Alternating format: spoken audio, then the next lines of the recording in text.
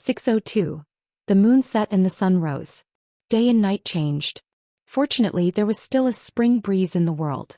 The two disciples of the Luopa mountain did not sleep for the entire night. They sat on the wall and chatted. Nobody knew why they had so much to talk about.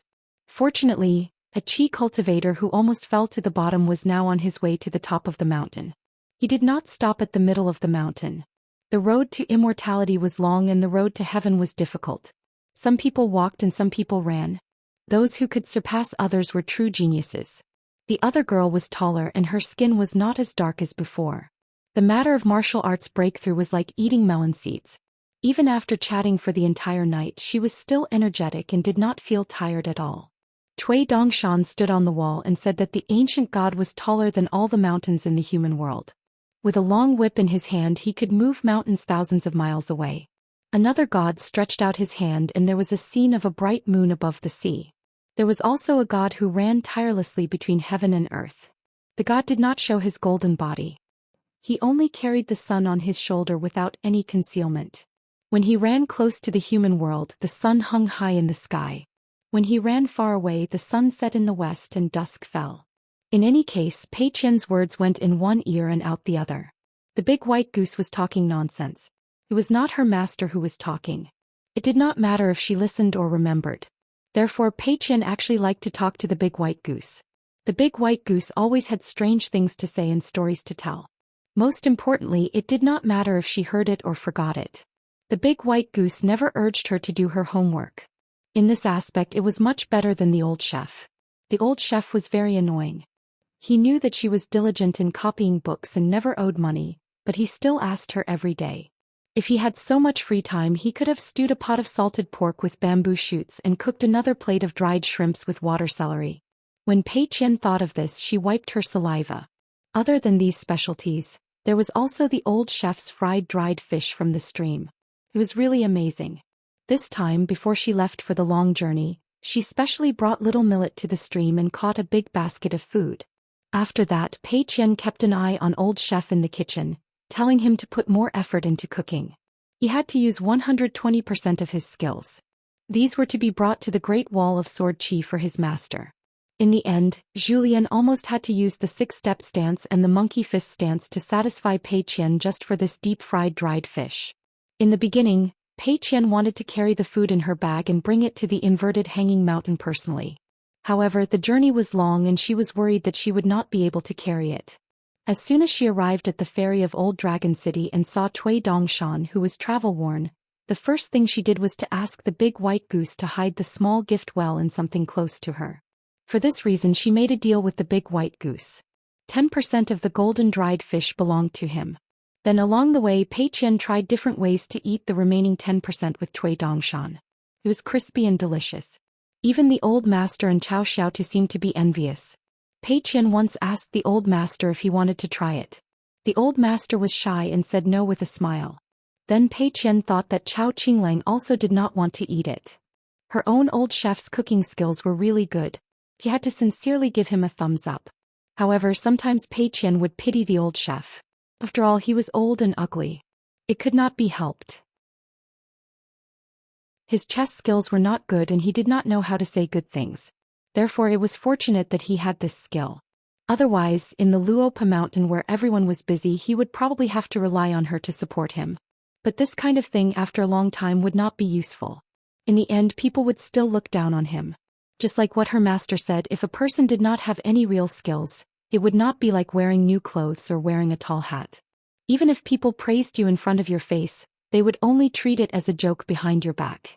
On the contrary, those farmers, shopkeepers and workers of the dragon kiln relied on their skills to make a living. Whether their days were good or bad, they would not be criticized behind their backs. Therefore, Pei Qian was worried that the old chef would be too arrogant and learn from the immature Qin Lingjun. She was worried that the old chef would be praised by the immortals of the neighboring mountains and forget his own surname. Therefore, she repeated her master's words to Qin Lingjun word for word. Of course, Pei Qian remembered her master's teachings. Her master also said that when reasoning with others, it was not enough to be reasonable. It also depended on the custom, the atmosphere and the timing. Finally, it depended on one's tone and attitude. Therefore Pei Qian pondered for a while and called the loyal right Dharma protector to do a very beautiful show of strength. Anyway, little Rice only needed to nod and accept humbly. After that she could record another merit in Pei Qian's book of achievements. After the old chef heard this, he was filled with emotions and benefited a lot. Pei Qian knew that the old chef must have taken her words to heart. She was more gratified. Cui Dongshan walked slowly on top of the small wall. It was the 6-step stance walk. Pei Qian felt that the big white goose's walk was not good enough.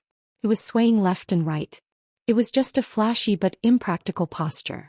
However, the big white goose did not learn from his master, so it did not matter. Otherwise Pei Qian would really nag at it.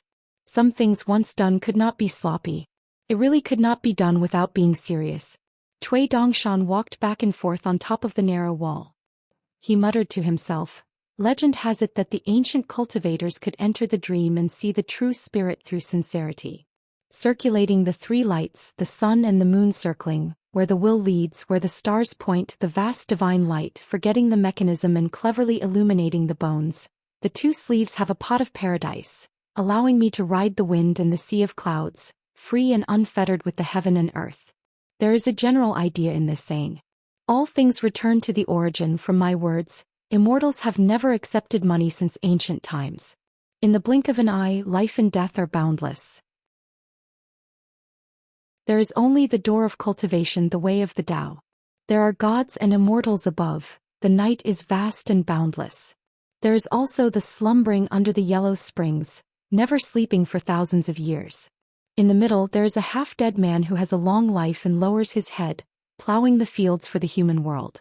Pei Qian asked, "Pai Master taught you this?" Cui Dongshan stopped his stance and slapped his forehead. He did not want to speak. Pei Qian said regretfully, "If it's not master, then it's nothing." Cui Dongshan stood on one leg. He stretched out 2 fingers and made an awkward pose. He pointed at Pei Qian and said, "Freeze." Pei Qian suddenly stopped moving. Then Pei Qian snorted coldly. His shoulders shook and his fist aura flowed out. It was as if he had dispersed the immortal divine ability, and he immediately returned to normal. Pei Qian crossed his arms. Insignificant skill. What a joke. Cui Dongshan pretended to be surprised. He took 2 steps back and said in a trembling voice, You, who are you? Who is your master? How can you break my supernatural power at such a young age?" Pei Qian rolled her eyes and said, "There are no outsiders now. Who are you showing it to? Let's save some energy. That's about it." Cui Dongshan sat back beside Pei Qian and said softly, "If you want to succeed naturally without leaving any traces, you have to practice? Just like our Luopa Mountain's unique skill, the mountain quaking fist. If you don't practice it hundreds of thousands or millions of times, how can it be effective?" Pei Qian sneered and said, "It's 2 different things. Master said that when you go out you have to be kind to others. Sincerity is the most important word." As soon as Pei Qian mentioned her master, his own master Cui Dongshan was at his wits' end. If he said too much he would be easily beaten. But Pei Qian quickly whispered, "Later when the 2 masters can't see us, we have to practice more. Because master also said whether it's on the mountain or in Jianghu, you can't have the heart to harm others, but you can't not have the heart to guard against others. Showing weakness to the enemy can help to save your life. Showing strength to the enemy can save you trouble." Cui Dongshan nodded and thought deeply. Luopa Mountain didn't have much, but it had a lot of principles. In the early morning, Zhong Qiu and Chao Qinglang, the 2 masters, one old and one young, opened their windows almost at the same time. They silently read the sage books on time, sat upright and still and immersed themselves in it. Pei Qian turned her head to look, curled her lips and pretended to be disdainful. Although she didn't show it on her face and didn't say anything in her heart, she was still a little envious of Blockhead Chao. When it came to reading, he was indeed a little more like a master than she was. But there was a limit. Even if she pretended she couldn't. She didn't have a good relationship with the words in the sage books. Every time she knocked on the door she was like an unlikable flatterer. Every time she knocked on the door as a guest, they didn't know to open the door with a smiling face. It was only a few times, about 3 times, that the words in the books finally gave her sincerity. In the private words of Pei Qian and Zhou Mili, the ink block words no longer died on the battlefield of books, but jumped out of the grave, showing off and scared people to death. When Zhou Mili heard this, she was startled and her brows furrowed together. She was quite frightened. Pei Qian then borrowed a talisman and stuck it on the right guardian's forehead. That night, Zhou Mili moved all of her collection of romance books into Nuan Shu's room. She said that these books were really pitiful and didn't have legs. She could only help them move their nest, which confused Nuan Shu. However, Nuan Shu didn't say much and helped Zhou Mili look after those books that had been flipped through too many times and were badly worn out. Probably like what her master said in private, everyone had their own book. Some people wrote books for a lifetime and liked to open the book for others to read. The book was full of sanctity, loftiness, and not moved by profit, but only the word kindness was missing. But some people never wrote the word kindness in their own books, but the book was full of kindness. When they opened the book, they saw the grass growing and the orioles flying and the flowers and trees facing the sun. Even in the middle of winter and hot summer, there was the lively scene of frost and snow hitting persimmons and red persimmons. After getting along with Nuan Shu for a long time, Pei Qian felt that there didn't seem to be the word rejection in Nuan Shu's book. The 3 times the words on the book were strange. The first time was when she was traveling with her master, and the second time was when Pei Qian was at her most tiring time in Luopa Mountain. She tied a writing brush to her arm with a cotton cloth and gritted her teeth to copy the book. She was muddle-headed, dizzy and half asleep. Only then would the words move like fish in arranged troops. Regarding this matter, she had only told her master once. At that time they hadn't reached Luopa Mountain yet. Her master didn't say much and Pei Qian was too lazy to think too much about it. She thought that probably all scholars who worked hard on their studies would have such a situation. She had only done it 3 times. If she told her master and her master found out, he would have gotten used to it thousands or tens of thousands of times. Wouldn't that be spinning a cocoon around herself, causing her to eat chestnuts at her master's place for nothing? The chestnuts didn't hurt, but it would be embarrassing. Therefore, Pei Qian made up her mind that as long as her master didn't take the initiative to ask about the chestnut seeds, she would never take the initiative to talk about it. Pei Qian suddenly asked in a low voice, "What realm are you in now? That blockhead Chao is hard to talk to. Last time I saw that he only read books every day and didn't seem to pay much attention to his cultivation, so I tried to persuade him. I said that the 3 of us were of the same generation. I learned boxing and swordsmanship and I learned 2 unique skills from my master at once. You don't have to compare with me. What's there to compare? What's there to compare, right? But you Cui Dongshan are already in the sea-viewing realm and he Tao Qinglang seems to be barely in the cave-dwelling realm. How can this be? Master is not often by his side to teach him Taoist skills, but this is not the reason why Chao Qinglang's realm is not high, is it? Chao Qinglang is also boring. He says that he will work hard and be diligent, but in my opinion he is still not very good. However, I won't gossip about this matter in front of my master, so as to avoid Chao Qinglang judging a martial arts master, a peerless swordsman, and a ruthless killer with his narrow-mindedness. So you are really in the sea-viewing realm now? Cui Dongshan shook his head. Not the sea-viewing realm. Pei Qian hit her palm with her fist. Then are you in the cave-dwelling realm? You should be in the middle 5 realms, right? Forget it, not for the time being. It doesn't matter. You wander outside all year round, busy with this and that, and delay your cultivation realm. It's pardonable. At worst, I will go back and tell Blockhead Chow that you are not in the sea-viewing realm. Just say this. I will take care of your face. After all, we are closer. Cui Dongshan imitated Pei Qian's tone and smiled. Big senior sister is so considerate. Pei Qian frowned and said, "You are an adult. Speak properly." Cui Dongshan held the back of his head with his hands. His 2 snow-white sleeves floated down like a waterfall. In Pei Qian's eyes they only looked valuable. This was her master's instruction. She was not allowed to use her heart to peek at the Heart Lake and other things. There was once a Jindan cultivator from the Spring Dew Garden in the North Continent, but he could not get out of Cui Dongshan's sleeves. He was detained for a long time and used all his techniques, but he was still trapped. In the end he could only wait for death. The world was bleak and he was alone. His Dao heart almost collapsed. Of course, in the end the Jindan cultivator Song Lanqiao benefited more. It was just that the mental journey during this period was not very pleasant. In Cui Dongshan's eyes, Pei Qian, who was not young now, was still a little girl in her early teens, whether in terms of height or intelligence. It was just that Pei Qian's gifted vision and deep understanding of some things were very different. It was not a realm that a young girl should have. Just like when he said that Pei Qian punched too fast, Cui Dongshan would not overdo it. He would remind Pei Qian to think more and slow down her punches, just like her master. Perhaps it would be awkward at the beginning and affect the realm of martial arts, but in the long run, it was for the day when her punches would be faster or even faster. He would teach her to be more worthy of the world and her master. There were many principles that could only be said by Cui Dongshan's teacher to his disciple Pei Qian. However, there were some words that could only be said by someone other than Chen Pingan. It was neither light nor heavy and should be done step by step. They could not spoil things by excessive enthusiasm, and they could not let her state of mind be disturbed by empty principles. In fact, Zhou Xian and Chao Qinglang were just studying and traveling, but it was also an invisible matter. The reason why everyone treated Pei Qian so seriously and regarded it as a matter of course.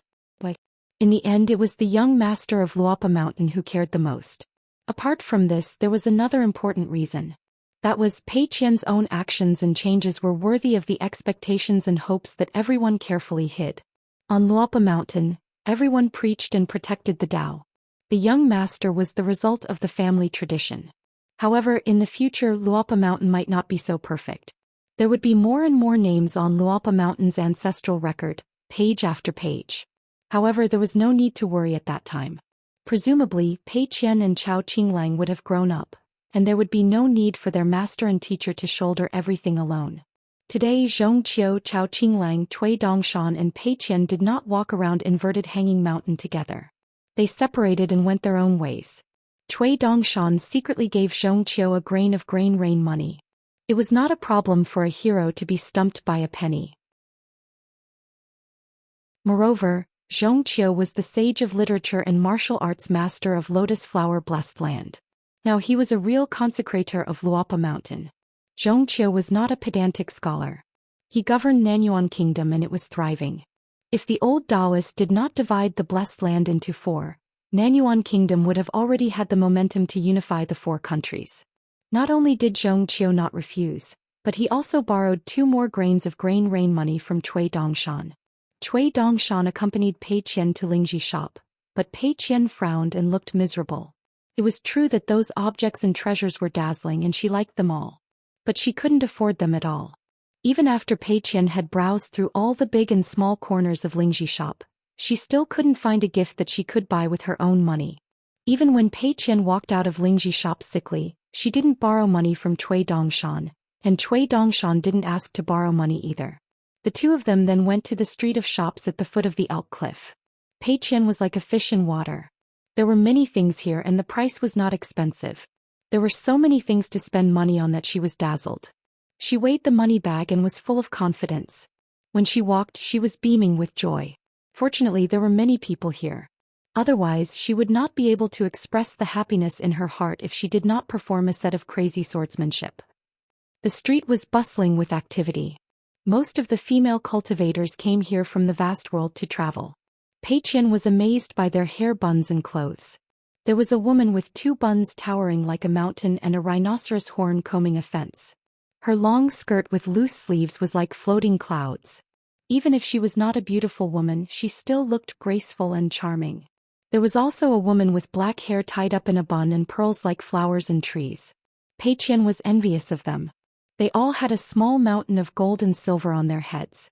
Why were there so many people in the world who were as rich as her? Finally, Pei Qian chose 2 gifts. One was for her master. It was a calligraphy brush that was said to be a famous Zhong family style in the Central Plains. It specialized in writing small regular script. On the shaft of the brush, there was a line of fine Xiaozhuan characters engraved on it. It cost Pei Qian 1 snow to spend money. It was an exquisitely made celadone. Beside the sea, there were many small regular script brushes that looked exactly the same. Pei Qian stood on her tiptoes and stared with her eyes wide open. It took her a whole incense's time just to choose one of them. Cui Dongshan was at the side giving advice. Pei Qian did not like to listen to his nagging and only cared about choosing by herself. Seeing this, the old shopkeeper was overjoyed. He did not feel annoyed at all. Instead, he felt that it was interesting. There were no foreigners who came to the inverted hanging mountains who lacked money. He had seen many people who spent a lot of money. It was rare to see someone who was as calculative as this charcoal girl. The other gift was what Pei Qian intended to give to her master's wife. It cost her as much as 3 snow. It was a letter made of colorful clouds. On the letter, colorful clouds swirled and occasionally a bright moon could be seen. It was very beautiful. With the 2 gifts in hand, the small money pouch with the majority of the common copper coins, silver pieces and golden melon seeds actually did not shrivel up much. It was just that it suddenly felt like it had lost its pillar of support. This made Pei Qian sigh and carefully put it away into her sleeve. What could she do? The big jade plate in the sky had its ups and downs, and the small money in her pocket had its ups and downs. These 2 things were difficult to be complete since ancient times. Actually, there was no need to be too sad. However, what Pei Qian did not know was that the big white goose, who did not help at all, had also bought some random items from the 2 shops. While she was at it, she also secretly exchanged the snow that she had taken out from her money pouch with the shopkeeper. People who cultivated Dao ate the clouds and drank the dew. They washed their bones and cleansed their marrow. The more they attained Dao, the more outstanding their appearance would be. However, for a handsome young man like Cui Dongshan, wherever he went, it was as if he was in an immortal's cave. It was still an extremely rare and beautiful scenery. Therefore, there were quite a lot of gazes on him along the way.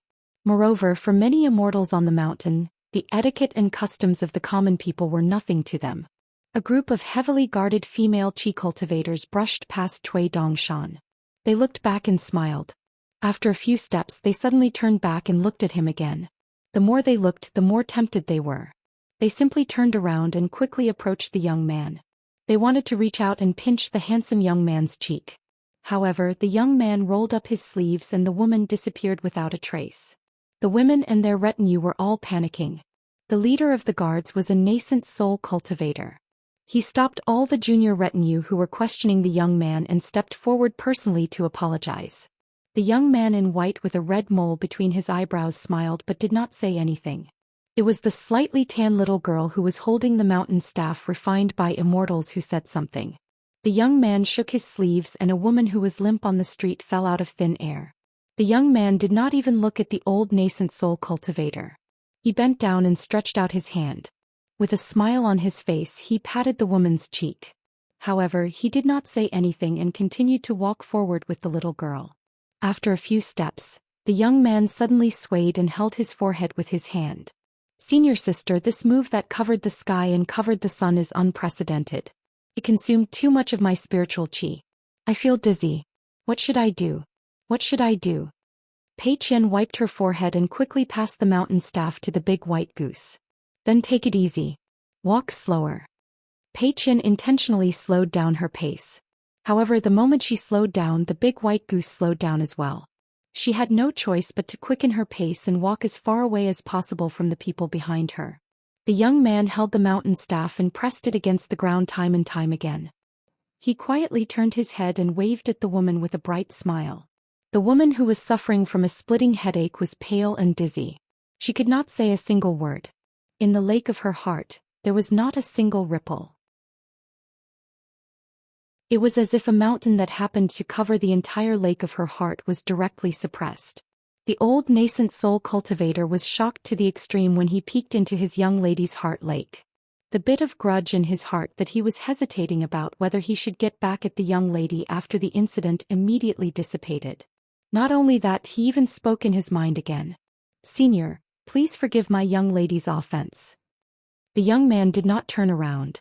He only pressed the mountain staff lightly against the ground and slightly increased his strength. He said in his mind to the little nascent soul cultivator with a smile, "This bold woman has good taste. I won't bicker with her. Naturally, you don't have to make a fuss over nothing.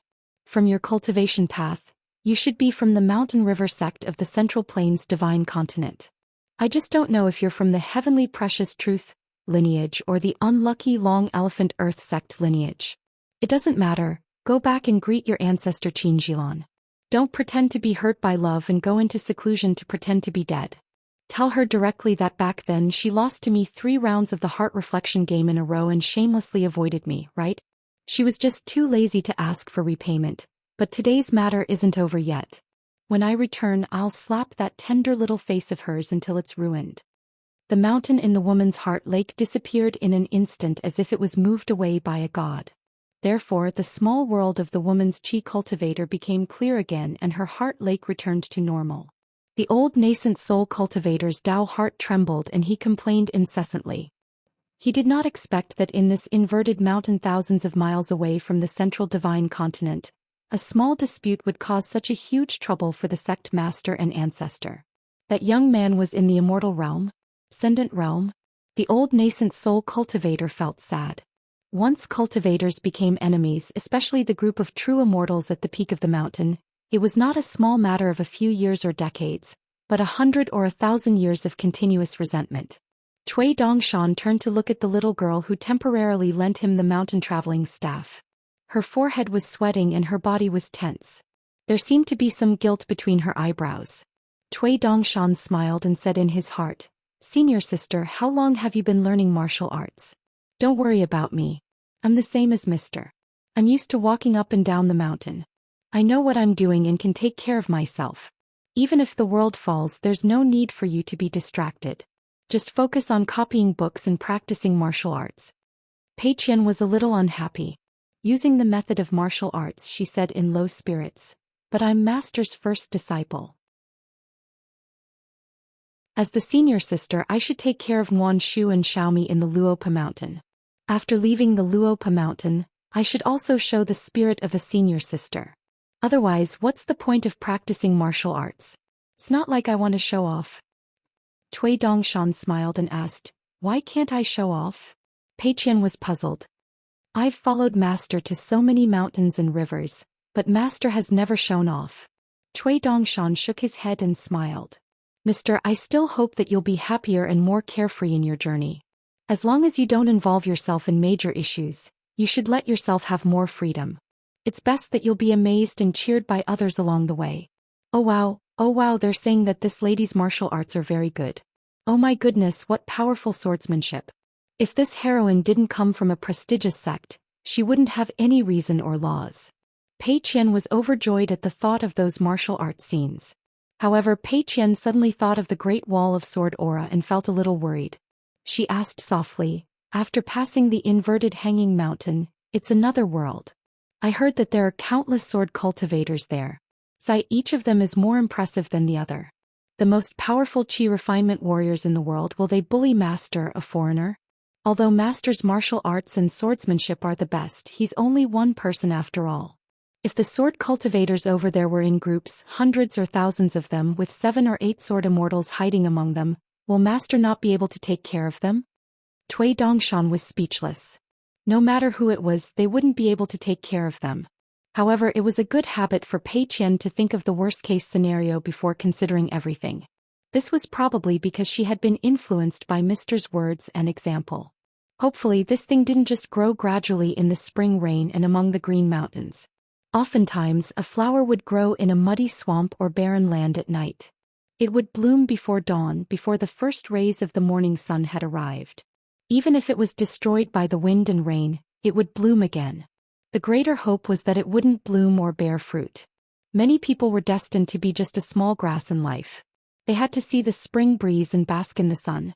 Many people were like this in the human world. Why not treat it well? After the small incident at the foot of the Elk Cliff, Pei Qian found an excuse to bring Cui Dongshan back to the Stork Inn. She said that she was tired from walking today. The inverted hanging mountain was indeed an inverted hanging mountain. The mountain road was too difficult to walk on and she had to go back to rest. Cui Dongshan couldn't tell the senior sister that he wasn't at the sea viewing or the cave-dwelling realm, but was actually at the pure jade realm. He couldn't say that his current pure jade realm was more unreasonable than the Yuanying of the sword cultivator Li Tuanjing of the Aquarius continent and the Xianxia of the Yuan Spirit Hall of the North continent. The key was that even if he said it, she wouldn't believe him. Unless Mr. said it, the little girl would probably believe him and then say something like, "Keep up the good work, don't be arrogant and complacent." In Pei Qian's eyes and heart, the realms of everyone other than her master were probably not real realms. On the way to the Stork Inn, Cui Dongshan exclaimed, "Senior sister, there's money on the ground." Pei Qian looked down. She first looked around and then stepped on the snow money with lightning speed. Finally she squatted on the ground and picked up the money. Her movements were more fluid than her punches. Pei Qian touched the snow money and said in surprise, "It's the one that ran away from home." Cui Dongshan was shocked. He jumped back and said with a shocked face, "There's such fate in the world?" When he reached the corner of the alley where the Stork Tavern was located, he looked at the Pei Qian on the ground and really picked up a homeless Zhou Xian from the cracks of the stone slabs on the street. He didn't expect that it was the one he named. It was fate again. Then Pei Qian couldn't stop smiling. She turned her head and stared at the big white goose.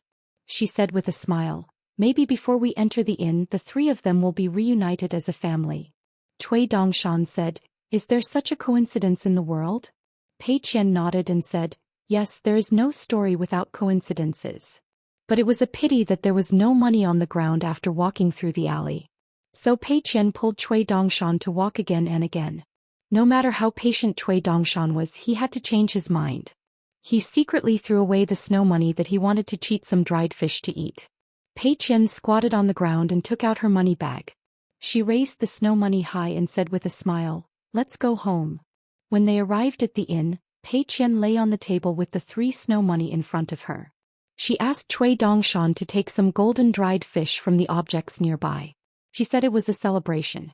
It was unknown whether the snow money fell from the sky, grew from the ground, or grew its own legs and ran home.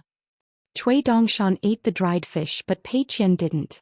Cui Dongshan said vaguely, "Senior sister, you're not eating?" Pei Qian lay on the table with her head on her arm. She looked out of the window with her head tilted and said with a smile, "I'm not hungry." Cui Dongshan changed from wolfing down the food to chewing slowly. Pei Qian kept looking out of the window and said softly, "Besides the seniors in my heart, do you know who I'm most grateful to?" Cui Dongshan knew, but he shook his head and said he didn't know. Cui Dongshan even knew that there were 2 small regrets in his master's heart that he had never told anyone. One was the growth of the little girl in the red cotton-padded jacket. That was why everyone fooled around on the Academy Lake in the Great Sui Kingdom. The other was the little golden man who seemed to have gone far away and never looked back. These regrets might accompany him for life, but they didn't seem to be something that needed to be drunk or talked about. Pei Qian said slowly, "It's Sister Bao Ping and the Masteress that you're about to meet." Cui Dongshan picked up the dried fish and asked with a smile, "Why?" Pei Qian said, "I think that everyone thinks that it was my master who protected Sister Bao Ping and the others when they went to study. But I know that it was Sister Bao Ping who accompanied my master when he went out for the first time. At that time Sister Bao Ping was still a little girl. She carried a small green bamboo bookcase and accompanied my young master who was wearing straw sandals. They went through so many green mountains and rivers together, so I like Sister Bao Ping very much. Then there's the Masteress that my master likes. If it weren't for her, even if my master could still go far and be the best master in the world today, he would not be so happy. After so many years he would be very tired. How should I put it? Every time my master encountered something that he had to solve by himself, as long as he thought that there was a masteress waiting for him in a faraway place, no matter how far he went, there seemed to be copper coins on the ground for him to pick up. How could my master not be happy? Cui Dongshan suddenly said, "I see. If senior sister hadn't told me, I might not have known in my life." Pei Qian sat up and nodded, "Don't feel stupid. In our Luopa mountain, besides my master, I am the cleverest one. Do you know why?" Cui Dongshan held back his laughter and asked curiously, "Please enlighten me, senior sister." Pei Qian stood up and leaned forward. She waved her hand and said, "I'll tell you secretly." Cui Dongshan stretched his neck and was hit on the head by Pei Qian. The big white goose had just eaten a few dried fish and was rewarded with a few chestnuts. Pei Qian sat back and spread out her hands. She made a gesture of cheese sinking into her dantian and said seriously, "Do you know now?" Cui Dongshan glanced at the remaining dried fish on the table. Pei Qian blinked and said, "Eat. Don't worry and eat as much as you want. Just think of it as the leftovers that I left for you. If your conscience doesn't hurt, then eat more." In the wasteland, in a vast area similar to the central divine continent, there was a towering mountain that was taller than all the other mountains in the world. There was no Daoist temple on the mountain. There wasn't even a single demon who cultivated there. This was because this place had been forbidden since ancient times. For 10,000 years, Only those in the upper 5 realms who dared to climb the mountain were qualified to go to the peak to pay their respects. Today, a hunchbacked old man who was as thin as a match, dressed in gray, brought a newly accepted disciple up the mountain to meet his self. As they gradually climbed higher, the old man held the child's tender hand with one hand and his other sleeve fluttered in the strong wind. The old man in gray turned his head and looked far away. There was a foreign old blind man who was still controlling the golden armored puppet to move the mountain. The old man shook his head.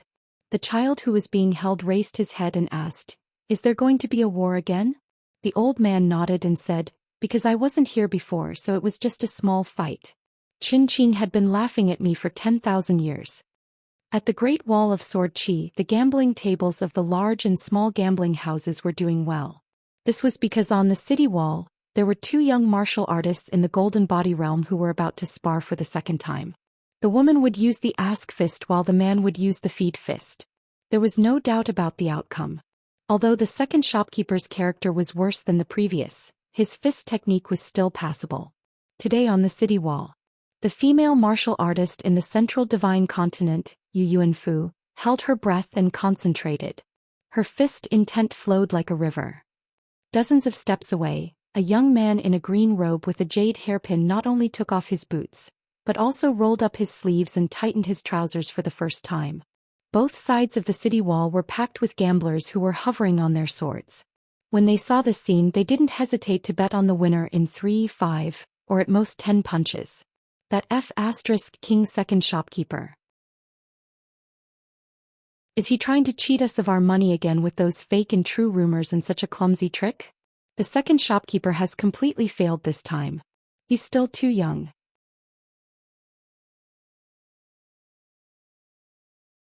6:03. At dawn they neared the door of the inverted mountain.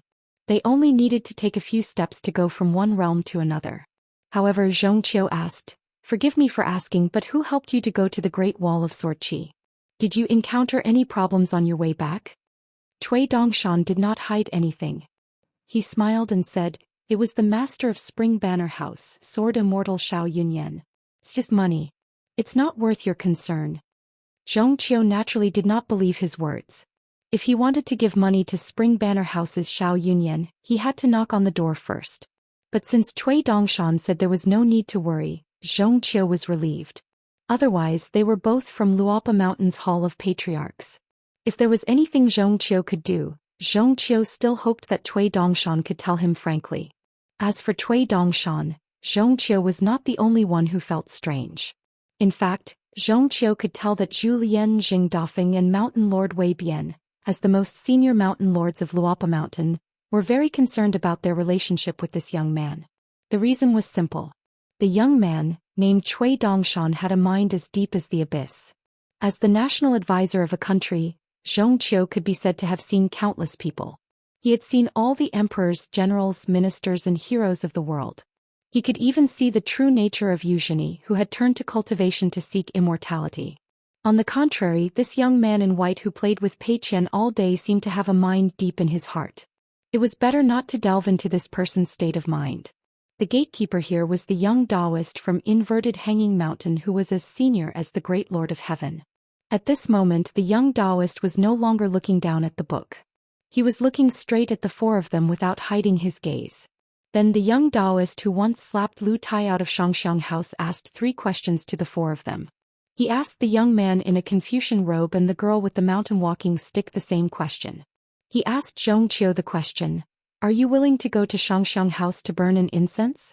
If you can light up the incense, you can use it to become my disciple. From now on, you and I might be able to call each other senior and junior brothers.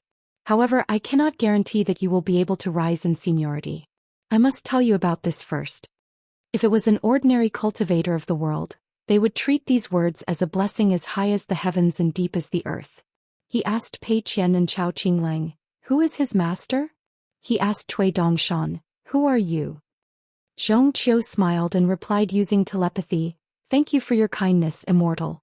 However, I am a disciple of Confucianism and half a pure martial artist. I have no interest in cultivating the magic of immortals." Chao Qinglong's expression was calm as she replied with the ripples in her heart. In the vast world, the inheritance of the sect is of utmost importance. I hope you can forgive me for not saying anything. The little Daoist boy didn't find these two answers to be surprising. He nodded and understood. He didn't become angry out of humiliation. Year after year he looked at the various forms of life on the inverted hanging mountain. It was really boring. He just wanted to find some surprises. The little girl held the emerald green mountain staff refined from the golden bamboo whip in the lightning pool. She did not speak and instead looked up at the sky. She pretended to be deaf and mute. She seemed to have received the young man's reply. Then she began to move slowly and finally hid behind the young man in white. The little Daoist boy chuckled. His reputation in the inverted hanging mountain was not bad. He had never done anything like bullying others. The few times he did, he would rely on his insignificant Dao techniques and small skills. However, the answer from the young man draped in the skin of an ancient true dragon left the little Daoist boy speechless. That guy had asked such a brainless question without using telepathy or the ripples in his heart. Instead he directly said, "I'm Dong Shan." The little Daoist boy did not have the mood to pester him. He lowered his head and continued to flip through the book. The door beside him opened. The four of them walked towards the door. Pei Qian had been hiding at a place furthest away from the little Daoist boy. Now that the big white goose moved, she stood on the left side of the big white goose and moved with it. It was as if she could not see the little Daoist boy and the little Daoist boy could not see her. After Cui Dongshan boarded the ship at Old Dragon City, he only reminded Pei Qian of one thing. If they met an expert, they should not take a second look. They should take a detour and mind their own business. Pei Qian asked what was considered an expert. Cui Dongshan laughed and said that those who looked like they were shrouded in fog were experts. After seeing them, he imitated Chen Lingjun and pretended to be blind. Then he imitated Little Millet and pretended to be mute. Zhong Qiu stepped on the ground. His breathing was not smooth, but it was not a big problem. After a few breaths he got used to it. They were both pure martial artists who had reached the far travel state. There was a big difference between the lotus flower blessed land and the vast world. As the imperial tutor, Zhong Qiu consumed a lot of energy and mental energy. When the lotus flower blessed land became the lotus flower blessed land, there was no more pressure from the great path. Zhong Qiu also took off the burden of being the imperial tutor. Both his mental state and mental energy were opened up. In fact, before Zhong Qiu entered the Luopa mountain, there were already 2 Zhong Qius. Therefore, in those 10 years, Zhong Qiu broke through the bottleneck of the 6th state and successfully reached the golden body state. Finally, after an accident or opportunity, Zhong Qiu, who was close to the water, got the moon first, but did not know that he was close to the water. It seemed to be an opportunity and luck, but in fact, it was just a matter of accumulation. Chao Qinglang was the most uncomfortable one. Her face was slightly pale. She hid her hands in her sleeves and made gestures to help her focus and stabilize her soul. This method was taught by Mr. Liu in the early years. Pei Qian recovered earlier than Chao Qinglang. She shook her head and was very proud. Look, the cultivation road of Blockhead Chao was long and heavy, which made her very worried. Previously, Cui Dongshan said to her telepathically, "I'll tease that little guy." Pei Qian reminded him, "Don't overdo it." Cui Dongshan was the last to enter the gate. He leaned back and stretched his neck as if he wanted to see what book the little Taoist boy was reading. The little Taoist boy smiled and said, "On the upside-down mountain, one of my apprentice nephews is not very friendly to the flood dragon." Cui Dongshan had already entered the gate, but he stepped back and asked, "What did you say just now?" The little Taoist boy was stunned for a moment. He turned his head and frowned. "What is your state?" Cui Dongshan laughed and said, "If I say I'm in the ascendant state, would you believe it?" The little Taoist boy shook his head. The boy was full of himself and seriously discussed this boring topic with him. He continued to ask, "Then why are you asking me? If I say I'm in the nascent soul state, the Jade Roar realm, you will believe it? Do you believe me or do you believe yourself? How do I know if you believe yourself or the me in your heart? Then which one should I believe?" The little Taoist boy was stunned for a long time and asked, "Is there something wrong with your brain?" The boy really did not leave. He maintained the posture where his feet were already in the wilderness and his body was still in the vast world. If the trouble lies in the great path, not in you or me, then what will you do? Is taking medicine useful? The little Taoist boy was completely speechless. The boy smiled cheekily and said, "Seriously, you asked me if I was sick and then I asked if you wanted to take medicine. Now you're confused?" The little Taoist boy was puzzled and asked, "Are you tired of living?" The boy said with a straight face, "How can I repay the living of heaven and earth?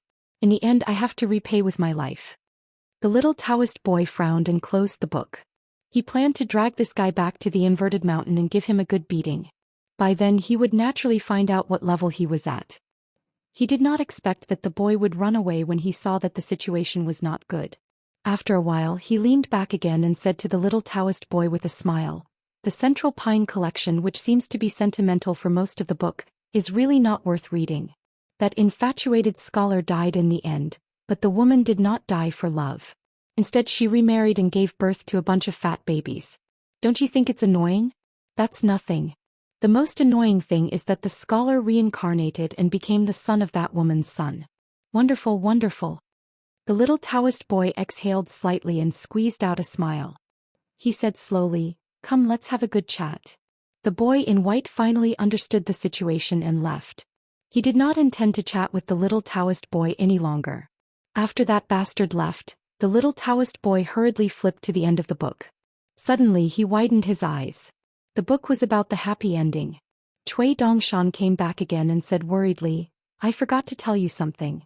Your book is a copy of the later version after the black-hearted bookseller had altered it. The original ending of the original flawless volume was not so beautiful. But because of this, the sales will not be good and the bookstore will not be able to sell the book. You don't believe me? Your book is a copy of the Jade Mountain Room of the Duanxi Lu family in Liuxiao Prefecture, right? Sai, it's not even a good book, yet you're still so interested in it. Even the Wen Guantong edition would be good. But there's a set of rouge books of unknown origin. Every time a man and a woman meet, the content is not deleted but given. It's really, really good. If you have money and time, you must buy it." The little Taoist boy asked, "You have it?" The boy in white said helplessly, "I'm a great cultivator of the middle 5 realms. Why would I spend money to collect these different editions of scholars and beauties?" The little Taoist boy sighed and put away the book. Looking at it for too long would make him worried. Finally, he talked about serious matters. "According to seniority, my martial nephew didn't seem to be able to find out about your background." That person smiled and nodded. "Then tell him not to investigate. He's tired of living. Be careful not to be struck by lightning. Do you think that with such a large territory like the inverted hanging mountain, you can be as carefree as I am, coming and going as I please between 2 worlds? Am I right?" The little Taoist boy finally stood up. In an instant, the little Taoist boy, who was only as tall as a child in the marketplace, suddenly towered between heaven and earth like a mountain. Cui Dongshan waved his hand and said, "Don't think about waiting for the rabbit to come out, and don't even think about closing the door and letting the dog out. I'm a great immortal of the middle 5 realms, and every move I make can shake the earth and the mountains." The little Taoist boy was about to make an exception and go to the Great Wall of Sword Qi to drag this person back to the inverted hanging mountain. Unexpectedly, the great Lord of Heaven sitting on the lonely peak suddenly said indifferently, "Let him go." The little Taoist boy turned his head and looked at the figure on the lonely peak with cold eyes. "You want to stop me with the rules?" The great Lord of Heaven, who had a different Tao vein than the little Taoist boy, sneered. "Rules? The rules are set by me. You've been dissatisfied with this for many years. When have I ever used the rules to suppress you? It's just a Tao technique." The little Taoist boy was annoyed and walked away in circles. Suddenly, another head popped out and said bitterly, "I'm angry because of an outsider and my own people. I'm really angry. I'm really angry." After the little Taoist boy was really angry, he directly triggered a vision of heaven and earth in the sky above the inverted hanging mountain. The sea of clouds in the sky rolled and huge waves rose on the sea. The immortals fought and countless fairies that were docked at the shore were affected. Everyone was shocked, but they did not know the reason. The great Lord of Heaven, who had already set up a small world at the foot of the mountain, said indifferently, "Enough is enough." Cui Dongshan finally walked into the Great Wall of Sword Qi. Some small principles were separated from the biggest fist of the inverted hanging mountain. It meant that there was someone who would take the initiative to help solve all the problems in front of him. However, Cui Dongshan was still in a bad mood. The little Taoist boy's Tao techniques were just so, but he had an extraordinary background. Not to mention the little Taoist boy's master, there was someone who was deeply involved with the little Taoist boy. He was a big shot at the top of the Bakokekyung building. Cui Dongshan had actually disliked him for many years. However, when he thought of how he could not immediately press him to the ground and teach him a lesson, he could only wait for the opportunity to come. Cui Dongshan felt that he was really a coward. He was a reasonable person who had friends all over the world. There should not be any overnight grudges in the world. When he thought of the old bastard Cui Dong's current realm, Cui Dongshan was even more annoyed. Therefore his expression was not good. Pei Qian asked worriedly, "You said something unpleasant and then got beaten up? When you are outside you will suffer losses. Bear with it." Cui Dongshan shook his head. It was rare that he did not tease the senior sister. The lineage of the literary saint, whether it was grudges or lessons between master and disciple, between senior and junior, no matter what anyone did, they should be punished behind closed doors. My lineage of the literary saint, from master to student, when have we harmed the world for our own selfish desires? Since when had he been reduced to the point where he could only allow others to gang up on him and order him around? How can the lineage of the literary saint talk about incense? Did I really say something wrong? No. Not to mention the entire vast world, even the smallest Aquarius continent. How many people know about that Luopa mountain? How many portraits are hung there? For 100 years the crime is Cui Dong. Of course, it is also me, Cui Dongshan. It is also that old Xiantian who is trapped in the meritorious forest. It is also that old Xiantian who is hiding in the sea. It is also that big idiot who only eats but does not put in any effort. In the end no one knows where he is. If in the future master of I, Cui Dongshan, and you the old Xiantian student, you too have cultivation but do not know how to share the burden of the sect, what will happen to your junior brother? Then what will happen? Will he still be the enemy of the world, standing alone, straightening his back, looking up at the people in the sky? Me, Cui Dongshan? In the future I will guard the Aquarius continent to the death. Once the continent sinks, that old bastard cannot die, but Cui Dongshan can die. Pei Qian asked softly, "What happened? Tell me about it and I'll help if I can. Even if I can't help you I can still cheer you on." Cui Dongshan laughed. "Thinking that I can see master again, I am so happy." Pei Qian nodded his head and then lectured him, "Then keep it in, you can't be happy once. You have to save today's happiness for tomorrow, the day after, the day after, the day after, so if you are sad in the future you can take it out to be happy." Cui Dongshan suddenly laughed. This time he was really happy. Because he suddenly remembered that his master seemed to be the best at one thing, and that was to survive.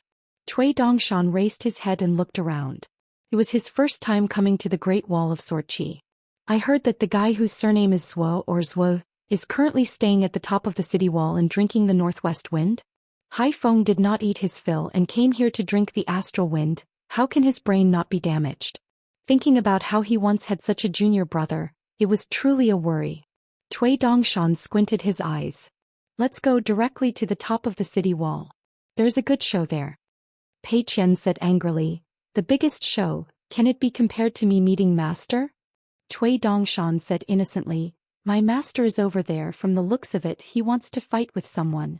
Pei Qian stomped his feet and said with a sullen face, "What is wrong with the people here? They only know how to bully an outsider like master." Pei Qian took a deep breath. Holding onto the mountain traversing staff, he took the lead and ran.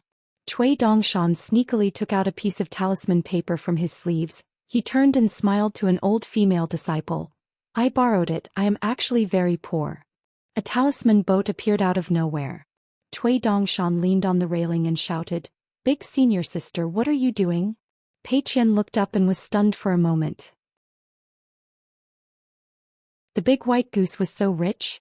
She leaped up high, using the mountain-traversing staff to tap lightly on the railing of the ferry, and her figure immediately floated into the talisman boat. As they were getting closer to the city, Pei Qian took out a piece of yellow talisman paper, but after hesitating for a moment he still put it back into his sleeves. Master was over there, what was there to be afraid of? If master saw it, it would still be alright, he would just be given a chestnut, but if mistress saw it, he would leave a bad impression of being wronged. How could he salvage the situation? Without a second word he would just kowtow to mistress. Most likely it would not be of much help. Cui Dongshan sat on the railing at the bow of the ferry, his legs swaying, his sleeves swaying. The young man was like the newest white cloud in this barren world. Swordsmen, they were all swordsmen. As far as the eye could see, there were swordsmen everywhere. These guys were the Qi refinement warriors with the greatest killing power and the fastest killing speed in the world. Pei Qian only dared to stick half of her head out of the railing, and still had to use both hands to protect her head, trying her best to cover her face, and then widen her eyes to search carefully for the figure of her master on the city wall. That set of crazy swordsmanship that she created should still be a little lacking in maturity. It was better to play with it later. There was no hurry, wait until she had that little donkey that her master promised to give her, and then she had brought Li Huai and the rest to the pugilistic world several times, and then save money to buy a really good sword. During this period she still had to fight a few rounds with a certain white-haired scholar. What was there to be anxious about? She would think about it later. On the city wall, all the gamblers, big and small, were dumbfounded. They had seen the black-hearted alliance, but they had never seen such a black-hearted second shopkeeper. The gambler who bet that Yu Zhuanfu would be defeated with 1 punch lost, those who bet on 3 or 5 punches also lost, those who bet on less than 5 punches or less also lost, those who bet on less than 10 punches also lost, those who bet on less than 100 punches also lost all their money. Not to mention those who were at the gambling table, even those who were the bankers also had a black face, not good at all. God knows where so many rich people with holes in their heads came from. There were not many of them and they could be counted with one's fingers. But they just had to bet that Qin Pingon would defeat Yu Zhuanfu after 100 punches. And it was not an ordinary heavy bet. At the Great Wall of Sword Qi, those who bet on Alliance could at least win money, but now, except for a few sneaky people, those who bet on him were all defeated. That second shopkeeper did not throw a single punch from beginning to end. Instead, she allowed Yu Zhuanfu to throw out punches like a rainbow, and now she had already thrown out no less than 100 punches. However, the second shopkeeper did not have the slightest bit of conscience, and all the bets were taken away by the roadside dogs of the great world. As for the rest of them, if they did not have a conscience and were willing to tell the truth, then although the second shopkeeper only defended and did not attack and did not throw out half a punch, the fight was really good. The young martial artist of the Golden Body realm could dodge the fist aura, or take the punch head-on and fight so smoothly and powerfully. Just based on the posture and bearing, it was like a sword immortal striking out with a sword. The second shopkeeper could be considered unique. But they were here to make money. No matter how good your second shopkeeper Qin Pingon's fight was, could it be used as money? Could they drink 10 pots and 100 jars of bamboo sea paradise wine for free? An old sword cultivator who had lost all his money began to urge his fellow sufferers. After this fight, let's find a chance to put Qin Pingon in a gunny sack and beat him up, okay? Someone helplessly said, "This guy is really cunning and it's hard to say who will put the gunny sack on whom.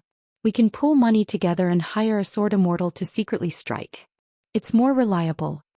Therefore someone tentatively suggested, "I heard that sword immortal Tao Wen recently fell out with the second shopkeeper, and it seems that they did not divide the spoils equally. Moreover, Tao Wen is famous for not giving face to anyone, so why not pay him to strike? Otherwise, ordinary sword immortals would not be willing to strike for some immortal money. After all, this damned second shopkeeper has a great sword immortal senior brother."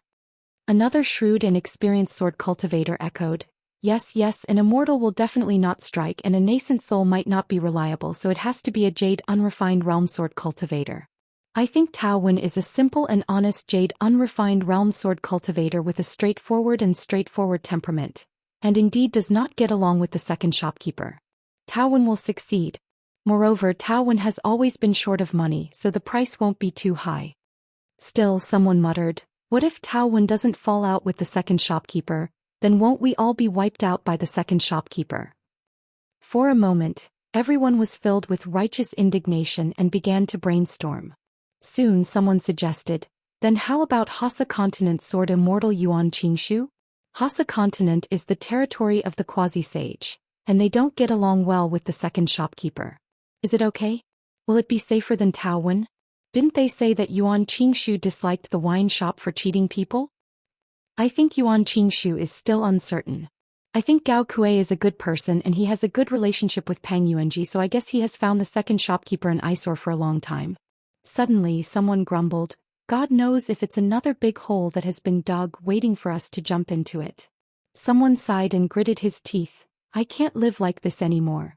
Now when I walk around, everyone I see is the second shopkeeper's accomplice. Everyone else fell silent. Except for the last person who revealed the truth, and not to mention the others who blindly kicked up a fuss. At least half of those who offered suggestions were the second shopkeeper's accomplices. On the city wall, Qin Pingon. He was still unhurried and dodged everywhere. When he couldn't dodge, he would block Yu Zhuanfu's punches. He took 100 of her punches but didn't hit a single one. This was Qin Pingon's original intention. Then he would take the opportunity to compare the fastest and heaviest punches of his peers, except for Chao Xi. At the same time, Qin Pingon also had to check his own fist intent bit by bit and fill in the gaps. It seemed to be constantly changing, and it was about to break and it was about to lose, but in fact it was fast and slow and he could do it as he pleased. Everything was under his control. Therefore, the moment Yu Zhuanfu stopped hiding his strength and used his fastest speed to land a solid punch on Qin Pingon would be the moment when Qin Pingon would truly fight back. Similarly, he would use the fastest punch to deliver the heaviest punch. The Great Wall of Sword energy was fearless, and his punches and state of mind were unhindered. Sparring with Yu Zhuanfu was not the same as fighting with Qi Shou and Pang Yuanji. The latter had too many concerns, and it was inevitable that he had to be careful and work hard to pursue a small victory. The more he won, the more unexpected it would be for Qin Pingon to come from the top of the city wall in the complicated Great Wall of Sword energy. In fact, both of them were foreigners and they were both pure martial artists. Qin Pingon didn't need to think so much at all. Just like what he said to Qin Pingon before, even he, Qin Pingon, was very curious. With an opponent in front of him, his fist intent was condensed to the peak. Once he completely let go of his hands and feet, how fast could his punches be? A martial artist punch.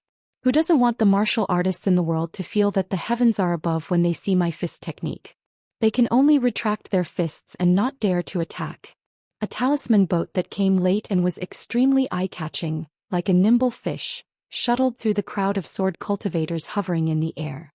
Finally, it was only dozens of steps away from the top of the city wall. The two martial artists above the city wall were sparring, and they could clearly see two wisps of ethereal figures that were like smoke. When Pei Qian really saw her master, she was not afraid of anything. She sat on the railing of the bow with the big white goose, and placed the mountain walking stick horizontally on her knees. As she watched, Pei Qian felt a little complicated. This was the first time she saw her master like this.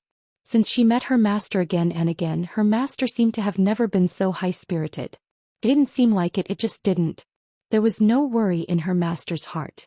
Her master was really just a pure martial artist. Her master at this moment was only Qin Pingon himself. Pei Qian was both happy and sad.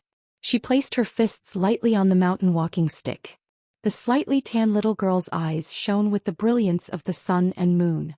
Cui Dongshan smiled slightly. Unconsciously, he shook his sleeves. The ripples were small, but it was enough to cover her vision.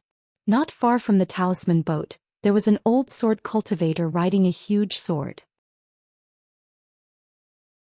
Behind him stood many small heads of different heights, left and right. A child shook his head and said, "This Qin Pingon, no, he can't even fight back after so many punches. He's definitely going to lose." There was a constant stream of children agreeing. Their words were all about the famous second shopkeeper, lamenting his misfortune and being angry at his failure to fight back. Your second shopkeeper is half a member of the Great Wall of Sword Qi. In the end, he lost to a foreign martial artist from the Central Divine Continent. Aren't you embarrassed? The old sword cultivator only watched the battle quietly, smiling and not saying anything. After all, he was not the only one who lost money. The gamblers on the city wall all had ugly expressions, and their gazes were as unfriendly as flying swords. It seemed like everyone had lost. A child turned his head and looked at a small charcoal on the strange little fairy. He didn't look very old. He asked, "Hey, who are you? I've never seen you before." Pei Qian turned his head and said timidly, "I'm my master's disciple." The child rolled his eyes. "Then who is this disciple's master?" Pei Qian hesitated for a moment, then suddenly smiled brightly. "My master is the one on the city wall who will win with a single punch." The child pursed his lips and muttered softly, "So he's Yu Zhuanfu's disciple? I think he's better off being the second shopkeeper's disciple." Pei Qian was stunned. Were all the children on the Great Wall of Sword Qi so stupid? He didn't look as good as that white-haired guy. Thinking of this, Pei Qian quickly looked around. There were too many people and he didn't see the white-haired guy from the Tai Hui sword sect. I was good. It would be best if the white-haired guy had already left the Great Wall of Sword Qi. Pei Qian didn't look anymore. He wanted to see his master's style of punching. It must be because his master was too outstanding and made many enemies on the Great Wall of Sword Qi. It was a pity that sword cultivators didn't have good eyesight. It was because his master was too invincible. On the city wall, some sword immortals riding on their swords in the sea of clouds were the first to look down at the battlefield. Then there were some earth immortal sword cultivators who noticed some clues.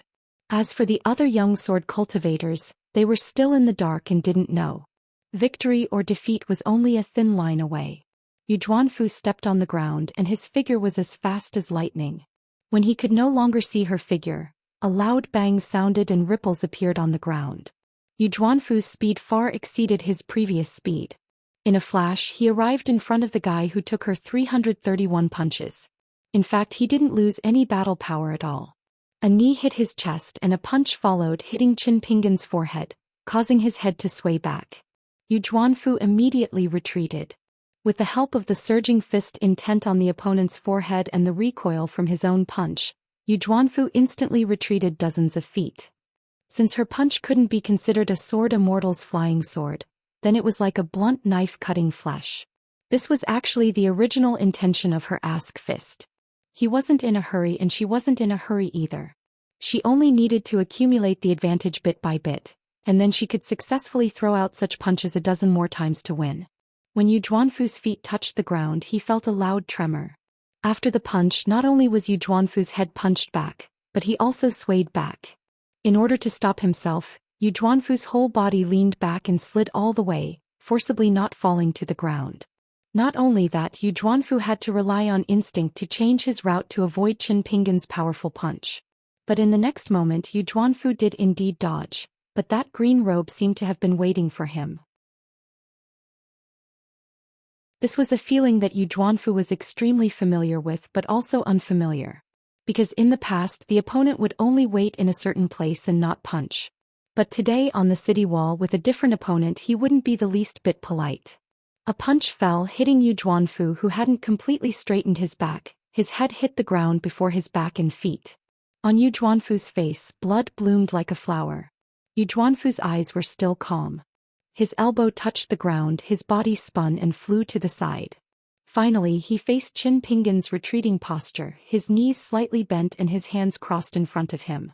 Another punch came straight at him, but Yu Zhuanfu's inconspicuous 10-finger gestures were definitely not the boxing style she learned. But Yu Zhuanfu specifically aimed to counter Qin Pingan's fist technique. These days he had been working on the Immortal hand, which could break his fist intent without a single thread of connection. Cui Dongshan smiled and said, "A little clever." But what he really cared about was not the battle without suspense, but the subtle changes in everyone's expression outside the battlefield. The more expressionless a person was, or the more tranquil a person's smile, the more interested Cui Dongshan was. After the punch, Yu Zhuanfu was no longer as stubborn as before. He leaned back, his hands on the ground and his body turned upside down. His ankles touched the ground and he bent his waist to move several zhang away. But he found that Qin Pingan was just standing in the same place. Where he stood, the sword qi retreated, the sword intent and fist intent collided, causing Qin Pingan's mountain-like figure to distort like a wrinkled painting. Yu Zhuanfu didn't retreat but instead advanced. "Then I'll exchange a punch with you, Qin Pingan." Yu Zhuanfu rushed forward and threw a punch, pressing forward with indomitable will. Unexpectedly, when that person approached, he seemed to suddenly change his mind. He didn't want to exchange a punch with her. His body turned, bent and turned. Not only did he avoid Yu Zhuanfu's punch, but he also came behind Yu Zhuanfu. One hand pressed on the back of her head, and then he ran all the way, pressing Yu Zhuanfu's face against the city wall. Cui Dongshan laughed softly and said, "Eldest senior sister, do you see? The peak of fist intent is not in punching without restraint, but in punching, stopping and then punching again. The fist follows the heart and the heart can follow the hand. This is the perfection of fist intent, the true fist technique. Otherwise, if Mister's punch didn't change its path and went with the flow, that woman would be half dead if not half dead." Pei Qian couldn't take her eyes off him and complained, "Don't be noisy." Cui Dongshan didn't mind. Don't look at her indifferent as if she didn't remember anything at all. In fact, she thought she saw many things but didn't remember. All the sounds of heaven and earth that she heard but didn't seem to hear were in fact in her heart. As long as she needs to remember, she can use them and she can instantly remember. Yu Zhuanfu sat on the ground with her back against the wall, looking up at Qin Pingon. There's a third round. Qin Pingon shook his head. There's no third round. You and I both know it. If you don't want to admit defeat, we can talk about it after you break through. Yu Zhuanfu swallowed a mouthful of blood, but didn't wipe the blood off her face. Frowning, she said, when martial artists exchange pointers, the more the better. Are you afraid that Ning Yao will misunderstand? Qin Pingon nodded. I'm afraid. Yu Zhuanfu was speechless. Qin Pingon looked up at the seal boat, raised an arm, gently clenched a fist, shook it and smiled. You're here. Pei Qian jumped up, holding the mountain walking staff under her arm, standing on the railing at the bow of the boat. Imitating Little Rice, she clapped her hands lightly. Chao Qinglang walked to the bow of the ferry. The youth also had a rare bright smile. Cui Dongshan still sat in the same place, her hands in her sleeves, bowed her head and saluted. Student greets Mr. If you add the Great Wall of Sword Qi to the left and right sitting cross-legged on the city wall, then today's Great Wall of Sword Qi, regarded as a withered, negligible lineage of the sage of literature. Around the Great Sword Immortal, there was the 7th realm martial artist Qin Pingon, the 4th realm peak martial artist Pei Qian, the Jade realm Cui Dongshan, and the Cavern realm bottleneck Chao Qinglang.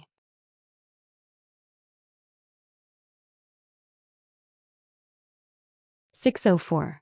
Yu Zhuanfu was actually a very straightforward woman. A loss was a loss. She was neither reconciled nor resentful. She stood up graciously and did not forget to bid farewell to Qin Pingon and left.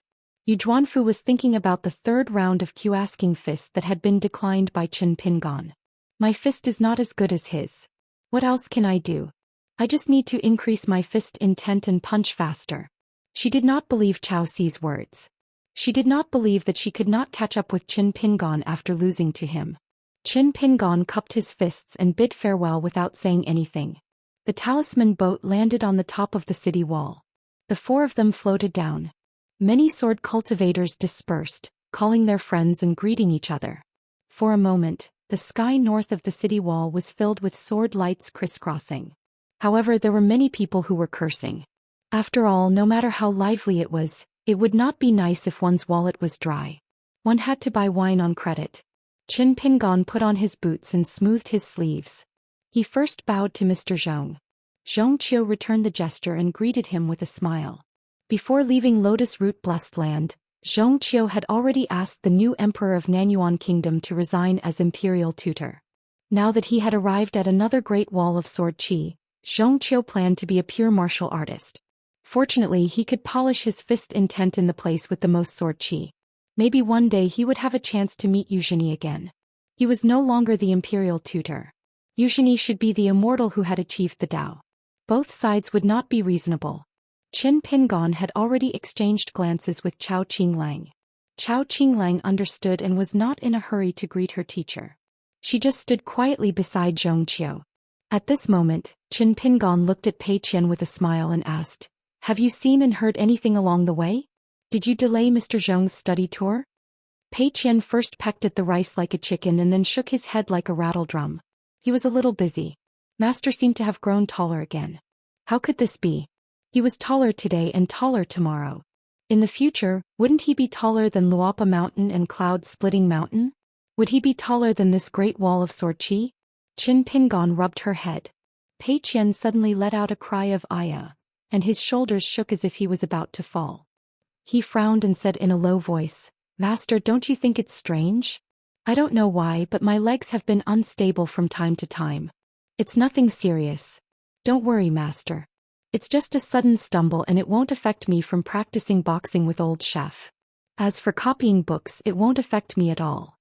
Pei Qian tiptoed and reached out to cover his mouth. He quietly said, "Shifu Nuan Shu and Mi Lier said that I often sleepwalk. Maybe I knocked myself one day like a table leg or railing or something." Qin Pingon suddenly understood. "I see." Pei Qian heaved a sigh of relief. It was indeed a watertight reason. Everything was fine now.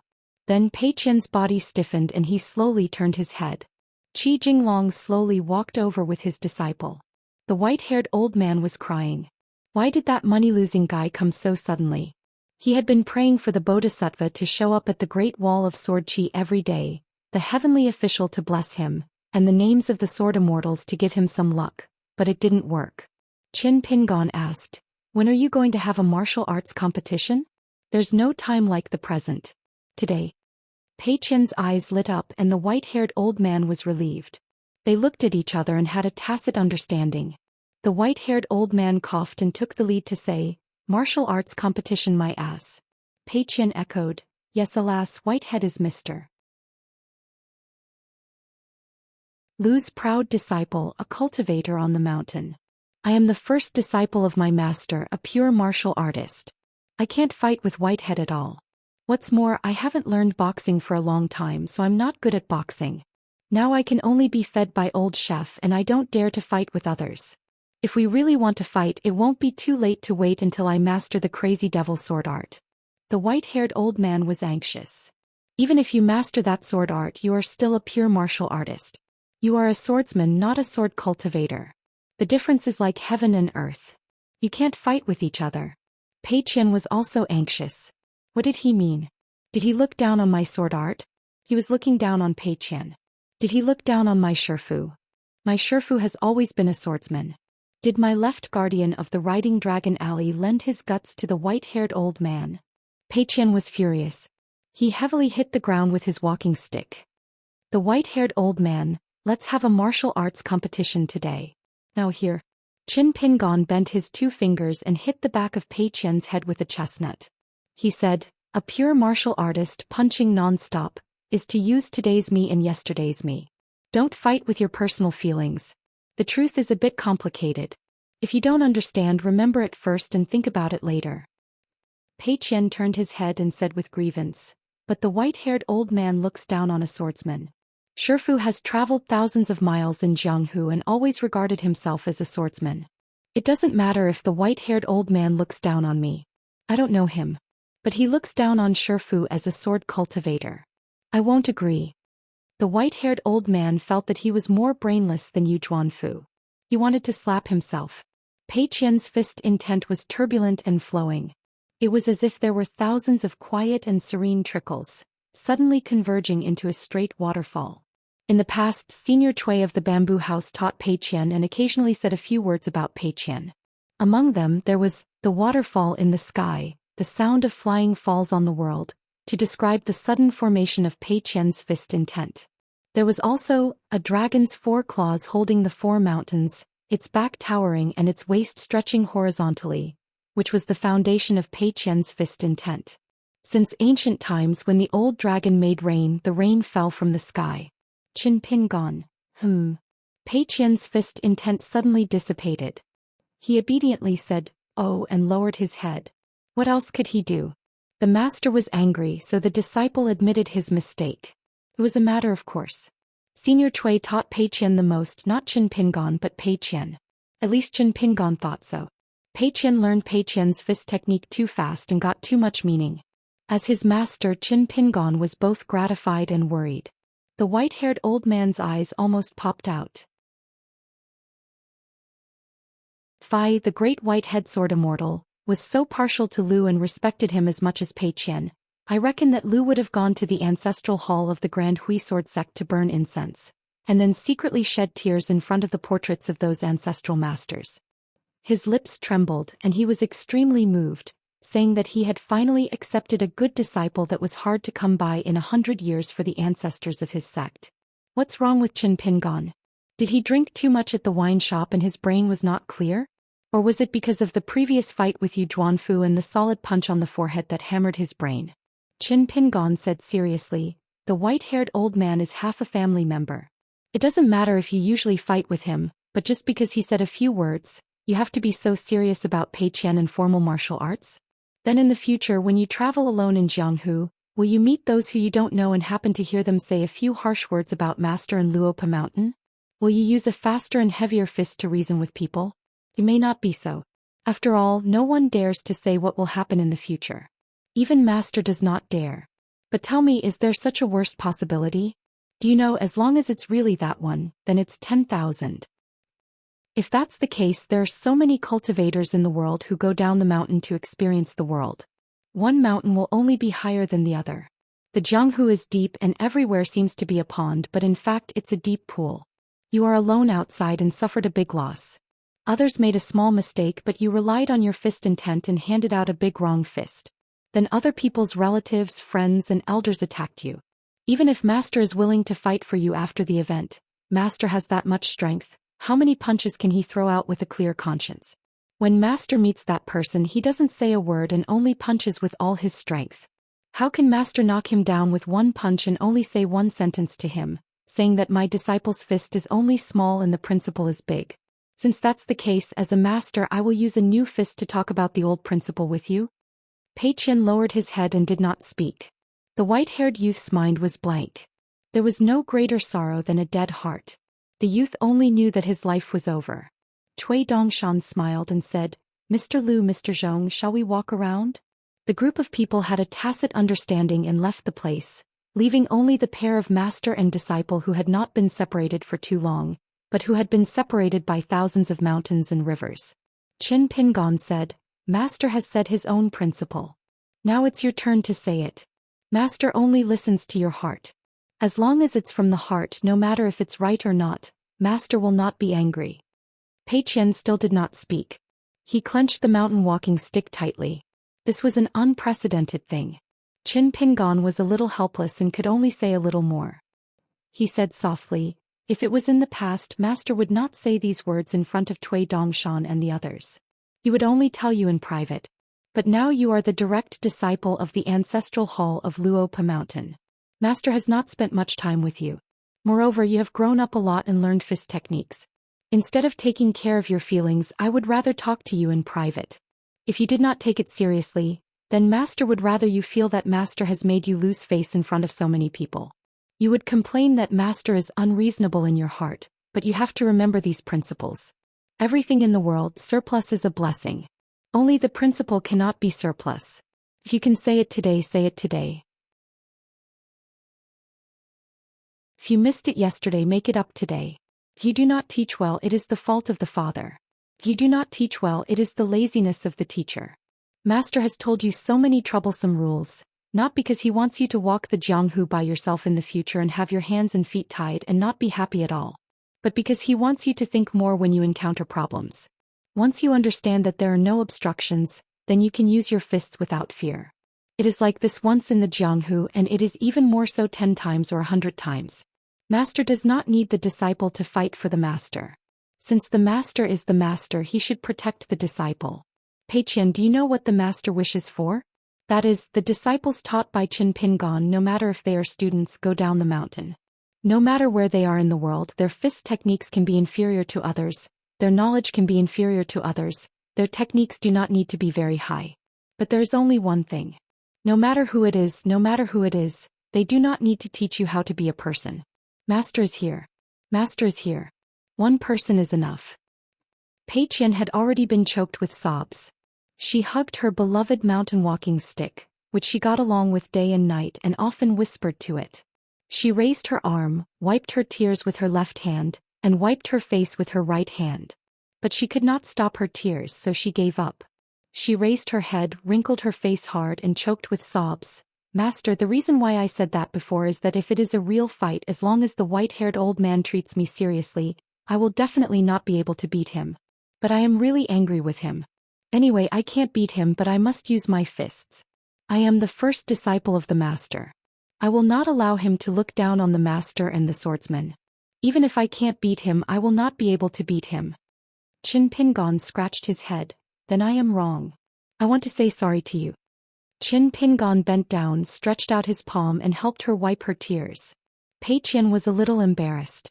Why was there snot on his nose? He hurriedly turned his head. When he turned his head again, he was beaming with joy. How could Master be wrong? Master, take back the word sorry. Qin Pingon pinched her cheeks. You're so naughty. He almost couldn't help taking out the sword cultivating gourd to drink, but now he didn't want to drink anymore. He said, You know the weight of your fists, or you can think about it before you punch. This means that when you punch, you are always punching, not following the punch. Very good. So I am wrong. I am willing to sincerely say sorry to you. After that, you have to pay a little attention to what I say. Remember as much as you can. If there's anything you don't understand or feel that it's not right enough, just tell me and ask me directly. I'm not like some people. I won't feel embarrassed. Pei Qian shook his head and said leisurely, some people are really outrageous. They are too different from Master and me. Qin Pingon knocked her with a chestnut. Pei Qian rolled her eyes, held the mountain walking stick in one hand and stretched out the other hand. She swayed and wandered around Qin Pingon. It was unknown whether she was pretending to be drunk or sleepwalking, but she pretended to talk in her sleep. Whose master is he? He has such a powerful supernatural power. One chestnut can make people lose their sense of direction. Where is this? Is this Luopa Mountain? I really envy someone who can have such a master. I am so envious that I am drooling. If he is the first disciple, wouldn't he be smiling in his dreams? Qin Pingon took out the sword cultivating gourd, drank a mouthful of wine and didn't give her any more chestnuts. Maybe in a few years Pei Qian would be taller and no longer look like a little girl. Even her master wouldn't be able to knock her chestnuts casually. Thinking of this, he still felt a little regretful. So Qin Pingon knocked her again, and Pei Qian didn't dare to walk around in circles anymore. She reached out and rubbed her head, walked sideways beside her master and asked with a smile, Master, the book said that immortals touched my head, tied my hair and made me live forever. Master, do you think one day I will suddenly be enlightened by you? At that time I will have to learn boxing and sword and I will be the kind of immortals on the mountain. Then I will have to copy books and take care of the shop business in the dragon riding alley. I will be too busy.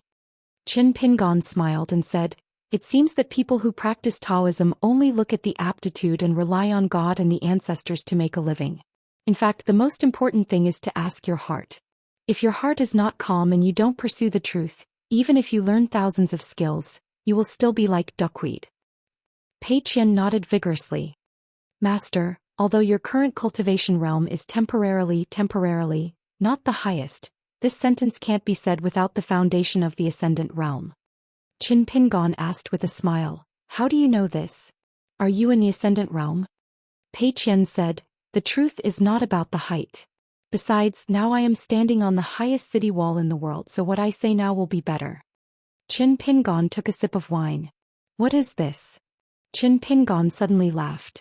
If we count from the root of the ground, this may be the 4 highest city walls in the world. But if we don't talk about the border with the earth, then the White Emperor City in the central divine continent of the vast world may be higher. As for the height of the Bekou building in the Qingming world, there is no record in the book, and Master has never asked anyone, so it is hard to say whether it is higher than the city wall of the Great Wall of Sorqi. If there is a chance in the future, I will see it with my own eyes. Pei Qian asked curiously, Is it the ancestor of the imitation Bekou building in the capital of Dali? Master, what are you going to do there? It is so far away. I heard from the big white goose that it is not the Great Wall of Sorqi here. Take a ferry, climb the inverted mountain and pass the gate. There is another world and then we can walk around as we want. The big white goose said that he once had the opportunity to go to the Qingming world with his own ability, but I didn't believe him. How can a student go before his teacher? Master, I can't persuade the big white goose. Master, later on you have to talk to him. In the future he has to change his bad habit of bragging. Master, can I know why you want to go to such a far place? It is said that the Bekou building is full of Taoist priests and nuns. If you go there alone without me, it will be very boring. Qin Pingon smiled and said, I am not going there to travel. Pei Qian became more and more confused. Looking for someone? Qin Pingon nodded and said, You can say that. Pei Qian frowned and said, Who is it? So arrogant, don't you know how to come to Luopa Mountain to find Master? Qin Pingon laughed involuntarily. They really had the qualifications to be arrogant. One of them threatened, You have to ask if my fist agrees. Punching the world, parting the sea of clouds. Then another one said with a smile, Then let me play with you. 12 flying swords fell in the human world. Qin Pingon hesitated for a moment. He thought of the things that happened when he was young, which he only knew a little about many years later. However, he quickly remembered where he was now. He laughed softly and said, Master has 2 wishes now. He has never told anyone. I may not be able to do these 2 wishes in my life, but I will always think about them. Pei Qian stretched out his hand and rubbed his ears hard, lowered his voice and said, Master, I am already listening. Qin Pingan shook his head and said, If there is such a day, I will come and tell you when I am about to travel far away. It is not appropriate to boast too early. Pei Qian sighed, Then I can only wait for 2 or 3 years. Qin Pingan murmured, It can't be done in 200 or 300 years. Maybe after 2,000 or 3,000 years I can really live for so long, but the hope is still slim. Fortunately, even if the hope was slim, after all there was still hope. Qin Pingan put his hands in his sleeves and his steps were slow but firm. He smiled and squinted his eyes looking up at the sky. Qin Pingan quickly withdrew his gaze. In the distance Cui Dongshan and the others were overlooking the vast mountains and rivers in the south from the city wall. The white-haired man stood beside Qi Jinglong and winked at Qin Pingan. Good brother, I am counting on you. As long as you can settle Pei Qian, I will call you Grandpa Qian in the future. Qin Pingan and Pei Qian turned their heads and said, According to the customs of the world, swordsmen and sword cultivators are indeed worlds apart. You can't care too much about the white-haired man's words. Pei Qian was in a good mood at the moment. She didn't care what the white-haired man said at all. Was Pei Qian that kind of narrow-minded person? Was the small account book that she secretly hid very thick? It was very thin. At this moment she was beside her master. She was no longer as careful as before on the ferry. She swaggered when she walked. This was called walking arrogantly makes the demon panic. She even needed a hammer of yellow paper talisman to stick on her forehead. She looked up and said with a smile, Master, I really don't dare to say that I am very promising when it comes to learning boxing and copying books, but I have learned at least 10% of my master's strength. 10% of his strength. Just how magnanimous was he to be? It is not a problem for him to hold those 2 dishes and 3 bowls of rice. Can't he tolerate a few words from a white-haired guy? Master, you underestimate me. Only Cui Dongshan was sitting on the city wall, laughing. The only person who could make Pei Qian cry and laugh so happily was his own teacher. The key was that after Pei Qian cried and laughed, she really remembered things carefully. She thought about all the things she understood and didn't understand instead of being picky. Chao Qinglang saw that Pei Qian had returned to normal and was also relieved.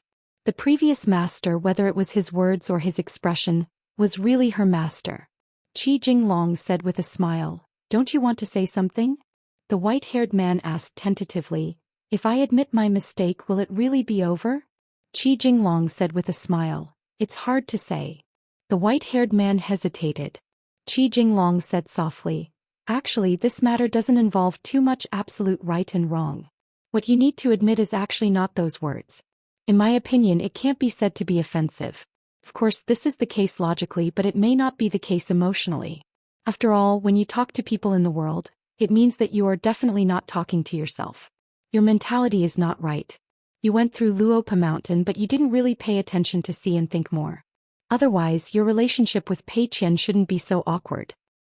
How can I pay attention? On Luopa Mountain when we met, I was knocked unconscious by Pei Qian's kick.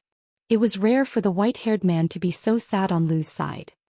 He glanced at little charcoal not far away and only dared to lower his voice, muttering, Don't you know what kind of person my brother Qin is? Even if you don't know, the entire Great Wall of Sword Qi knows. If Pei Qian has learned 70 to 80% of Qin Pingan's true teachings, what should we do? Your relationship with Qin Pingan is so good. In the future you will definitely have to deal with him often. You go to Luopa Mountain and he comes to Tai Hui Sword Sect. In this way, can I hide from Pei Qian every time? The key is my relationship with Qin Pingan. On Pei Qian's side it won't help at all and it will be more troublesome. In the end it's still Qin Pingan's fault. He said that my mouth will easily attract the flying sword of the sword Immortal. Now the flying sword Immortal didn't come and Pei Qian is eyeing me. Look, Pei Qian is glaring at me. Isn't the smile on her face the same as my brother Qin Pingan's? Exactly the same. Lu, I can see that although Qin Pingan taught Pei Qian a lesson just now, in fact he cares about her the most. I'm afraid that the next time I go to the shop to drink, Qin Pingan will let people pour laxatives into the wine. A jar of wine and half a jar of laxatives. This kind of thing Qin Pingan will definitely do. Not only can he cheat me, but he can also save money. It's killing two birds with one stone. Qi Jinglong smiled and said, "It seems that you really think a lot." The white-haired man lamented in his heart. "What's the use of having a master like you who only knows how to gloat and not help?" Pei Qian jumped in front of everyone and said to the white-haired man, "White-haired man, in the future we will only fight with words." What is face? Can a joke be eaten? Before she met her master, she had been in the Jianghu of Nanyuan Kingdom at a young age for countless years. At that time she hadn't learned martial arts, so she had no face in the Jianghu. When the white-haired man heard this, he was so excited that he almost cried like Pei Qian. But Pei Qian turned around slightly, her back facing her master, then pursed her lips, smiled and then remained motionless. The white-haired man felt as if he had been struck by lightning. Qin Pingon reached out and pressed Pei Qian's head. Pei Qian immediately laughed and said, "White-haired man, you are determined to be a great sword immortal. Alas, Mr. Liu has accepted such a good disciple. The master is a great sword immortal and the disciple is a little sword immortal. The master and disciple are two sword immortals. Next time I will accompany my master to your Tai Hui sword sect as a guest. I will bring a few bundles of firecrackers to celebrate." Qin Pingon said, "Speak properly." Pei Qian coughed, "White-haired man, I was wrong before, don't mind. I want to say sorry to you." Before his master said sorry to him. How heavy was the weight? There was no scale in the world that could weigh that weight. If he took out a little bit, it would be a gift to the white-haired man. It was nothing. The white-haired man's scalp was numb and his face was stiff. "I don't mind. I don't dare to mind." Pei Qian smiled and said, "I learned martial arts late and slow. Won't it take me a few days to reach the small fifth realm? So after a few years I will ask the white-haired senior brother for guidance." The white-haired man braced himself and asked, "Didn't we agree to only fight with words?" Pei Qian laughed, "Then we will talk about it in the future." Chao Qinglang looked at this scene and was actually quite happy. It turned out that he was not the only one who was afraid of Pei Qian. Qin Pingon asked Qi Jinglong through telepathy, "The white-haired man is so reserved with Pei Qian. Will something happen to his cultivation?" Qi Jinglong replied with a smile, "Just treat it as an essential cultivation of the mind." Previously on the Pianran Peak, the white-haired man could not bring himself to cultivate. Although he has changed a lot now, he really wants to learn the sword. It is just that he has been intentionally or unintentionally stubborn. He is probably deliberately angry with me. Now that he has you, the first disciple, to supervise him, I don't think it is a bad thing. Now that we are at the Great Wall of Sword Aura, he heard that Pei Qian was coming and was especially diligent in practicing the sword. Qin Pingon said, "The white-haired man is unwilling to do his best. Even if he has lost face and is very aggrieved, he still has not thought of using the trump card of the deer-cutting mountain. There is nothing wrong with that. Otherwise, both sides would have fought previously on the Luapa mountain." Qi Jinglong smiled and said, "Will my disciple be worse than yours?" Qin Pingon said, "That's still not enough." Qi Jinglong asked, "Then what about you, master?" Qin Pingon said, "How old am I this year? What's the point of competing with a sword cultivator who is almost 100 years old? If you really want to compete, fine. You are now at the Jade Roar realm, right? I am now a Realm 5 Qi Refinement Warrior. According to our ages, you can take me as a Realm 15 Qi Refinement Warrior. Isn't it 4 realms higher than your current Realm 11 Qi Refinement Warrior? Not convinced? Then let's talk about the future. When I am 100 years old, let's see if I have ascended to the 15th realm. If not, just take it that I am talking nonsense.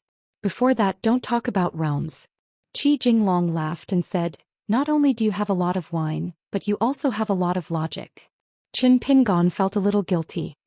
"You flatter me." Qin Pingon did not talk nonsense with Qi Jinglong anymore. If this guy was really determined to reason with him, Qin Pingon would also have a headache. Qin Pingon looked at Cui Dongshan and asked, "Are we going to meet my senior brother first or the Ning residents first?" Cui Dongshan seemed to have a plan.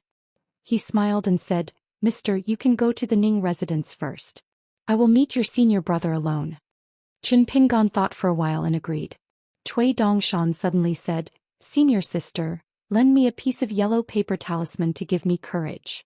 Pei Qian was actually very confused at this moment. Since when did Master have a senior brother? Qin Pingon did not have time to talk about this. After all, it was not appropriate to talk about this in the secret letter. Cui Dongshan couldn't be bothered to say anything more. He couldn't even remember whether that fellow's surname was Swa and his first name was Swa.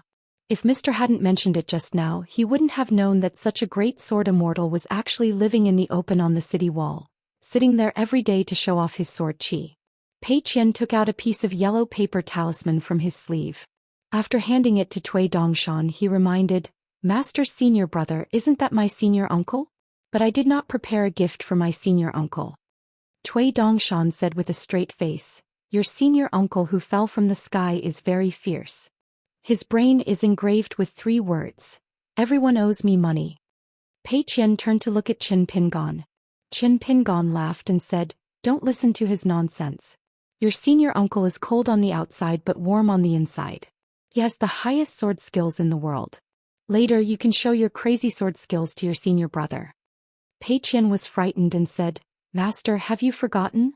I couldn't walk steadily before and now my legs are aching. I don't know what I bumped into when I was sleepwalking. I can't play that insignificant sword skill. Don't let senior uncle laugh at you, right?" Whitehead was inexplicably hit by the 5 thunders again. He bumped into something when he was sleepwalking. Qi Jinglong held back his laughter and took Whitehead to another place on the city wall. Whitehead was now going to practice sword skills with the disciples of Tai Hui sword sect. When he left for the first time in his life, Whitehead felt that practicing sword skills was so satisfying. Qin Pingon took out the talisman boat and left the city with Pei Qian and the other 2, heading towards the northern city. Since the teacher was not here, Cui Dongshan had nothing to worry about. He swung his 2 sleeves and floated up and down like a crab on the city wall. He went up and down like this to find his former junior martial brother, who was now his senior martial uncle, to talk about the old days. Talk about the old days. Talk about the old days. Talk about the old days. Talk about the old days. If it weren't for the fact that he, as the eldest martial brother, had some money in his pocket, wouldn't the old elementary scholar have been poor for thousands of years? Why do you care about the old elementary scholar's money? It was just that the old elementary scholar had a decent school, but it was not because of him. After all, the Aquarius continent was too far away from the central divine continent. The family would not send too much money to him at first. The real reason why the old elementary scholar was able to drink to his heart's content, buy books today, buy paper and brush tomorrow, and finally collect the 4 treasures of the study the day after tomorrow, was because the old elementary scholar had taken in a 3rd disciple. That fellow was the richest among his fellow disciples, and also the one who was most filial to the teacher. "Little Qi, why do you suddenly want to learn chess? This is a good thing. Go find your eldest martial brother. His chess skills are barely enough to teach people. But there are no chess jars or chessboards in the school. The jars and chess pieces of Lu Li Zhai and the chessboards of Jiangzhou, although they are close to the school, but don't buy them. They're too expensive. Really, don't buy them. I'd rather walk 1,000 steps than waste money." "Yes, teacher." "Little Qi, I have been reading the tablets recently.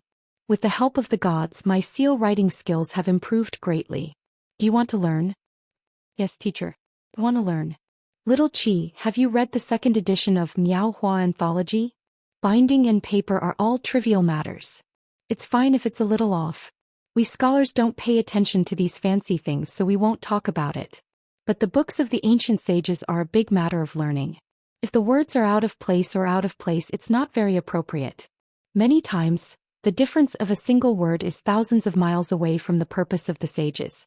We scholars must pay attention to this." "Teacher is right. I understand." Of course, that fellow was the one who loved to complain the most, and every complaint he made was accurate. "Teacher, senior martial brother Zhou is being unreasonable again. Teacher, help me see who is in the wrong." "What? Did this bastard hit you again? Little Qi, wipe the blood from your nose first. Don't be in a hurry to reason with me. Let's go, I will take you to your 2nd martial brother to settle the score." "Teacher, senior martial brother Zhou was analyzing the meaning of a book with me just now. He could not out-talk me, so, why is there a bump on your forehead? Rebellion, rebellion. Let's go." Shao Qi helps her get a feather duster and a ferrule. "Oh right, little Qi, forget about the bench. It is too heavy. Teacher, let's go. Let's go to your senior martial brother Zhou." Teacher, this time senior martial brother Cui cheated. I don't want to learn from him. I think a person who retracts a move is not a chess player. Ah. Teacher, you retract a move to teach more chess to your students. Of course it is not a chess player. Let's go. This time we will bring the bench too. You don't have to fight for real. It's enough to scare him. People who studied and learned, especially those who cultivated the Tao and lived a long life. There were actually many things that happened in the past. Cui Dongshan was not that old bastard Cui Dong. Cui Dongshan would often think about those trivial stories, especially the stories of his old friends. Especially every time that person complained that he had tricked his martial brother, or that he had been tricked by his teacher, that senior martial brother of his was always at the door or outside the window to watch the show. So he saw it with his own eyes and heard it with his own ears. Cui Dongshan knew one thing better than anyone. All the seemingly insignificant things of the past, as long as he still remembered them, were not real things of the past. Instead, they were things of today and the things of the future. They would revolve in his heart for the rest of his life. Unknowingly, Cui Dongshan came to the left and right. The left and right were still resting with their eyes closed. They were sitting on the city wall, nourishing their sword intent. As for Cui Dongshan's arrival, they did not even look at him, let alone turn a blind eye. Cui Dongshan jumped off the city wall and walked to a place about 20 steps away from the city wall in the back figure. The young man in white jumped up and kicked his legs quickly. Then he threw a series of punches at the left and right figures. He moved to another place and continued. It was all the famous martial arts moves in Jianghu. His punches and kicks were domineering. Occasionally when he was in the air he would bend his waist and stretch out his hand to tap the instep of his feet. His posture must be extremely elegant and unrestrained. Finally he stood on one leg and spread out his palms. He did the action of qi sinking into his dantian. After finishing his work he felt refreshed. After 100 moves, with his little unpolished Jade Realm cultivation he was able to fight evenly with the great sword Immortal. At the Great Wall of Sword Qi, it could be said that he had gotten a good start. The left and right did not even bother to turn and look at the young man in white. He asked indifferently, "Do you want to be chopped to death by my sword or chopped to death by a few more?" "Senior sister, someone is threatening me. It's too scary." Cui Dongshan slapped the talisman on his forehead and said, "I forgot that senior sister is not here." The left and right hand grabbed and congealed a long sword with his sword intent. He was not even willing to unsheath the sword. The person behind him was not worthy. You Cui Dong have a clear conscience of the Aquarius continent, have a clear conscience of the vast world. But you do not have the qualifications to say that you have a clear conscience. I am the disciple of teacher Cui Dong's junior brother. However, from that day onwards, I was the eldest apprentice brother of the sage of literature's lineage. Cui Dongshan shouted at the top of his lungs, "Show some respect to your own martial nephew." The left and right hands stood up with their swords. Compared to the little Daoist boy who was guarding the door on the upside-down mountain, the little Daoist boy who stood up was like a towering mountain. The little Daoist boy stood up calmly and casually. The sword qi was too heavy. How could the sword intent be lacking? It was close to the Tao of heaven and earth. Separated from heaven and earth. Cui Dongshan tilted his head. "You can beat me to death. I won't talk about serious matters. Anyway, you have never cared about the life and death of your junior brother. Come, chop here. Use more strength. If this head does not roll 7 to 8 miles away, I will reincarnate with your surname in my next life." The left and right hand turned his head. "Just chop half to death. You can still talk." Cui Dongshan changed his posture. With his hands behind his back, he looked up at the sky with a bitter expression. "Ooh, I am so sad."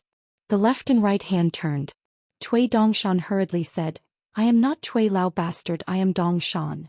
On this day, a young man who looked like a floating cloud was hit by a 3-foot-long sword condensed from a pure sword intent.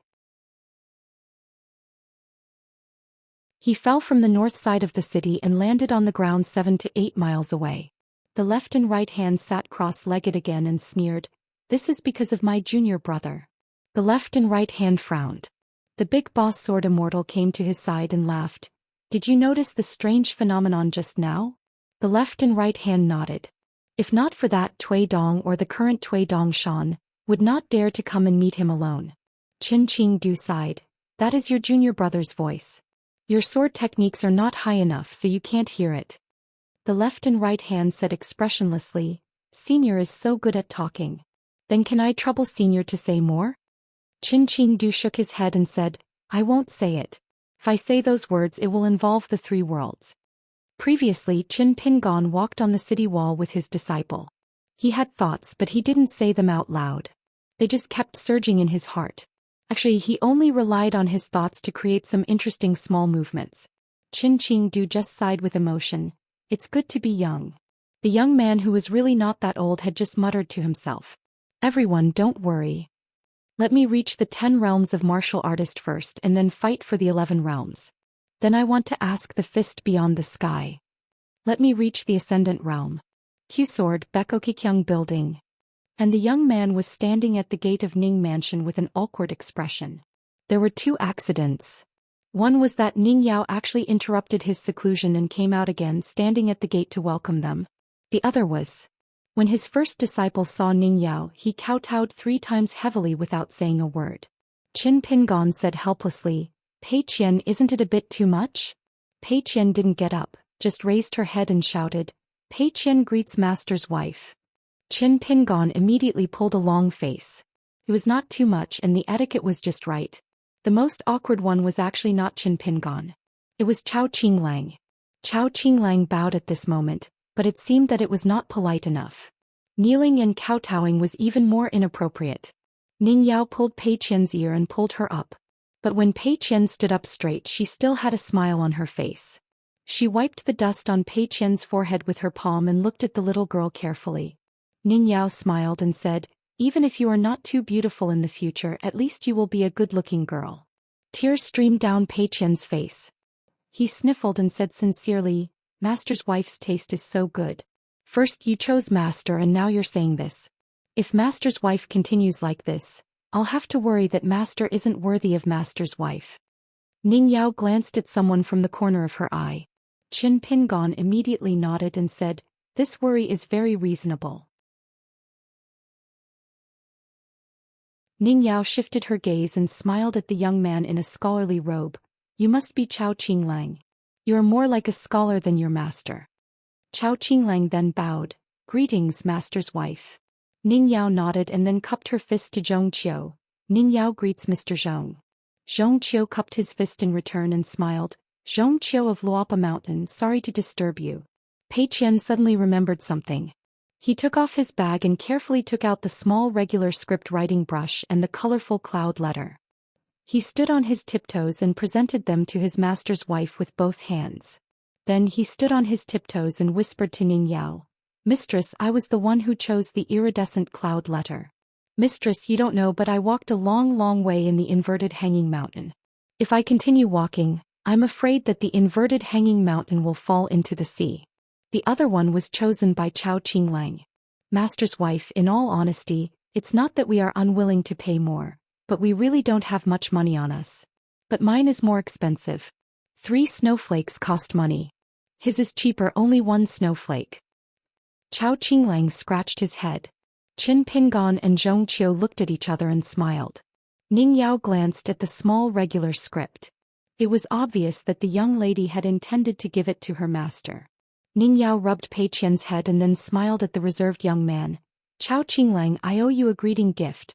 Remember to make it up in the future. Chao Qinglang scratched his head and nodded again. Pei Qian was dumbfounded. Oh well. Master's wife's taste was better than a few hundred Pei Qian's flattery. No wonder Master's wife could pick out his master from so many people in the 4 worlds. Master's wife's house was really big. Pei Qian followed beside Ning Yao and walked at the front. Pei Qian chattered nonstop. Qin Pingon and Chao Qinglang walked side by side. Zhong Qiu walked alone at the back, intentionally or unintentionally. Qin Pingon chuckled and said, If you have some free time, do me a small favor and carve a seal together. Chao Qinglang nodded and agreed. Qin Pingon twisted his wrist. Pei Qian was temporarily unable to take care of him. It was fine if he forgot about his master because of master's wife. Qin Pingon secretly handed a small carving knife to Chao Qinglang and reminded him, This is for you. It's best not to let Pei Qian see it. Otherwise you'll have to bear the consequences. Chao Qinglang smiled and said, I understand, master.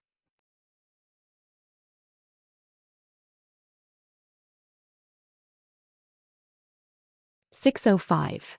Although the Ning mansion was not located in Taishang Street or Xuanhu Street, the mansion was not small. Qin Pingon helped the three of them choose 3 houses. Chao Qinglang was a qi trainer, so the location was the most important. The aura could not be thin, but the sword qi could not be too strong. Otherwise, Chao Qinglang, who was at the bottleneck of the cave realm and was about to enter the sea viewing realm, was the most unwilling qi trainer to be in the Great Wall of Sword Qi. Fortunately, Qin Pingon knew everything about the Ning mansion. Where Chao Qinglang and the other 2 should live, and what were the details and the big things to pay attention to. Ning Yao let Qin Pingon make all these decisions.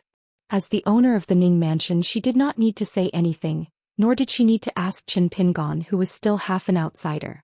Pei Qian was like a little oriole, making up his mind to hover around his master's wife. At first, Qin Pingon was worried that Pei Qian would delay Ning Yao's closed-door training. However, Ning Yao said that the path of cultivation was always closed-door training. Qin Pingon had nothing to say. Ning Yao then took Pei Qian to see the Ning mansion's secret storehouse for treasures of immortals and mountain objects. She said that she wanted to give Pei Qian a meeting gift and let him choose one. Then she would choose one as a return gift for the gift she received at the gate. Zhong Qiu and Qin Pingon asked about the rules and taboos of the Ning mansion, and then he went to the pavilion on the Zhanlong cliff alone. Chao Qinglang put her luggage in her house and followed Qin Pingon to the small house. Qin Pingon walked on the road with his hands in his sleeves. He said with a smile, "Originally I wanted you and Pei Qian to live in my house. Do you still remember when the 3 of us first met? But now you are at the critical juncture of cultivation. Cultivation is more important." Chao Qinglang nodded with a smile. "Sir, actually from that time I was very afraid of Pei Qian. I was afraid that you would look down on me, so I tried to pretend that I was not afraid of Pei Qian. But deep down I admired Pei Qian. I always felt that if I were her, I would not be able to survive in the capital city of the Nanyuan kingdom.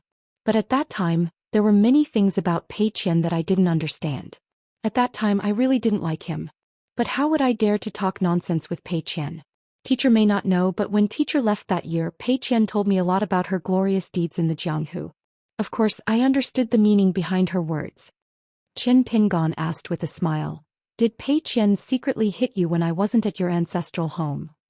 Chao Qinglang nodded vigorously but did not mention the details. Qin Pingon did not ask further. Qin Pingon could imagine how he and Pei Qian interacted when he wasn't at Chao Qing's ancestral home in Shabby Alley. Of course, when the 3 of them were together, Qin Pingon would also do things that Chao Qinglang and Pei Qian would not intentionally think about in the past. It might be words or it might be something trivial. But there were many things that Chao Qinglang could only face by himself, from the life and death of the elders to the trivial words that poked at his backbone. It was hidden in the gaps between eating melon seeds, chatting casually on a small stool, and hiding in the big pile of food on the neighbor's table. In fact, the child Chao Qinglang relied on the word endure to force the clouds to disperse and the moon to shine. At that time, Chao Qinglang really could not beat Pei Qian. He did not even dare to fight back. The key point was that at that time, in addition to being unstingy, Pei Qian also hid an aura like that of a fierce bandit. He kicked an ant's nest and slapped a mosquito and fly. Chao Qinglang was not afraid. Especially one time when Pei Qian was holding a small stool and staring at him, but he didn't say a single harsh word. At that time, Chao Qinglang, who was still a thin and weak child, was really scared. Many times when Qin Pingon wasn't in the house, Chao Qinglang could only be chased to the door by Pei Qian to be a door god. A lonely child sat gloomily on the steps, but did not dare to stay in his own house. The child could only stare at the corner of the street, waiting for the white-clothed young Master Qin with a sword on his back and a scarlet wine gourd at his waist to come home. As long as he reached the alley and saw that figure, Chao Qinglang would finally be able to go home. He would not be able to say anything, nor could he complain. That was because Pei Qian was really smart. That kind of intelligence was something that Chao Qinglang, who was of the same age, could not imagine at all. She had warned Chao Qinglang from the beginning that even though she had lost her parents, she was still something. If she dared to complain, she would beat her up every time she complained. Even if she was chased out by that bastard who had so much money but refused to spend it, she would still climb over the wall in the middle of the night and smash all the pots and pans in your house. That guy pretends to be a good person and helps you. You can stop me for a day or two, but can you stop me for a year or two? What kind of person is he and who are you? Will he really stay here forever? Besides, I know his temper better than you, idiot. No matter what I do, he will never beat me to death.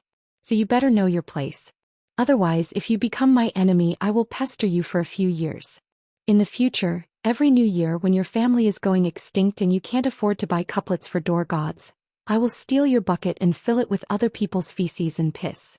When I pass by your house every day, I will carry a big bag of stones. I want to see if you can spend money to mend the window paper faster or if I can pick up stones faster. What made Chao Qinglang feel most uncomfortable about Pei Qian back then was not the direct threats, not the words that Pei Qian thought were the worst and most frightening, but the other words that Pei Qian said with a smile. Your family is so poor that your rice jar is cleaner than your bed. The only use of a jinx like you is to get out of the house and be a door god. Do you know how much money 2 door gods cost? You can't afford it even if you sell yourself. Look at other families, the more people they have, the more money they have. Your family, on the other hand, didn't leave much money after you died? In my opinion, wasn't your father a peddler who sold goods on the streets? Isn't there a lot of brothels in Zhuin Alley not far from here? Your father's money is all spent on touching the little hands of those women. Where are the melon seeds? No more. Do you believe that I won't smash your jar of melon seeds? Tear your lousy books to shreds. When that Chin guy comes back to this shabby place, you'll kneel on the ground and cry. He has a lot of money, so what's wrong with buying you some melon seeds? He has to spend money to stay in the inn. You're stupid, he's bad. Both of you are not good people. No wonder you can get together. Consider it 8 lifetimes of bad luck for me to meet the two of you. Chao Qinglang, do you really think that guy likes you? He's just pitying you. Sai, he and I are the same kind of people. Do you know what kind of people we are? Just like when I was strolling on the street, I saw a baby bird that had fallen from its nest on a tree. I really felt sorry for it, so I went to find a stone and threw it down, killing it in an instant so that it would suffer less. Is there any reason for that? So, am I a good person? Do you think I'm staying at your house and not leaving? I'm protecting you. Maybe one day you'll be killed by him. With me around, he won't dare. Shouldn't you thank me? Why do you look so sad every day? Don't you only have a father and a mother? What's wrong? Another pair died? I forget it. Anyway, you've let down your parents who died first. You're sorry for the name they gave you. If I were your parents, I'd definitely be angered to death when I see you. Chao Qinglang, I think you should just die. If you die earlier and run faster, you might be able to catch up with your parents. But remember to die far away. Don't let that guy find you. Chao Qinglang took the initiative to fight with Pei Qian twice. The first time was for her parents and the second time was for young Master Qian who hadn't come back for a long time. Of course, Chao Qinglang was no match for Pei Qian. Pei Qian was used to seeing others fight and he was also used to being beaten by others. Facing Chao Qinglang, who didn't even dare to be ruthless, Pei Qian didn't have the energy to deal with her. However, Chao Qinglang didn't have the energy to fight. Qin Pingon brought Chao Qinglang, who was no longer the thin and weak child from the shabby alley, to a room on the left with 2 tables. Qin Pingon asked Chao Qinglang to sit at the table where the seals and fan ribs were placed. He began to tidy up the maps and booklets. When it came to keeping accounts, his student Chao Qinglang and his disciple Pei Qian naturally learned more from the latter. Qin Pingon didn't tell anyone. In his heart, Chao Qinglang's life experience was just like his. In fact, her temperament was similar to his, but in fact they weren't. It was a very strange feeling. However, this didn't stop Qin Pingon from wanting to take Chao Qinglang with him when he left Lotus Blossom Blessed Land. Even if he couldn't do it, he still missed the child from the shabby alley. He sincerely hoped that Chao Qinglang could become a scholar in the future. He hoped that Chao Qinglang could wear the clothes of a scholar and become a real scholar like Mr. Qi. He regretted that he left in a hurry and worried that he would teach the wrong things. Chao Qinglang was too young. Many things that were right for Qin Pingon were wrong for this child. Therefore, before Qin Pingon occupied one of the 4 parts of Lotus Blossom Blessed Land, Qin Pingon had been thinking about Chao Qinglang. When Pei Qian asked him that question in the inn at the border of the Great Spring Dynasty in Tongye Continent, Qin Pingon didn't hesitate to say yes. He admitted that he didn't want to take Pei Qian with him at all. If possible, he would only take Chao Qinglang away from his hometown and come to Qin Pingon's hometown. As the saying goes, even a clay Buddha has anger. However, it was rare for Qin Pingon to get angry, especially with Pei Qian. This was the first time in Qin Pingon's life that a child like him got angry. Zhou Xian learned martial arts like him, but Qin Pingan saw his best friend Lu Xianying more in Zhou Xian.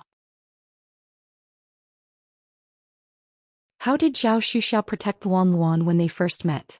And how did Lu Xianying protect Qin Pingan when they became acquaintances and friends in the small town?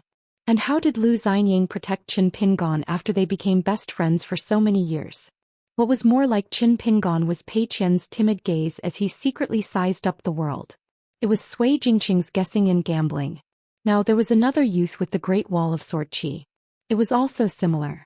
It wasn't Zhang Jiazhen who was already helping out in the wine shop, but a poor youth named Jiang Chu in the Straw Hat Alley. In that alley, every time Qin Pingan was a storyteller, the youth spoke the least. Every time he squatted furthest away. However, he was the one with the most thoughts. He was the most diligent in learning martial arts, so he learned the most. There were a few times when they met face to face and talked.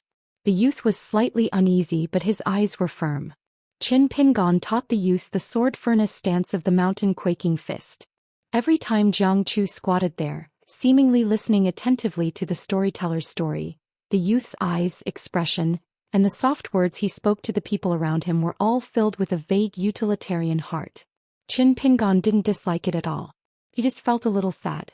No one knew why Wei Pai talked about alliance in front of the bamboo house in Luopa Mountain. Why did the youth Qin Pingan cry?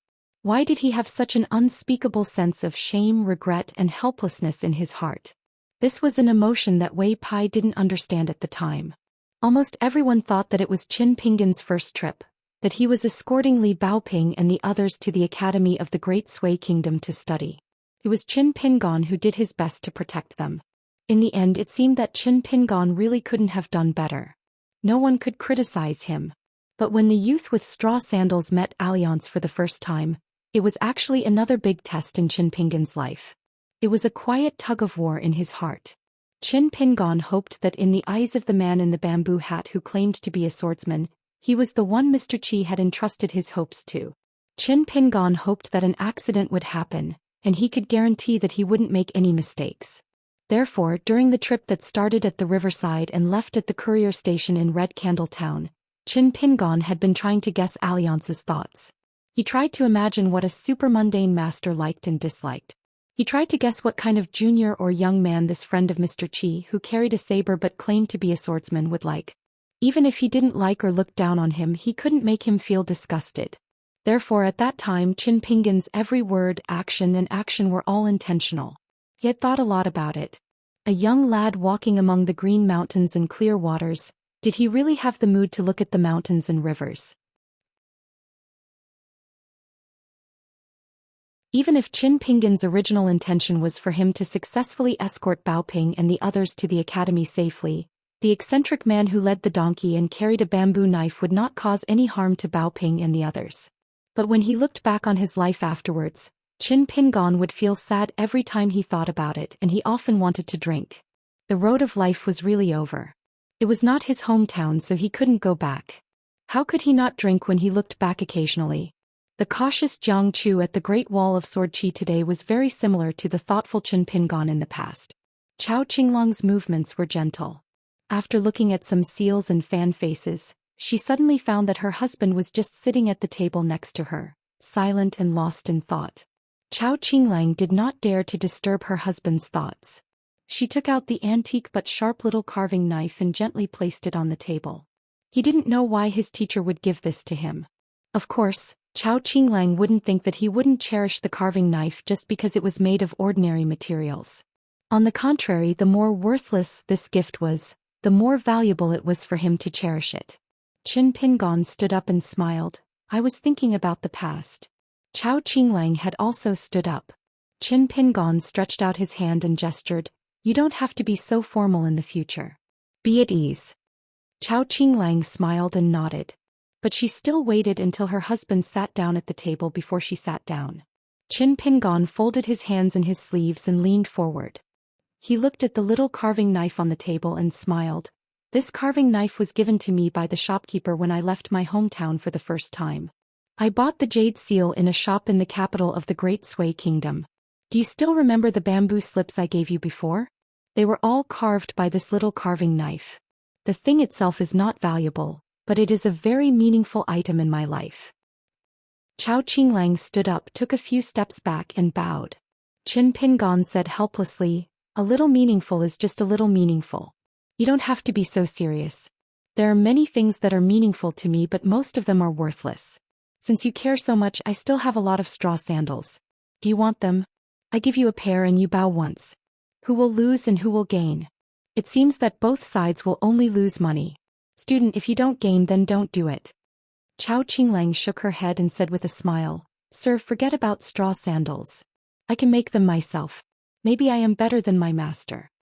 Qin Pingon shook his head and said, "In terms of knowledge and cultivation, I may not be as good as you. But when it comes to making straw sandals, you have traveled all over the world and rarely met a match." Chao Qinglang smiled slightly. Qin Pingon joked, "According to Li Tuanjing, the former owner of the Wind Thunder Garden, if weaving straw sandals is also a cultivation path, then you are just a fledgling in the lower 5 realms. You don't know what the upper 5 realms of weaving straw sandals is like." Chao Qinglang nodded and said, "If you say so, then so be it."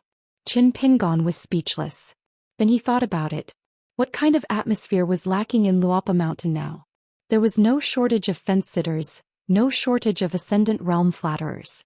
All of them were taken by his first disciple and Zhu Lian. Even Guizhujio, who was half a disciple, was a self-taught fellow cultivator like Pei Qian. So he lacked Chao Qinglong's strength of character. So Qin Pingon smiled with relief.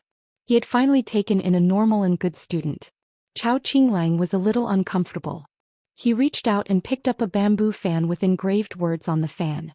The folding fan's nickname was quite elegant, and there was the saying "cool wind" in it. Naturally, the inscription on the fan was obvious. But what Chao Qinglang really liked was the line of small regular script on one side of the fan. It was like a small child who was hiding and didn't dare to see others. The writing was extremely small.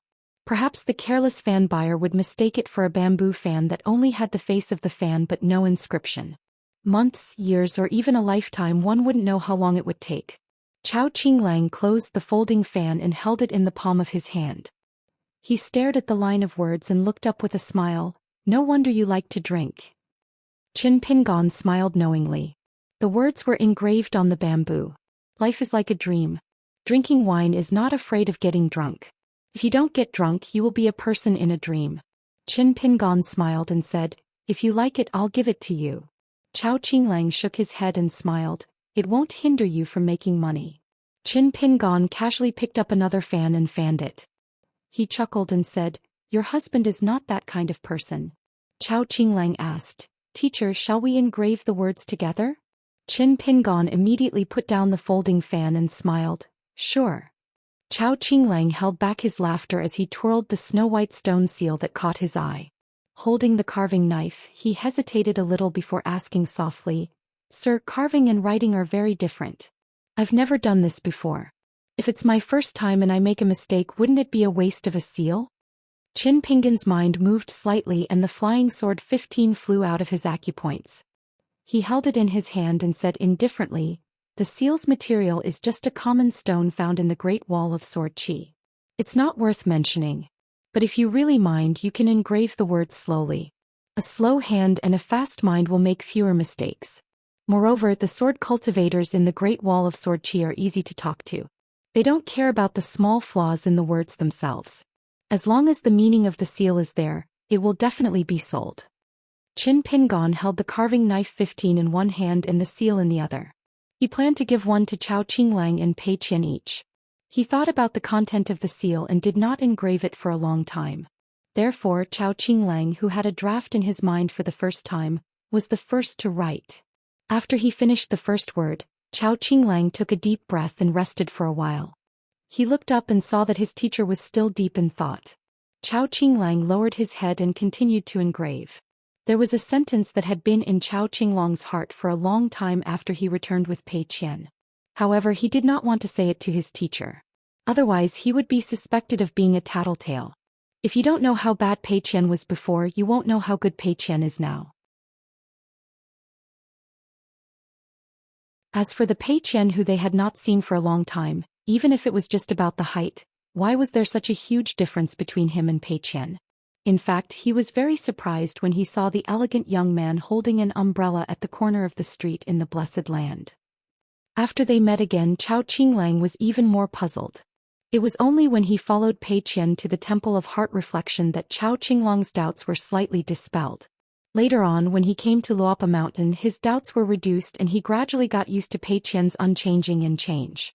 As for now, although he had not completely figured out the reason, at least Chao Qinglang would not be like before, thinking that Pei Qian's body had been taken over by a cultivator or that part of his soul had been replaced.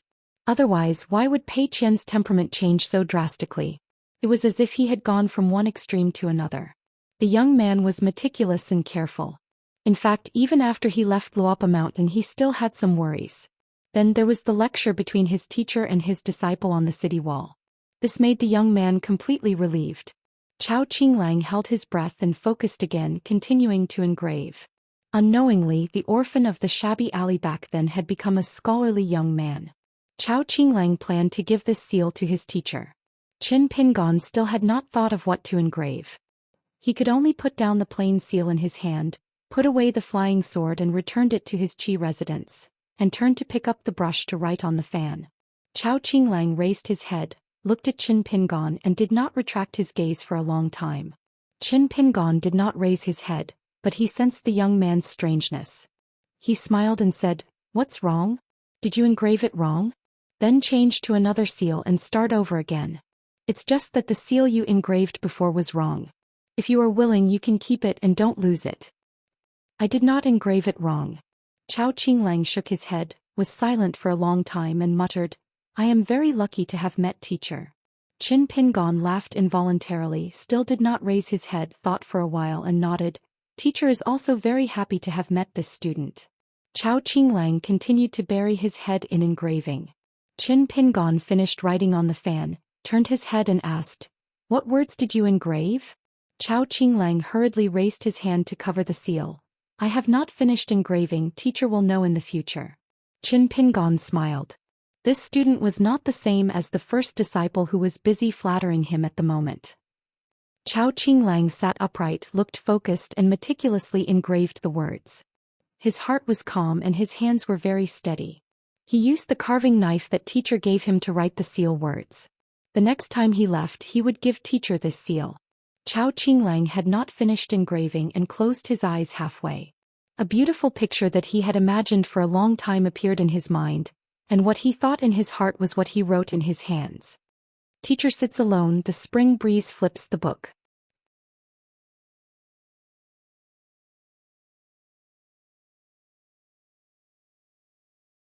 "606. An unfamiliar young man came to the wine shop and asked for a pot of the cheapest wine. The shop's business was especially quiet today, which was rare. Therefore, the young man in white, who was as handsome as an immortal, was quite lucky to have a table to sit at. However, the young man's face was slightly pale, as if he was not feeling well. Zhang Zhezhen brought over a wine pot and a bowl, as well as a plate of pickled vegetables. She told the customer to wait for a while, and then there was a free bowl of yangchan noodles. The customer opened the wine pot and smelled it hard. Then he held the wine bowl and looked at the pickled vegetables. He raised his head and asked in the Great Wall dialect of Sword Qi, "Such a big wine bowl, such fragrant immortal wine and free pickled vegetables and yangchan noodles. It's really not a small piece of summer's money, but a piece of snow. Is there a wine shop in the world that does business like this? Let me tell you in advance, my cultivation is high and I have a powerful backer. There's no way you can play tricks on me." Zhang Zhezhen had heard many complaints from drinkers and drunkards, but this was the first time she heard someone complaining that the wine was too cheap. It should be those foreigners from the vast world. Otherwise, in her hometown, even if it was a sword immortal or a noble from Taishiang Street or Xuanhu Street, no matter which wine shop or restaurant, they would only complain that the wine was expensive and tasted bad. Zhang Zhezhen smiled and said, "Don't worry, it's really just a piece of snow." The young man in white pushed the wine pot further away, covered his sleeves with his hands and shook his head. "I don't dare to drink this wine, it's too cheap, there must be a trick." An old sword cultivator at the next table took advantage of the fact that there were not many people around and sat beside the young man in white with an empty wine bowl. He said with a smile, "You foreigner, although you can speak our language, you look unfamiliar. If you don't want to drink, then forget it, I'll buy this pot of wine. The young man pressed down on the wine pot. Do you think I'll buy it just because you say so? Do I look like someone who lacks money? The old sword cultivator was a little helpless. The second shopkeeper had always been vicious and black-hearted. Why did he choose such a greenhorn who couldn't distinguish between good and bad? The old sword cultivator could only ask in his mind, "You're one of us, aren't you? Sai, look at how unhelpful you are.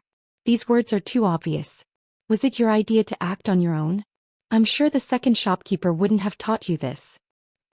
Sure enough, there was an old drunkard and old gambler who only liked to squat by the roadside and drink wine, who did not like to drink at the table. He sneered and said, "Where did that black-hearted second shopkeeper find such a fledgling helper? Is this your first time doing such a thing that goes against your conscience? Didn't the second shopkeeper tell you about it? That's right. Now that he's earning mountains of gold and silver, who knows where he's hiding and counting the money, he can't be bothered to nurture that bar salesman for the time being. I'm curious. Our great wall of sword chi has always been a gambler. Now that the second manager is here, why don't you just start a sect?" At this point, the old gambler, who had just lost a large sum of money today, turned his head and smiled. "Xianxia, I'm not talking about you. If you weren't the head shopkeeper, Grandpa Lu wouldn't be willing to come here to drink even if he was so poor that he could only drink water." Xianxia smiled and did not fuss over it. In Qin Pingan's words, it was the customers who scolded him. The second manager could scold as much as he wanted, and it would waste his saliva and make it easier for him to drink more. However, those who scolded him once and did not come to drink again, purely spending Shue's money to make a scene. Then he would have to trouble the head shopkeeper to remember their names or appearances. In the future, the second manager would have to find a chance to make up for it in the future. He would be amicable and forget about the grudge with the other party. Soon, a customer at the table shook his head and said, "I think our second manager is indeed immoral, but he's not that stupid. I reckon that he's just a salesman from another restaurant who purposely came here to discuss the second manager. Come, let me give you a toast. Although his methods are a bit clumsy, he's very brave at such a young age. He dares to arm wrestle with the second manager. You're a hero and deserve my toast." The head shopkeeper Xianxia just happened to pass by that table. He stretched out his finger and lightly tapped the table. That customer resentfully put down his wine bowl and squeezed out a smile. "Lady Xianxia, we really don't have any prejudice against you. It's just that it's a pity that the head shopkeeper met the wrong person. Forget it, I'll punish myself with a bowl." This customer drank a bowl of wine and was wrongly accused by Lady Xianxia, wasn't he? This man was both sullen and sad. He had received the second manager's personal teachings and had secretly obtained the second manager's brocade pouch. He had only used the Immortal's incantation, "Too much white is black, too much black is white, too much black is white," and the conversion between black and white is difficult for Immortals to predict. He was a genuine family member. However, this man thought again. Forget it. In any case, every time the second manager secretly acted as the banker, he earned quite a bit. After the event, the second manager would secretly split the spoils and give out money. It was a bonus. What spoils?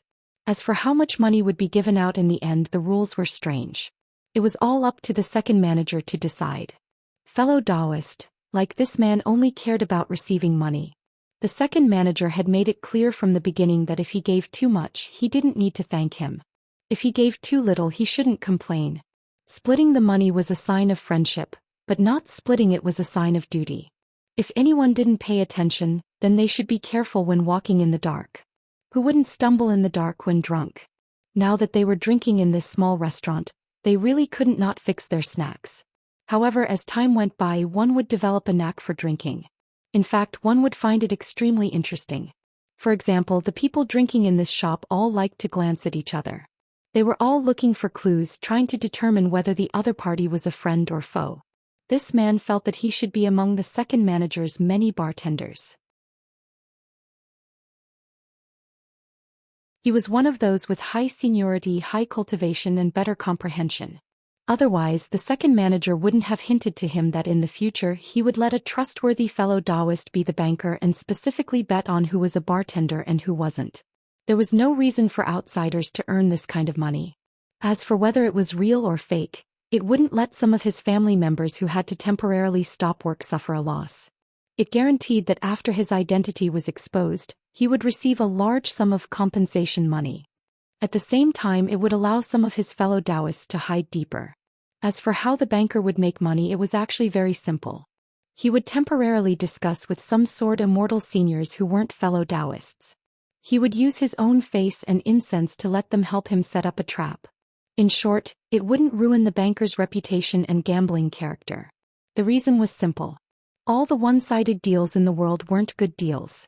For cultivators like us, it was certain that we would become sword immortals. After a long time, how could we not have a good character? Other than the second manager's last sentence, when the man heard it, he didn't have the face to agree with anything else. However, he still deeply agreed with the first few words. The man drank and basked in the sun. He didn't know why, but at first he only felt that the wine here wasn't expensive and could afford it. Now he truly felt that the wine of the Bamboo Sea Grotto Heaven tasted pretty good. Cui Dongshan took out a snowflake and gently placed it on the table. He began to drink. If one were to ask about the details of a person's heart, not to mention these drunkards and gamblers, even his teacher Qin Pingon wouldn't dare to say that he could compare with his student Cui Dongshan. In the human world, after a long time, only they could eat their fill. They couldn't feed their fill. His teacher's actions in the Great Wall of Sword Qi for more than a year seemed messy. However, in Cui Dongshan's eyes, it was actually very simple. He didn't drag his feet at all. It was nothing more than fake things and borrowing power. This was a different person from the teacher at the book slip lake. Fake things. It was the wine shop.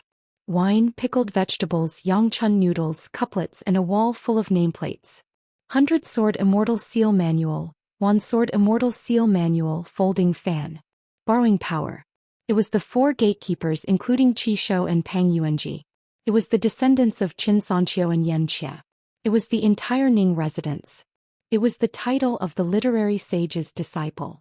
Besides senior brother were all the sword immortals who came to drink and inscribed their names on nameplates. There were even more sword cultivators. It was the daughter of the Middle Plains Grand Family, Yu Zhuanfu. It was the people of the Great Wall of Sword Qi who spent money to buy the seals and fans. After these 2 things were done, he could do more things besides protecting himself. To protect himself, he had to protect his own life. More importantly, he had to protect his own heart. Are you willing to think about whether my words and actions are harmless to the world?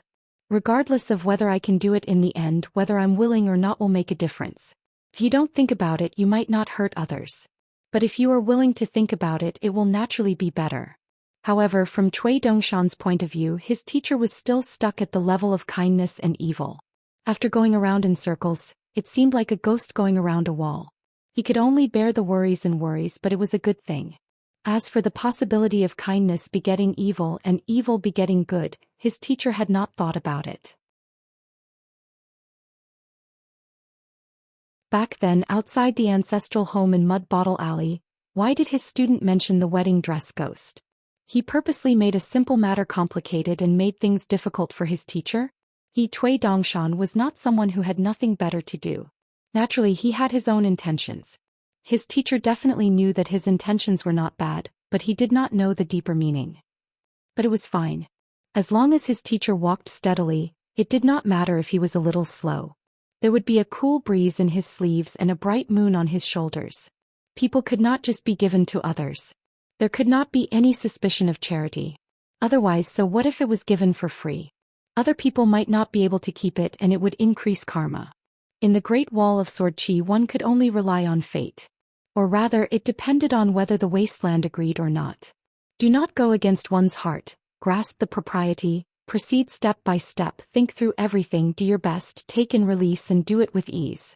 At first glance, it was very chewy. Was teacher Qin Pingon more like Qi Jingchun or Cui Dong?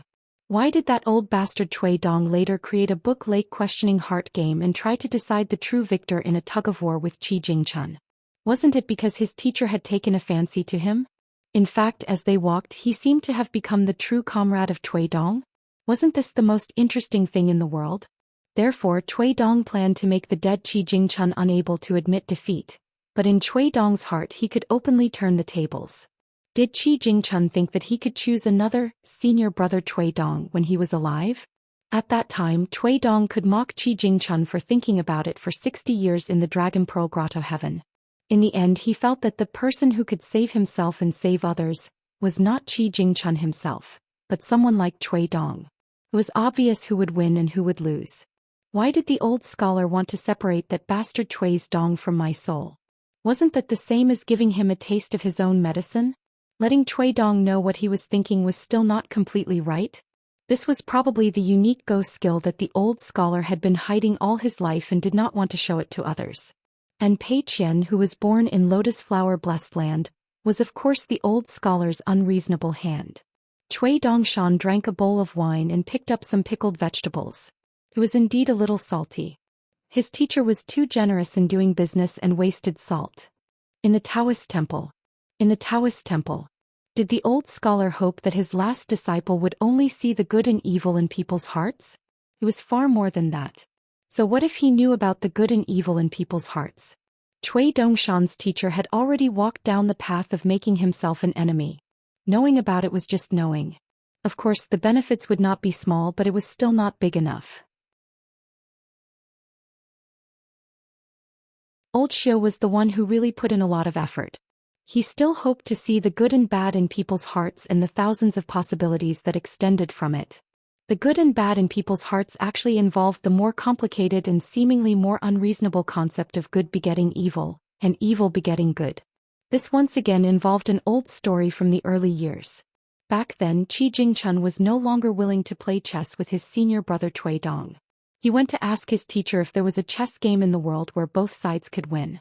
At that time, the old scholar was drinking by himself. He had just secretly put down one of his legs from the bench and assumed the posture of a teacher. When he heard the question, he laughed and choked a few times.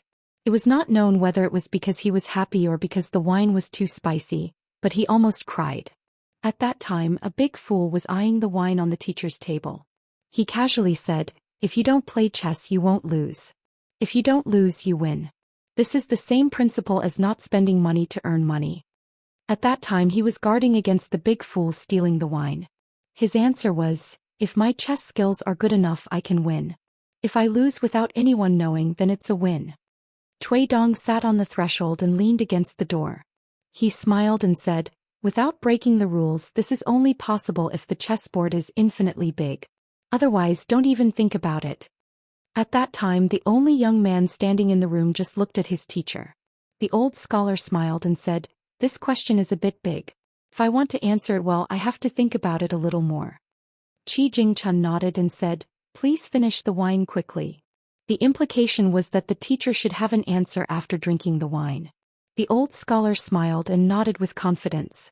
As soon as he finished the wine, he began to stagger to his feet. He tried hard to hold back his blushing face and pretended to be drunk. He then took a nap.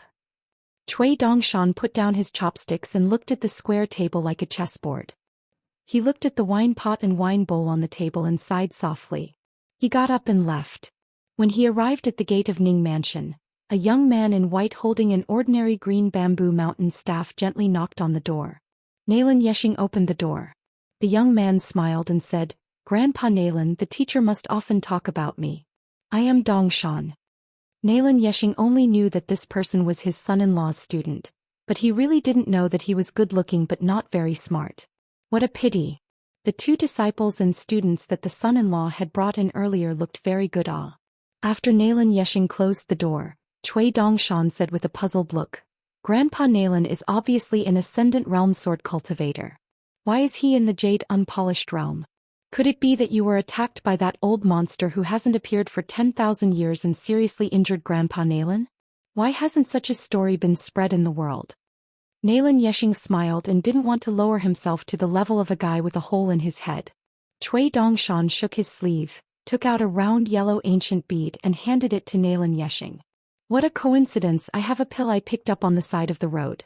It is difficult to help Grandpa Nalan return to the Immortal Realm, but it may be possible to mend the Jade Unpolished Realm." Nalan Yeshing glanced at it and didn't see the depth of the pill. If the gift was too heavy, there was no reason to accept it. If the gift was too light, there was no need to be polite. So he smiled and said, "Thank you, but take it back." Cui Dongshan didn't take back his hand. He added with a smile, I picked it up on the Kaiyun Road in White Emperor City. With lightning speed, Nalan Yeshing grabbed the pill from the white-clothed young man's hand and hid it in his sleeve. After thinking about it, he decided to keep it in his arms. The old man complained, "Dongshan, why are you still giving Grandpa Nalan a gift? Don't be so estranged." Cui Dongshan looked surprised and stretched out his hand. "Estranged? Isn't this Junior drawing legs on a snake? Give it back to me." Nalan Yeshing stretched out his hand and gently pushed the young man's hand away. He said earnestly, "Dongshan, look, you are even more estranged now." The young man seemed to be convinced by the old man. He turned and ran to the door of Ning Mansion. He opened the door and crossed the threshold. Then he turned and stretched out his hand. "Give it back to me." Nalan Yeshing took a breath of cold air. Good heavens, he must be right. He is really the proud student of that son-in-law. Maybe he has obtained all the true teachings. Nalan Yeshing pretended to be deaf and dumb, turned and left. He didn't care whether he entered Ning Mansion or closed the door. Cui Dongshan entered the door, closed the door and quickly caught up with Nalan Yeshing. He whispered, "Grandpa Nalan, now you know who I am, right?" Nalan Yeshing smiled. "Dongshan, you are the most promising student of son-in-law, aren't you?" Cui Dongshan said guiltily, "I only picked up one on the Kaiyun Road in White Emperor City." In an instant, Cui Dongshan stretched out 2 fingers and blocked the side of his head. Nalan Yeshing smiled. "In this way I can accept it with peace of mind." Cui Dongshan withdrew his hand and whispered, "Grandpa Nalan, please don't tell anyone that I am an Ascendant Realm cultivator, lest the Sword Immortals think that my realm is too low and embarrass Mr." Nalan Yeshing was a little tired. It was not because of the pill itself, but because he didn't guess Cui Dongshan's words and actions after they met. He only said that he used the flying sword to scare this boy. Since the other party's realm was extremely high, he could completely turn a blind eye to it or try his best to block the flying sword. But this guy stretched out his hand to block it and deliberately slowed down a bit. When his 2 fingers touched the flying sword, it was not the tip of the sword but the hilt. Nalan Yeshing was worried. Cui Dongshan walked side by side with the old man, looked around and said casually with a smile, "Since I am Mr. Student Grandpa Nalan, are you worried that I am too bad or that Mr. is not good enough? Do you believe that I, Cui Dongshan, am not smart enough, or do you believe that Mr. is right? Are you worried about me, a foreigner, or are you worried about the foundation of Ning Mansion? Are the flying swords of the Sword Immortals inside and outside Ning Mansion not enough to break through the sea of clouds? Should a sword cultivator in the upper 5 realms believe in the lethality of his flying sword, or that his sword heart is clear and pure enough? Could it be that after I said that, you no longer believe me even though you originally believed me?" Nalan Yeshing looked dignified. Cui Dongshan sighed with emotion. People with great strength always think that they can save effort and worry. This is not good. Nalan Yeshing frowned. Cui Dongshan glanced at the dragon beheading cliff not far away. "Mr. is here, so there's nothing to worry about. Brother Nalan, we brothers have to cherish it." Nalan Yeshing said nothing along the way. When they arrived at Mr.'s house, Pei Qian and Chao Qinglang were also there. Cui Dongshan bowed and thanked him, calling him Grandpa Nalan. Nalan Yeshing nodded with a smile and said to Qin Pingon, who got up in the house, "Dongshan and I hit it off at first sight and he almost recognized me as a brother." Qin Pingon nodded with a smile. "Okay, Grandpa Nalan, I know." Pei Qian secretly gave a thumbs up to the big white goose at the door. Cui Dongshan said with a blank face, "Grandpa Nalan, I didn't say that." Nalan Yeshing smiled and said, "Is it your husband who believes in me, Brother Nalan, or you, Brother Cui?" Cui Dongshan covered his forehead with one hand and staggered, "I drank too much at the shop just now. What did I say? Where am I? Who am I?" The thumbs that Pei Qian had just put down were raised again. Moreover, both thumbs were raised. Nalini left, feeling carefree and happy. Qin Pingon glared at Cui Dongshan. Cui Dongshan sat on the threshold. "Mr., let me sit here and enjoy the cool breeze to sober up." Qin Pingon sat back in his seat and continued to right the fan, and Chao Qinglang was also helping. Pei Qian wanted to help, but his master didn't allow it. He sat alone at the next table facing the door and the big white goose. He winked at him and pointed to the 2 items on the table that were given by his master's wife. Pei Qian didn't stand on ceremony with his master's wife. He picked 2 gifts generously. A string of prayer beads made of unknown material with 108 people engraved on it. A pair of chess jars. As soon as the lids were opened, the jar with white chess pieces looked like a cloud, while the jar with black chess pieces was covered with dark clouds. There was a vague scene of an old dragon making rain. There were many beads in the prayer beads and even more chess pieces in the jar. The quality was not important at all. Pei Qian always felt that his family should win with quantity. Next time he fought with Li Huai, how could Li Huai win? Cui Dongshan nodded with a smile, raised his hand and gently made a clapping gesture. Pei Qian and him had a tacit understanding, so he raised his hand and clapped from a distance. Pei Qian sat cross-legged on the bench, shaking her head and shoulders. Qin Pingon, who had his back to Pei Qian, said, "Have you forgotten how to sit?" Pei Qian immediately seemed to have been immobilized. Cui Dongshan leaned against the door and looked at the three people in the room with a smile. Pei Qian was laughing to herself. Now whenever she saw a temple she would kowtow to the Bodhisattva. It was said that she often went to the Temple of Heart Image in the capital of Nanyuan Kingdom.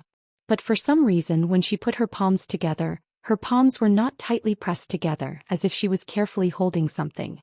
She also heard from Zhongqiu that she now had her first friend who was no longer a friend.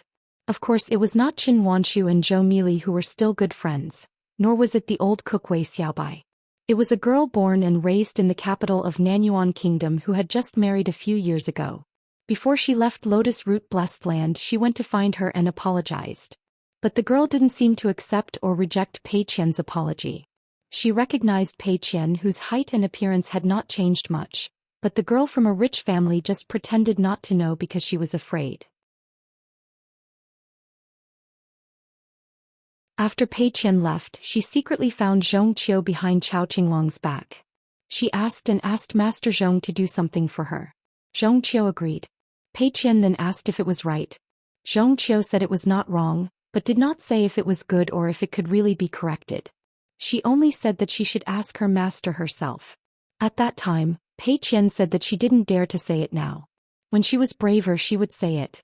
When her master liked her more then she would dare to say it. Chao Qinglang was writing attentively. It was very similar to a person. She was always serious about whatever she did.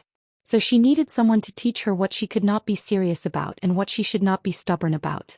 It was just that he didn't know whether Chao Qinglang now knew why his master was willing to be so serious when he was a burden dealer.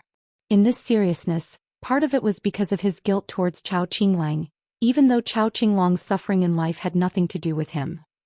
There were many things and many words that Cui Dongshan would not say. With master teaching and answering questions, the students and disciples just listened and watched. As for master, he was probably still thinking about how to make money at this moment. There were 3 people in the room. In fact, they were very similar in one thing. It was the time when his parents left for a faraway place and never returned.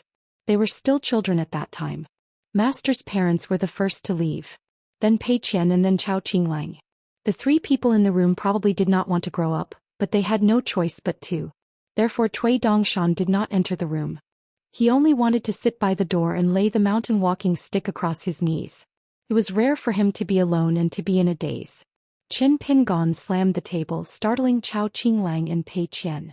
Then they heard their master laughing angrily. The one who writes the best is the laziest. Chao Qinglang looked enlightened and nodded. That makes sense. Pei Qian slammed the table. How dare you? Cui Dongshan quickly got up and crossed the door with the mountain walking stick in his hand. Okay. Qin Pingon stood up and sat beside Pei Qian. He smiled and said, Master will teach you how to play chess. Pei Qian nodded vigorously and began to open the chess jar. He stretched out his hands and shook it gently. Okay. The big white goose. What's that? It's little senior brother. Little senior brother taught me how to play chess. I'm a slow learner. I can only beat him if he gives me 10 moves. Qin Pingon's smile did not change. He just sat down and stood up. Then we'll play next time. Master, go right. What are you waiting for? Hurry up and bring the small box here. Copy the book. Pei Qian nodded and ran out. He quickly carried the small bamboo box back. He saw his master standing at the door and looking at him. Pei Qian stopped at the door and looked up in confusion. Master, are you waiting for me? Qin Pingon smiled. I remember when someone went to fetch water with a bucket, it wasn't so fast. Pei Qian looked a little flustered. Qin Pingon rubbed her head and smiled. Master and Chao Qinglang could wait for you to come home. Of course they can wait even more now. Cui Dongshan looked up and complained, I'm the one who met Master the earliest. Pei Qian immediately smiled happily. I met you earlier than Chao Qinglang. Chao Qinglang turned to look at the door and smiled. Pei Qian immediately said to the big white goose, What's the point of fighting over this? Cui Dongshan raised his hands. Senior sister is right. Qin Pingon patted Pei Qian's head. Go copy the book. In the end it was Qin Pingon who sat by the door. He took out the blade's strengthening gourd and started drinking. The three people in the room looked at the back of the figure at the door and went back to their own business. Qin Pingon suddenly asked, Chao Qinglang, I'll make you a walking stick later. Chao Qinglang turned and said, Master, I have one. Qin Pingon did not turn his head.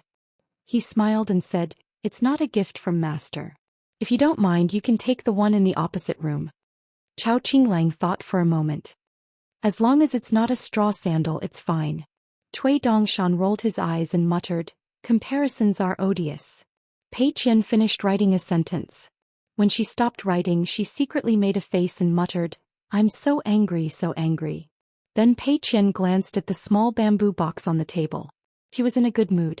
After all, she was the only one who had a small box. Qin Pingon had his back to the three people. He smiled and looked at the sky through the patio. Today's bamboo sea grotto heaven wine was still delicious. How could such good wine be bought on credit? Qin Pingon drank a mouthful of wine. He held the wine pot in one hand and patted his knee with the other. He muttered to himself, I'm a poor man but I'm good. Cui Dongshan smiled and also seemed to be talking to himself. You don't seek for yourself but you count other people's treasures. It's useless to count other people's treasures. Please listen to me. Chao Qinglang smiled and continued softly, Untainted, the light is self-evident. It's impossible not to be born from the heart. When you speak, it's like a lion's roar. Pei Qian stopped writing and pricked up her ears. He felt so wronged. She did not know what her master was talking about. She definitely had not read it in the book. Otherwise she would definitely remember. Pei Qian sighed. Then I'll make the stinky tofu. Qin Pingon's eyes lit up. He patted his knee and laughed loudly. Yangchun noodles can be free but this stinky tofu has to be charged.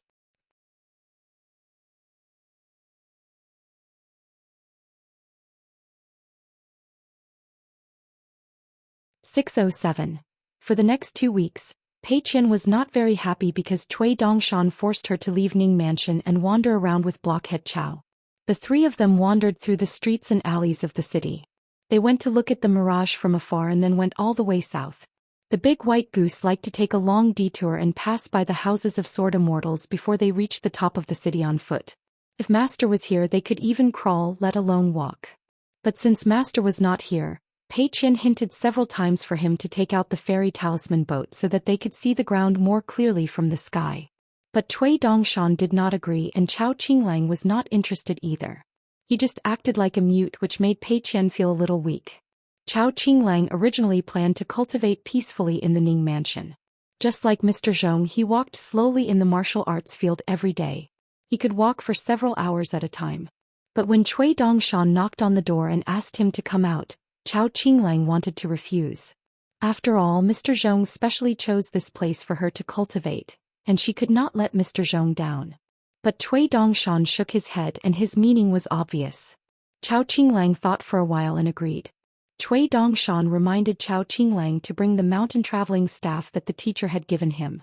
Chao Qinglang brought the mountain traveling staff that had accompanied the teacher through thousands of mountains and rivers and walked through half of the North Continent. Cui Dongshan had one himself, but it was an ordinary green bamboo. Pei Qian's mountain staff was made of the best material and was the most valuable. After the big white goose explained, Pei Qian gave up the idea of carrying the small bamboo box. On the top of the city wall, Pei Qian walked on the southern side of the city wall and saw many interesting sword immortals along the way. There were sword immortals in colorful robes strolling, but they did not carry a sword at their waist. The sword had no scabbard and the sword tassel was extremely long. One end of the tassel was tied to the waist, and the long sword dragged on the ground. The sword's tip and edge rubbed against the city wall, and the sword's aura was clearly visible. Pei Qian wanted to look more but did not dare to. Chao Qinglang, who was walking on a higher ground, looked at Cui Dongshan. Cui Dongshan smiled and said, "In this great wall of sword aura, height depends on the sword." Only then did Chao Qinglang give up the idea of jumping down the city wall and landing on the horse path. Cui Dongshan and Pei Qian laughed and said, "There's no harm in taking a look. The glory of a sword immortal is a rare sight in this world. Lord Sword Immortal will not blame you." Pei Qian dared to look more. The sword immortal in colorful robes was deep in thought, and he did not mind that the three of them were walking on a higher ground. Cui Dongshan's bottleneck and his life's cultivation, his life flying sword. And the blood on the ground. Ground, blood. Wu Qingpei was a loner. Although he looked young, he was actually very old. His Dao companion had once had her head crushed by a great demon. He opened his mouth and swallowed the woman's soul. That great demon was severely injured on the battlefield and hid in a cave in the depths of the wildlands to recuperate. It was unwilling to appear on the battlefield again. Wu Qingpei once debated whether he would live the rest of his life alone or die a meaningless death. In the end, that great demon was killed and its head was thrown to the ground next to Wu Qingpei's feet. Wu Qingpei smiled and said, "Since it's on the way, why don't you treat me to a drink?" The three of them even encountered a sword immortal who seemed to be in the middle of fighting with his sword drawn. He sat cross-legged and was currently drinking wine with one hand forming a sword seal. The old man had his back towards the south and his face towards the north. Between the north and south walls, there was something that could be described as lightning or sword light. It was as thick as the mouth of the Iron Lock Well in Longquan County. The sword light was dazzling and sparks flew in all directions. Lightning constantly smashed on the horse path on the city wall, like thousands of snakes slithering before disappearing into the grass. Pei Qian was afraid and did not dare to move forward. The old man smiled, "I don't know the rules here. You can pass if you have wine. Otherwise, you can defeat me with your sword skills or ride your sword out of the city wall and take a detour." Cui Dongshan smiled, "My master is the second shopkeeper. The upper beam is so crooked but the lower beam is not crooked either." Strange. The old man then said angrily, "Then you'll need 2 pots of wine." Cui Dongshan smiled and threw 2 pots of wine to the sword immortal old man. The old man was called Zhao Jioga. The person facing Zhao Jioga on the north side of the city wall was Qing Quan, a nascent soul sword immortal who had fallen from the unpolished Jade realm. They were sworn enemies. Other than today when Zhao Jioga pressed on and clashed with Qing Quan's sword Qi, the 2 old men who were born in the same shabby alley would also curse at each other across the horse path. It was said that when they drank wine in private they would even spit at each other.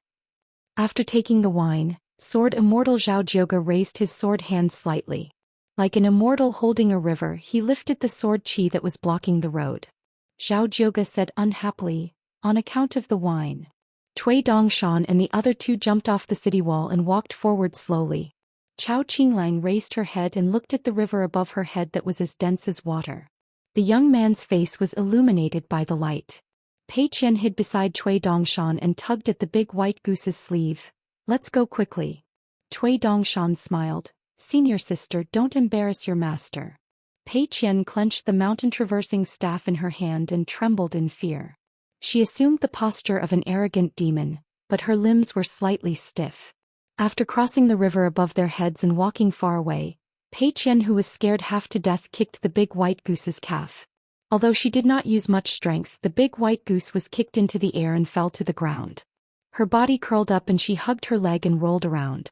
Pei Qian and the big white goose were old friends and was not worried about this at all. Therefore Pei Qian turned to look at Chao Qinglang almost instantly. Chao Qinglang looked ahead. "I didn't see anything." Pei Qian heaved a sigh of relief and then asked with a grin, "Then did you see the fish in the river just now? They weren't big. One was golden and the other was green." Chao Qinglang shook her head. Pei Qian's mouth twitched. "Hee, so you're a cultivator." Chao Qinglang did not think much of it. Chao Qinglang was well aware of his own aptitude. Mr. Zhong had already explained to him in detail why the demon Ding Ying stayed in the house near Zhuyan Alley and why he chose to sit in Chao Qinglang's house.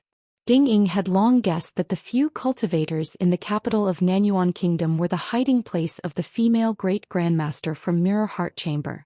Chao Qinglang was one of them. At that time the spiritual energy in his hometown was thin. The only person who could be considered a true cultivator and become an immortal was the sword-controlling Immortal, Yuzhini, who was second only to Ding Ying. However, since he could be regarded as a cultivator, Chao Qinglang would not belittle himself, and of course he would not be arrogant. In fact, after the lotus flower-blessed land was divided into 4, the heavenly dew and spiritual qi fell on the human world like rain. Many of the cultivation seeds that were originally floating in the river of time began to take root and sprout in the soil suitable for cultivation, blossoming and bearing fruit. However, as Mr. Liu, who had secretly taught him the magic of immortals, had said, having the innate talent of being blessed by heaven and earth was only the first step. Being able to stand at the foot of the mountain was only the second step. After that, there were still thousands of steps to go up the mountain. As long as one walked steadily, there would be hope to find Qin Pingon and have the opportunity to thank him and ask him if Chao Qinglang would be able to walk the path of the great Tao in the next 100 or 1,000 years. Cui Dongshan glanced at Pei Qian, the nominal senior sister. Pei Qian could rely on her talent to see other people's hearts, but Cui Dongshan was more than that. Not only could he see people's hearts, but he also knew the depths of people's hearts that others did not know. Pei Qian's memory was good. When she practiced martial arts, she stopped her sword energy for 18 times. Later, when she copied books and saw righteousness, she did not realize it at all. Then she learned to play chess with him on the cross-continent ferry. It turned out that as long as Pei Qian was willing to do something, she could do it better than anyone else. As long as it was something she wanted to learn and really wanted to explore, she would be able to do it very quickly. However, this was not Pei Qian's greatest ability. The most powerful thing about Pei Qian was that she could cut off her thoughts and set a barrier in her heart to not think too much. If I don't want to think too much, the thoughts won't come. The most intuitive manifestation was that after Pei Qian and the teacher recognized their master as their disciple, especially when they went to Luopa Mountain, Pei Qian began to stagnate. Whether it was her height or her temperament, it seemed to be fixed there. She was never tall and was always a small charcoal. Then Pei Qian's carefree attitude was truly carefree and carefree. However, as long as it was a path without barriers, Pei Qian's mind and thoughts were often like an amazing realm of unfettered heaven and earth, traveling thousands of miles in the blink of an eye. Her mind was restless and unrestrained. Cultivators trembled with fear like weak scholars walking unsteadily. The path was full of dangers and there were many bandits hiding at the side. However, for Pei Qian there was no such concern at all. It was only after she started to practice martial arts that there was an earth-shattering change. She began to grow, to move forward courageously. This was obviously another extreme. This was very good, but it also hid a lot of trouble and hidden dangers. Because the Lord Pei Qian in Pei Qian's heart was only the disciple Pei Qian in her master's heart. Therefore, to a certain extent, Pei Qian was definitely not determined. Pei Qian's heart was not sincere. She walked too fast, as if she was riding on the clouds. Above the lake in her heart, there was only a pavilion in the sky that had not yet been connected to the ground. If it was not for her master, intentionally or unintentionally, who had been bringing her on foot, trekking through mountains and rivers, each holding a walking stick and carrying a bamboo box, carefully placing one or two of the simplest principles and the simplest rules in her little book box in her heart, Pei Qian would be like a firecracker that could explode at any time. Then, in the future, the more she learned martial arts, the further she walked on the martial path, and the greater the power of the firecracker. There was a great possibility that Pei Qian would one day poke a huge hornet's nest, harming others and herself. Now that Pei Qian had changed a lot, Master was no longer afraid that Pei Qian would take the initiative to make mistakes. Even if she walked the Jianghu alone, Master was actually not too worried that she would take the initiative to hurt others. Instead, he was afraid that others would make mistakes, and if the mistakes were obvious, then Pei Qian would not be able to hold herself back and use her big mistake to crush others' small mistake. This was the most worrying result. How easy was it for Master to teach his disciple? The vast world was so complicated and there were so many life and death situations. If it was not the countryside where chickens crowed and dogs barked, there would be the heavens collapsing and the earth splitting, and there would be the overturning of rivers and seas. There were all kinds of accidents that even Qin Pingon could not determine good and evil. Once Pei Qian met with them, how could Qin Pingon dare to truly be at ease? For the sake of this first disciple of his, master could be said to have cultivated a lot. They quickly passed by a group of sword cultivators who were sitting on the ground practicing their swordplay. Then Pei Qian's sharp eyes saw the woman from the central divine continent called Yu Zhuanfu, sitting on the road in front of the city. Yu Zhuanfu was not practicing her swordplay, but was sitting there chewing on a pancake. Cui Dongshan's hands were behind his head, his chest puffed out. His arrogant walking posture was not one bit inferior to first senior sister's signature posture. Pei Qian did not know what the big white goose was thinking. It was probably that after meeting so many sword cultivators at once, its heart was trembling and it was pretending not to be afraid. Pei Qian's impression of her was actually not bad. This Yu Zhuanfu was quite magnanimous. The reason was very simple. Back when Yu Zhuanfu lost in the grappling fist and had her head smashed against the wall, she was not angry. If only Tsun Yuanji and Bai Zicheng had such magnanimity. The city walls were wide enough. Yu Zhuanfu did not even raise her head, only looking at the vast land to the south. Pei Qian's group, each holding a mountain staff, walked past one by one. Not far from Yu Zhuanfu was a youth reading a book. Pei Qian frowned. Sitting on a cushion and listening to Sword Immortal Wuxia's teachings, the Dragon Gate Realm sword cultivator Yan Lu glanced at the three people on the city walls, then turned away. It was said that he was on the same side as Qin Pingon, and it did seem like it. Cui Dongshan glanced at the book in the youth's hand and nodded with a smile. Very good, he could be considered half of his disciple and grand disciple. It was a small matter. Lin Junbai closed the book and raised his head to smile at the three people. Cui Dongshan returned the smile, Pei Qian pretended not to see it, and Chao Qinglang nodded in return. Chao Qinglang had naturally already recognized the person. The teacher had carved some words in the manner and casually talked about the two defensive battles. He did not talk about good or evil. He only described the thoughts of the attackers and defenders, as well as the speed of their attacks for the three students. The three people left. Lin Junbai continued flipping through the iridescent clouds manual. On the Great Wall of Sword Qi, although he did not want to break through consecutively in one go, which was why his realm was not high, under Sword Immortal Wuxia's instructions, he still acted as half a teacher for his companions. Furthermore, he was the only sword cultivator who managed to capture a wisp of the ancient sword intent and leave it in his crucial Qi abode. Yan Lu, Jiang Guanqing and Zhu Mei, half of the innate sword embryos, had once captured a fleeting wisp of the sword intent. Yan Lu had even captured it more than once, but unfortunately he failed to keep it. Lin Junbai had never revealed the secrets of the heavens. Sword Immortal Wuxia knew this, but he did not expose it. Lin Junbai planned to wait until he had collected 3 wisps of the ancient Sword Immortal's sword intent. If no one succeeded, he would then say that he had received a gift. It could be considered as a way to encourage them so as to prevent them from losing their motivation to practice the sword. Every time the 3 of them reached a deserted area, Cui Dongshan would quicken his pace. Pei Qian could keep up with him. Her breathing was smooth and she was extremely relaxed. Chao Qinglang, on the other hand, was constantly suffering. Walking on the Great Wall of Sword Qi, she still had to follow Cui Dongshan and Pei Qian. It was like flying. Naturally, it was more torturous than the slow breathing in the Ning manner. Cui Dongshan would occasionally stop and let Chao Qinglang sit down and meditate for a few hours. Pei Qian was bored to death. She would lie on the city wall and look towards the south with her hands on her cheeks. She hoped to see 1 or 2 so-called great demons. Of course, she only wanted to see 1 or 2. There was no need to greet them. After she returned to the vast heavens and her hometown Luopa Mountain, she would have a good talk with Nguan Shu and Millet. The big demons that they were talking about were standing right outside the city wall, right in front of her. They stared at each other, but she was not afraid at all. She even had to stretch her neck to see the big demon's head. In the end, she even held the mountain walking staff in her hand and performed a crazy set of sword skills, fiercely attacking it.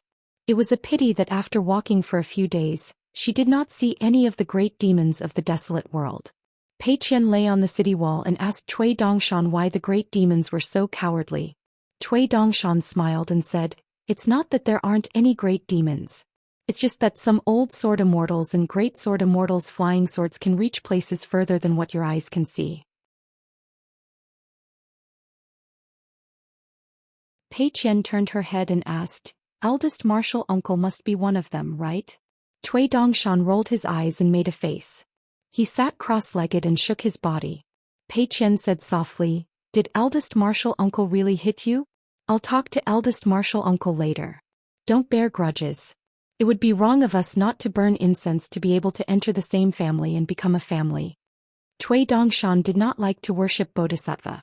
Even if he accompanied her to temples of all sizes, Cui Dongshan never pressed his palms together to worship Bodhisattva, much less kneel and kowtow. Pei Qian secretly helped him kowtow and secretly told Bodhisattva not to blame him. In fact, the city wall was already in the sky. The wind in the sky blew, causing Cui Dongshan's white clothes and hair to flutter. Unknowingly, he suddenly missed the study trip back then.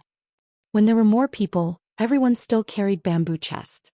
He remembered that Cui Dongshan had deliberately told Little Treasure Bottle and the others about the stories of the hermits in the books who were not hermits. At that time Li Huai did not understand it all. He only remembered it.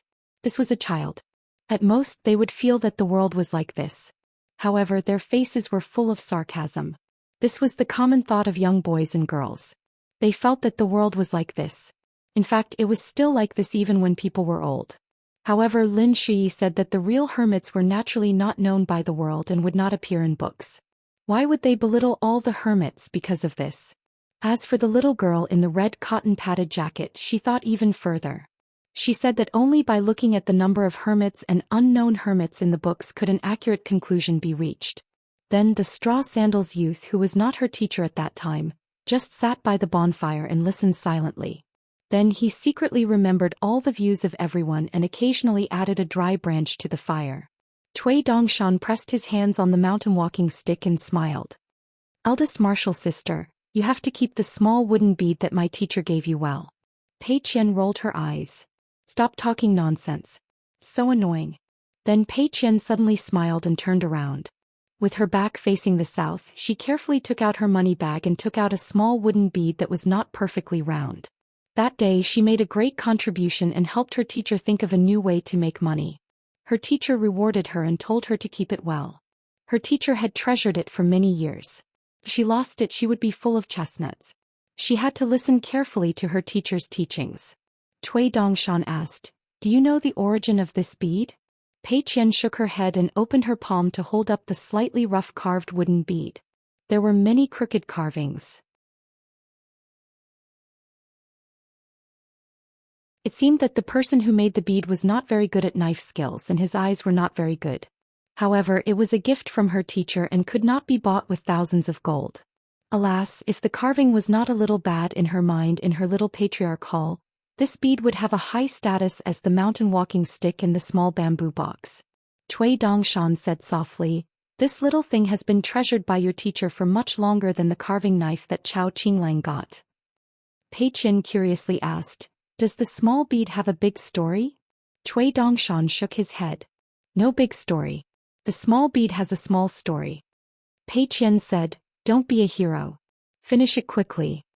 Cui Dongshan gently wiped the green bamboo mountain walking stick on his knee and said, "When your teacher was a child, he chopped a piece of wood and carried it down the mountain with a basket. When he reached home, he made a string of prayer beads for the Bodhisattva. Then he went to the Immortal tomb to worship the Bodhisattva for the last time and hung it on the hand of the Bodhisattva statue. Later he didn't go there for a long time. When he went there again, the Bodhisattva didn't have the string of prayer beads in his hand. Your teacher only picked up this one on the ground. So, after so many years, this is the only one left with him. It has been hidden in a small pottery jar. Every time he went out, he was reluctant to take it with him for fear that he would lose it again. So he asked you to keep it carefully. You really have to keep it carefully." Pei Qian clenched her fists and lowered her head. The drawing of the River of Time and the small story scroll were deliberately cut and hidden by Cui Dongshan, who deliberately did not want to show it to her. Cui Dongshan continued, "When you were a child, did you pray to the Bodhisattva? It seems that you didn't. You were so young at that time. Did you read books? Did you know how to read? But in this life, have you ever complained about your own gains, losses, and sufferings? When you traveled thousands of miles, have you ever had the slightest intention to harm others? I don't want you to learn from me. There's no need. Your you Pei Qian is Pei Qian. I just want you to know that in the world, there are still some beautiful things that people don't know. They are things that we can't see or know in our lifetime. So, we can't only see those things that are not beautiful. Cui Dongshan smiled and said, ordinary people pray to the Bodhisattva. Let me ask you, when the Bodhisattva holds the prayer beads, who is she praying to? Cui Dongshan asked and answered his own question. She's asking for it. Chao Qinglang suddenly said, in a university square in your hometown, there is a plaque with the words "Don't ask for it" from outsiders. Cui Dongshan nodded and said, many principles are fundamentally connected. Our Confucian learning also has a process of self-seeking and seeking deeper. There are also problems, and that is, in the past there was a big threshold to reading books. Those who could read books and study were usually from good families. They didn't need to deal with trivial matters like daily necessities, nor did they need to compete with the benefits and losses of those at the bottom. It's just that as time passed, there were more and more scholars in the past, and it wasn't enough. Because the sages only taught you to go higher, they didn't teach you how to earn money to support your family, they didn't teach you how to fight with bad people. I think the principle is really good, but it's not very useful. Almost every generation of scholars always feel that the world they live in is too bad. They curse the heavens and the earth, blame others and blame themselves. Is it because they have read more, are older and have a long life, seen more unhappiness and have a deeper understanding of suffering, that's why they have such a pessimistic view? Is it because the world hasn't changed for the better but it hasn't changed for the worse? Shouldn't we think about these possibilities? In fact, many sufferings are not mentioned in books, and even if they are, the number of words is not many. Compared to all the pain and suffering, it seems that the former has never been a match for the latter. Furthermore, the latter has always been outnumbered. Pei Qian was silent. Chao Qinglang stopped cultivating and began to cultivate her mind. Cui Dongshan looked a little tired for the first time. It's not that the principle is really bad, it's not right. It's because it's too good and too right that it's difficult to do. There are always many people who don't blame the unreasonable people around them, but blame the principle and the sages. Why? The principle in books can't speak, and if the sages hear it, they won't do anything. What to do? Then there are many old sayings of compromise as well as a lot of proverbs. For example, it's better to provoke a gentleman than a villain. Is it reasonable? It seems that when you think about it, you always feel that something is wrong. How could there not be? Almost everyone in the world is a person who truly needs to live their lives. All of their family assets and incense are accumulated one copper coin after another. Therefore, when I think about it this way, this sentence is simply priceless advice. Cui Dongshan leaned back. I hate those who are smart but not smart the most. Since they have broken the rules and taken advantage of others, they should just shut up and enjoy the benefits in their own pockets. But they just have to come out and show off their cleverness. Then I met Pei Qian. Chao Qinglang, do you know what little senior brother was thinking when he was at the other extreme in the beginning?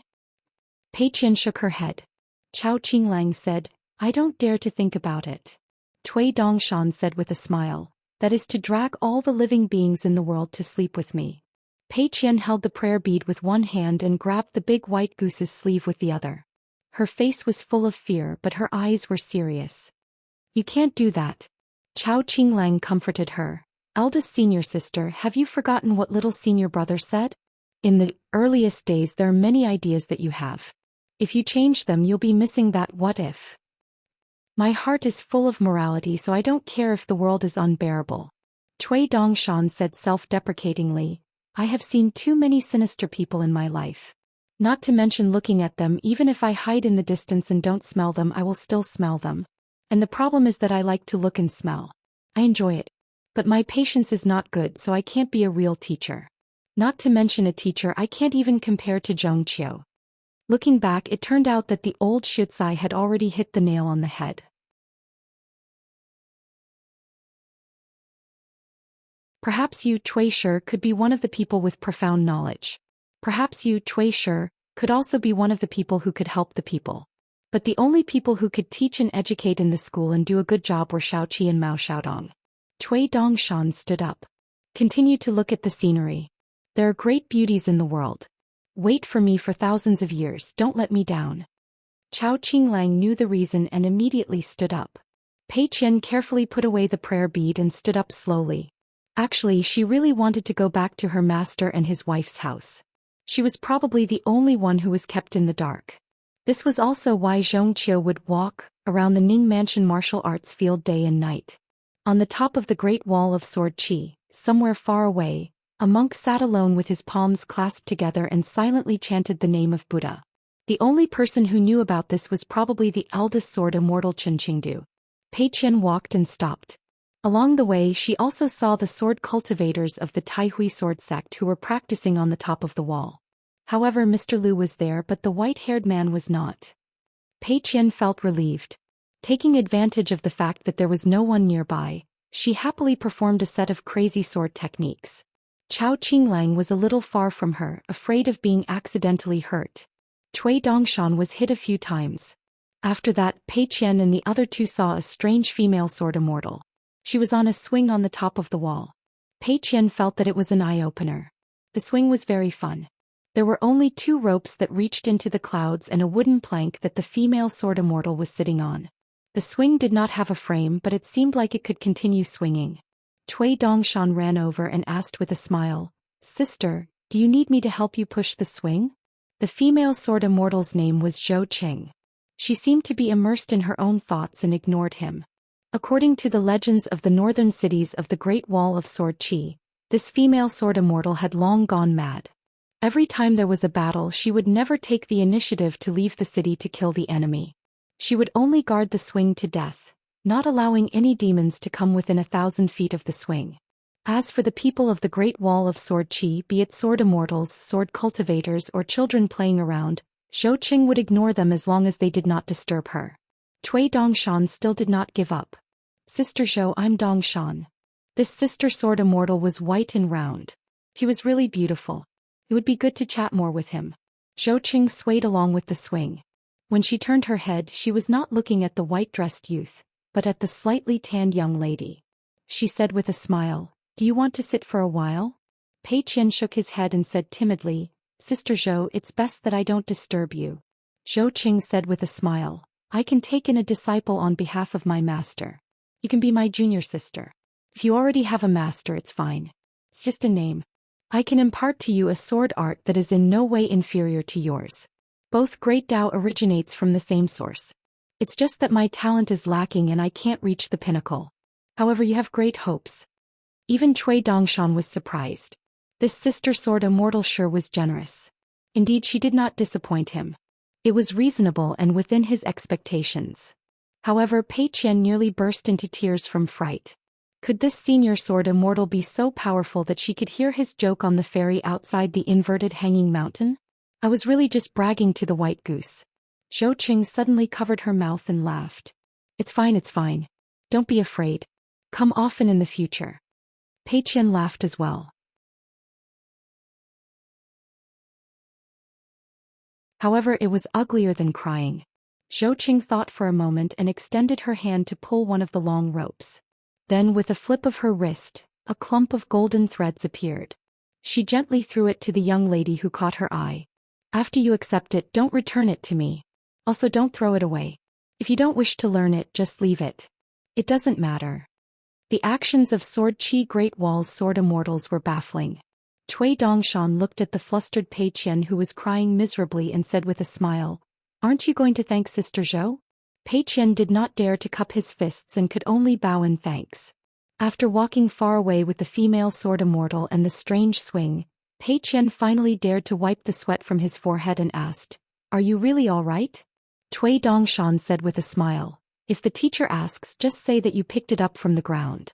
If he doesn't believe it, I'll convince him." Pei Qian was skeptical.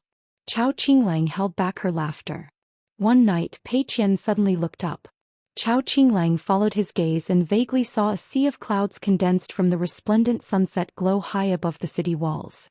It was said that there was a sword immortal who slept all year round on a big bed. Cui Dongshan glanced at it and did not look anymore. The gaudy one was called Miyu. He was just a jade immortal who relied on a pile of immortals' money. Because he had a good brother, the sword immortal Mihu, whose flying sword was not weak. If Mihu did not give up his own opportunities and resources to cultivate his younger brother, Mihu should have been in the immortal realm. However, the gains and losses were meaningless to outsiders. After all, it was Mihu, the sword immortal's own choice. Me who was addicted to killing enemies. Every time he fought it was tragic.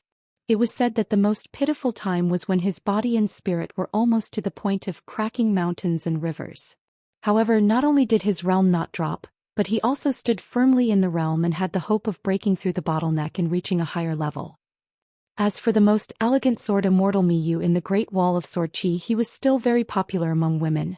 Not only that, many women from other places also had many unclear relationships with him. Cui Dongshan did not plan on staying. His destination was another blabbermouth great sword Immortal Yuqing.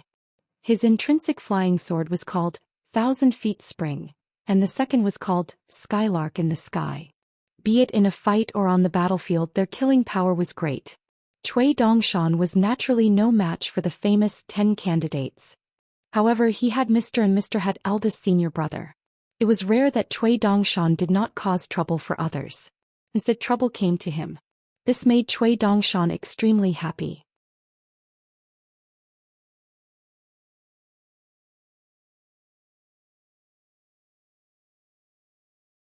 The person who had retracted all of his sword chi stood beside Miyu. He did not even look at Miyu. He only looked forward and said indifferently, "The sage of literature lineage is too heavy. That broken sword of yours can't handle it. Trash like you, do you deserve it?" Chao Qinglang bowed. Luopa Mountain's Chao Qinglang greets eldest martial uncle. Pei Qian quickly made up for it. He followed suit and bowed. Luopa Mountain's Pei Qian greets the greatest eldest martial uncle. After getting up, Pei Qian felt that he had not had enough. So he clenched his fists, tiptoed and stretched his neck. He waved his hand at the back of the figure high above. "Eldest senior brother, you have to be careful. This fellow has a black heart." Left and right turned to look. The sudden appearance of two martial nephews made him feel a little awkward. When Cui Dongshan tactfully scooted a little further away, left and right nodded to the azure-clothed youth and young lady. It was equivalent to saying that their eldest martial uncle was aware. Left and right said, "Miyu, do you want to call Yuqing and Mihu to take action, or do you want me to greet them for you?" Miyu's face turned pale. This was because he was deep in a small world. Not only that, any slight movement would cause extremely pure sword intent to point at him like thousands of flying swords. Cui Dongshan covered his mouth with both hands and suppressed his voice. He said slowly, one word at a time, "Eldest. Marshal. Uncle. Once. When. Then Cui Dongshan hid behind Pei Qian and Chao Qinglang. He was really worried that his eldest martial uncle would give him another sword strike. When it came to the matter of killing demons, when had he ever brought up his full attention? Other than a handful of existences before the Great Wall of Sword Qi, even sword immortals did not know about it. Cui Dongshan revealed a benevolent smile. As expected, left and right were bastards with some minor swordsmanship. They did not attack him but others. It was very satisfying. Pei Qian held the mountain-traveling staff under his armpit. He placed his hands in front of him and clapped lightly. Cui Dongshan said with a smile, "After today, the literary sage's unreasonable lineage will spread throughout the Great Wall of Sword Qi." Pei Qian said, "Why?" Chao Qinglang sneered, "Others will feel that a lot of reason is in the hands of the weak after the strong become weak. This is because they do not feel the same way." Cui Dongshan chuckled, "Don't learn from me." Chao Qinglang shook his head, "I only know this. I will only learn from you." Left and right ignored Cui Dongshan. He retracted his gaze and looked into the distance. He continued with an indifferent expression, "Miyu Yuqing. Follow me out of the city for a battle. If there is only victory, admit defeat. If you are willing to fight to the death, die." Sword Immortal Mihu said telepathically, "I admit defeat and apologize to you." Yuqing did not reply. Left and right flashed and went to find Yuqing. "Yuqing, do you only know to be a mute now? Before this, did I use my sword to pry open your mouth and spout nonsense?" Cui Dongshan took out the talisman boat fairy and smiled. "What are you looking at? There's nothing to see. Let's go home. When you martial uncles fight, you are the most careless. It is the most humiliating." Cui Dongshan and Pei Qian sat on the left and right of the ferry. They each held a mountain-traveling staff and rowed the boat. Cui Dongshan swore to his senior sister that this way, the ferry could fly faster on the way home. Chao Qinglang was a little helpless. She looked at Pei Qian, who was rowing the boat with all his might and laughing. She did not know if she really believed it or just thought it was fun. Cui Dongshan was more refreshed now. He leaned on the ferry and held his butt up as if he was holding the wormwood with both hands. He rowed the boat with all his might. Previously, when he suffered a sword strike, he also told his martial uncle about the great sword Immortal Yuqing's achievements. This deal was indeed worth it. They returned to Ning residence in the middle of the night. Pei Qian was a little disappointed that he did not see his master's wife, who was in seclusion. Qin Pingon and Cui Dongshan went to the dragon-slaying cliff pavilion to talk. Chao Qinglang went to her residence to cultivate. The battle between the two great sword immortals on the city walls spread quickly throughout the Great Wall of Sword Qi. It was said that great sword immortal Yuqing was forced down the city wall and fell to the south.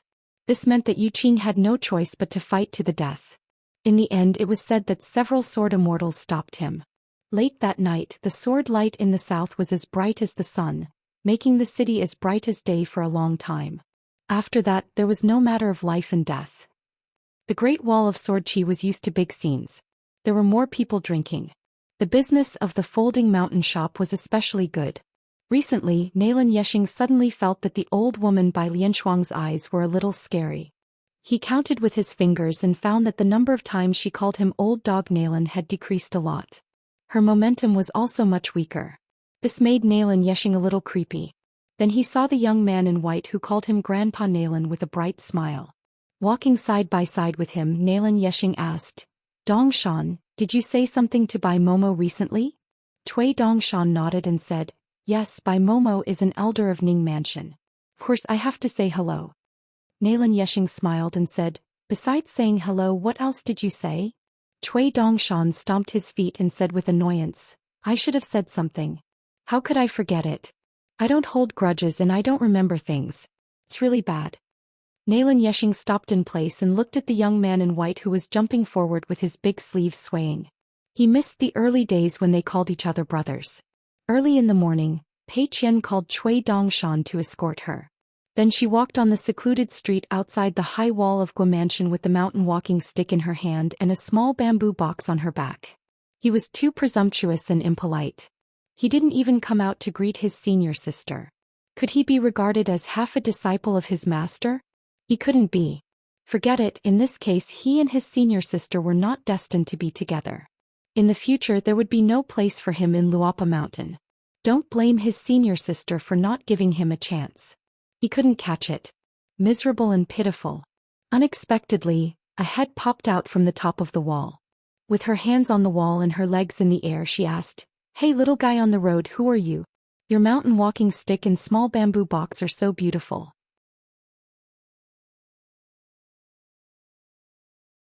"Alas, they make you look a little dark." Pei Qian stood in place and turned her head. Guizhujiu opened her eyes wide and stared at Pei Qian. She asked tentatively, "You wouldn't be the big senior sister who is as beautiful as a flower, whose fist art is invincible, who is 8 feet tall, right?" Pei Qian withdrew her gaze and looked at the big white goose bitterly. The big white goose didn't care about loyalty and pretended to be deaf and dumb. So after arriving at Ning Mansion, Pei Qian was a little listless as she lay on her master's table. Qin Pingon put down the engraved seal in his hand and asked with a smile, "What's wrong? You've seen that little girl Lu Duan and you're not happy?" Pei Qian nodded. "Master, I'm not complaining to you behind your back. I just don't like her." Qin Pingon smiled. "Our Luopa Mountain Ancestral Hall doesn't have a rule about how much we have to like each other. As long as we each abide by our own rules, it's enough." Pei Qian immediately sat up and nodded. "That's good.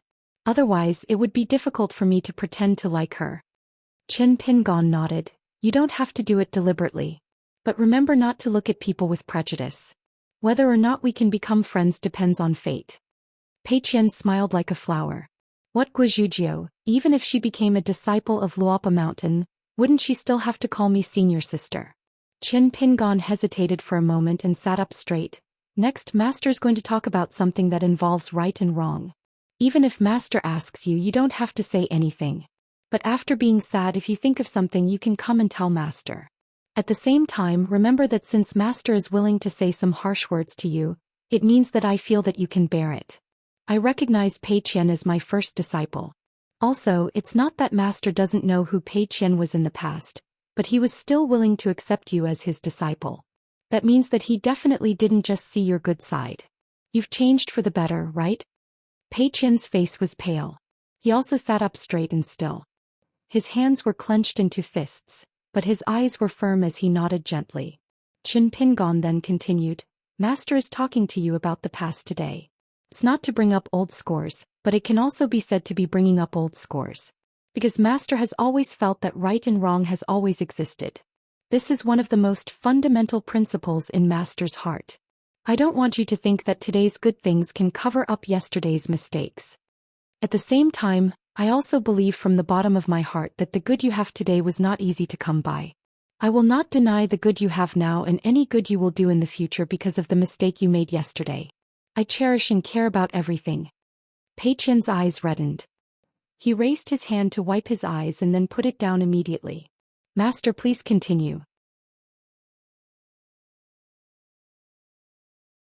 Pei Qian is listening. Qin Pingon's face was firm. He didn't deliberately lower his voice. He just tried his best to be calm and said slowly to Pei Qian, I asked Chao Qinglang privately if he took the initiative to fight with you in the Lotus Blossom Blessed Land. Chao Qinglang said yes.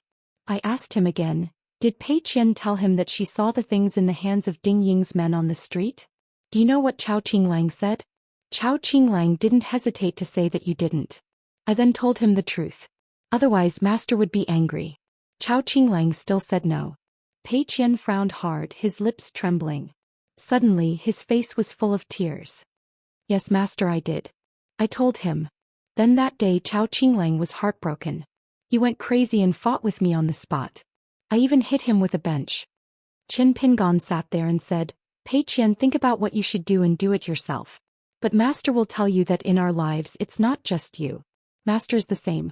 Not all mistakes are made when we know that we're wrong and have the chance to make up for it. There are even many mistakes that we know we're wrong and want to correct, but we don't have the chance. Besides, I also want you to understand that it's not that Chao Qinglang doesn't hold grudges. It's not that he doesn't care about it. He's just willing to forgive you. But the forgiveness of others and our mistakes are two different things. The world is so complicated. We may have done good things, but many mistakes are still there. Even if everyone doesn't remember them, we will still remember them. It's not that you have a lot of reasons. If you really have a lot of reasons to do something wrong, then it's not wrong. Pei Qian sat there and wailed. Qin Pingon got up and sat on the bench beside her. Your master made you sat today. If you make a mistake in the future, it will be the same. What will you do? Pei Qian stretched out a trembling hand and carefully tugged at her master's sleeve. She sobbed, Master, do you not want me anymore? Qin Pingon shook his head and said, Of course not. It wasn't easy to teach the Pei Qian of yesterday to become the Pei Qian of today. I can't bear to throw you away. Turning around, he gently rubbed Pei Qian's head. Qin Pingon laughed hoarsely and said, Because Master's life is sometimes very difficult. Pei Qian cried heartbreakingly again. She thought of her parents who fled on the road, the little beggar in the capital of Nanyuan Kingdom, the summer days when she lay on the stone lion and counted the stars. She thought of Grandpa Cui who left without saying goodbye to her. He suddenly remembered everything. All the things she didn't want to think of, things she wanted to think of but didn't dare to think of, all rushed to her heart. In the corridor outside the house, there was a small world that had been formed silently. Chao Qinglang changed from standing to sitting on the ground with her back against the wall. Little senior fellow apprentice Cui Dongshan was sitting next to her. And this little senior fellow apprentice maintained the small world and quietly left the house with Chao Qinglang. Chao Qinglang said, I feel much better. Thank you, little senior fellow apprentice. Cui Dongshan said, It's not a matter of course to be able to meet our master. You and I should work together. Chao Qinglang took a step back and bowed for a long time without getting up. Cui Dongshan suddenly shouted, No way, no way. Once we're here, we'll either be knocked down by eldest martial uncle's sword or be bullied by Grandpa Nalen. I have to act like a little senior martial brother and find someone to play chess with. You just wait, soon you will hear of little senior fellow apprentice's glorious deeds. It's not difficult to beat him. Winning 3 or 5 games in a row is nothing. Only when he wants to keep losing will it show that your little senior fellow apprentice's chess skills are not bad.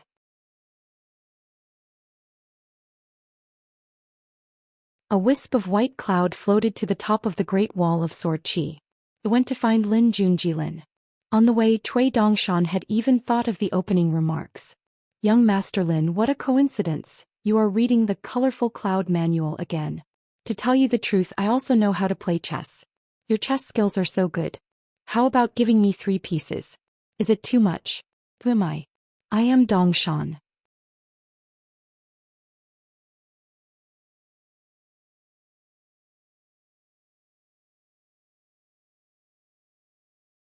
"608. The wine shop was overcrowded with drunkards and gamblers today. The atmosphere was harmonious, and they were all praising the second shopkeeper. It wasn't that the second shopkeeper was so handsome and had the style of his senior brother. They were saying that the second shopkeeper's bamboo grotto heaven wine paired with pickled vegetables and yangchun noodles should be the best in the Great Wall of Sword Qi, and that those who didn't come here to drink were not sword immortals. This made some people panic. As they drank, they felt uncomfortable all over. They wondered if this was a trick of some enemy forces. Was this the second shopkeeper's so-called clumsy flattery trick? Therefore, these people silently noted down the names and appearances of those who were the most talkative and boastful, so that they could claim credit from the second shopkeeper later. As for whether they would wrongly accuse good people or accidentally hurt allies, the second shopkeeper could make the decision himself. They were only responsible for reporting. After all, there were a few among them who had only received the second shopkeeper's hint and had not really become fellow Daoists who could gamble with others to make money. On the city wall, Yu Zhuanfu was gnawing on a pancake and holding a kettle in one hand. He looked at a certain battlefield south of the city wall.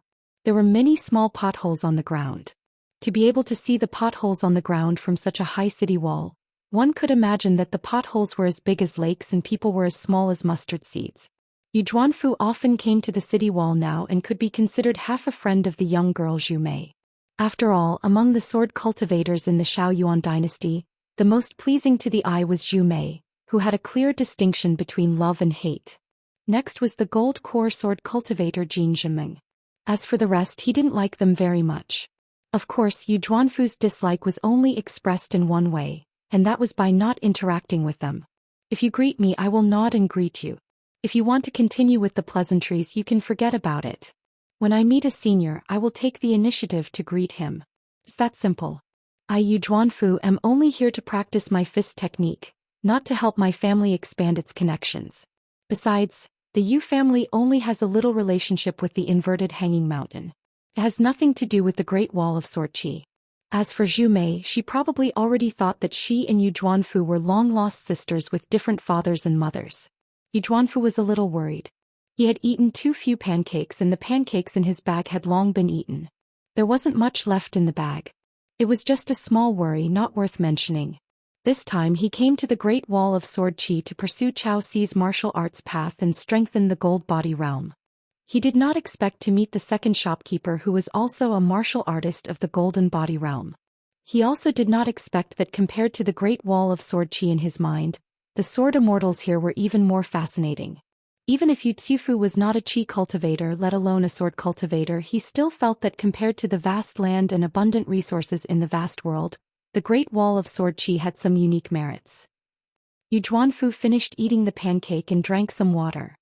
He planned to rest for a while and then get up to practice his martial arts. The Yu was destined. Of course. Senior's with swordsmanship was indeed the best. Sword Immortal Sun Jian had witnessed the beginning and end of the battle. According to Sword Immortal Sun Jian, Su's first strike was unreasonable. He chopped Yu Qing off the city wall. Then he didn't restrain the sword qi.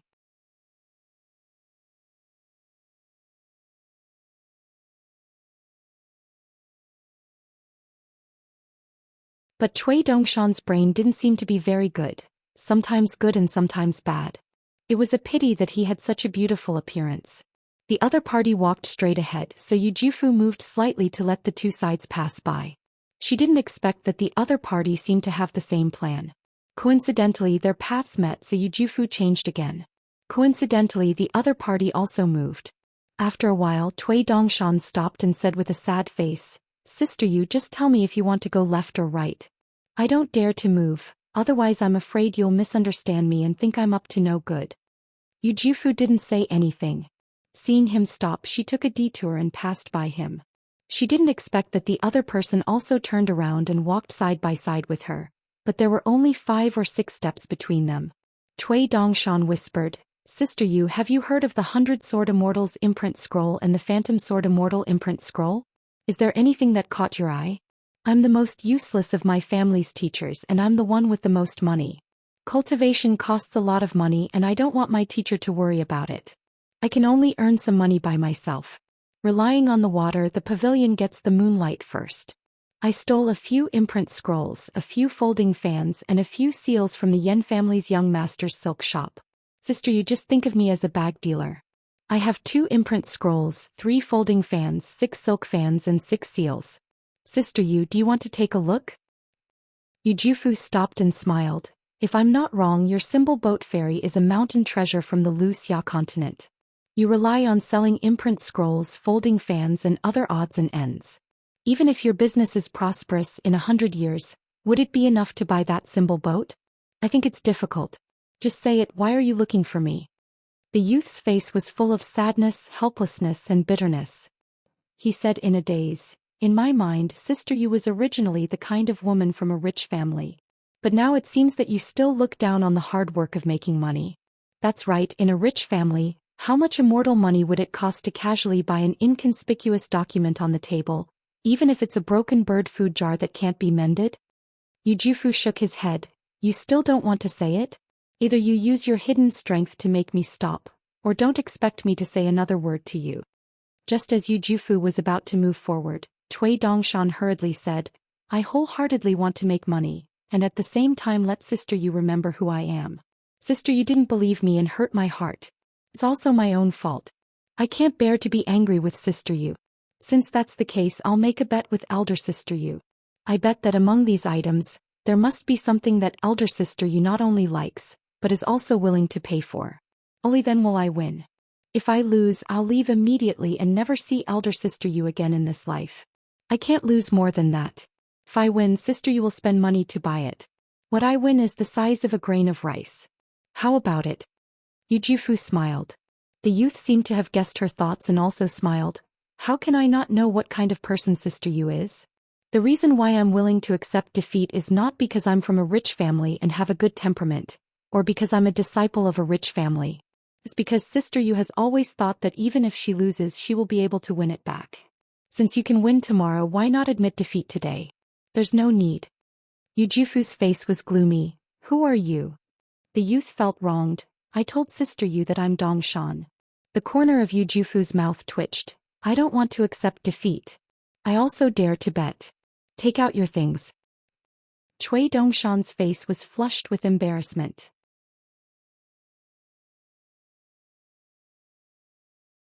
He lowered his head and quickly pressed his hands on his belt. Then he turned sideways, bashful, not daring to meet anyone's eyes. Yu Jufu's fist landed on the youth's temple. However, the youth didn't move at all. He was like a wooden person who was scared silly, or as if he didn't even notice. Yu Jufu immediately restrained the fist intent of a 6th realm martial artist's punch and suppressed it to a 5th realm fist aura. Finally, the fist landed on the youth's forehead. The fist intent decreased again, but it was only the strength of a 4th realm martial artist. Moreover, the fist fell and landed on the youth's cheek. Even so, Yu Jufu was still surprised by the next scene. Originally, Yu Jufu couldn't see through the youth's depth. However, he had a guess in his heart. The highest was nascent soul realm, the lowest was cave realm. Otherwise, the youth's footsteps and breathing wouldn't be so smooth on the great wall of sword chi. Even if he was cave realm, he was still in the middle 5 realms. Therefore, the youth could dodge the fist of a 5th realm martial artist. The youth could also withstand the fist of a 4th realm martial artist. He definitely wouldn't be injured. Of course, there would still be some physical pain. However, Yu Jufu didn't expect the youth to be sent flying countless times after taking a punch. He fell heavily a dozen steps away, his hands and feet twitching again and again. Could this be considered a 4th realm martial artist killing someone with one punch? Yu Jufu took a step forward and squatted beside the youth. The nosebleed was real and not fake.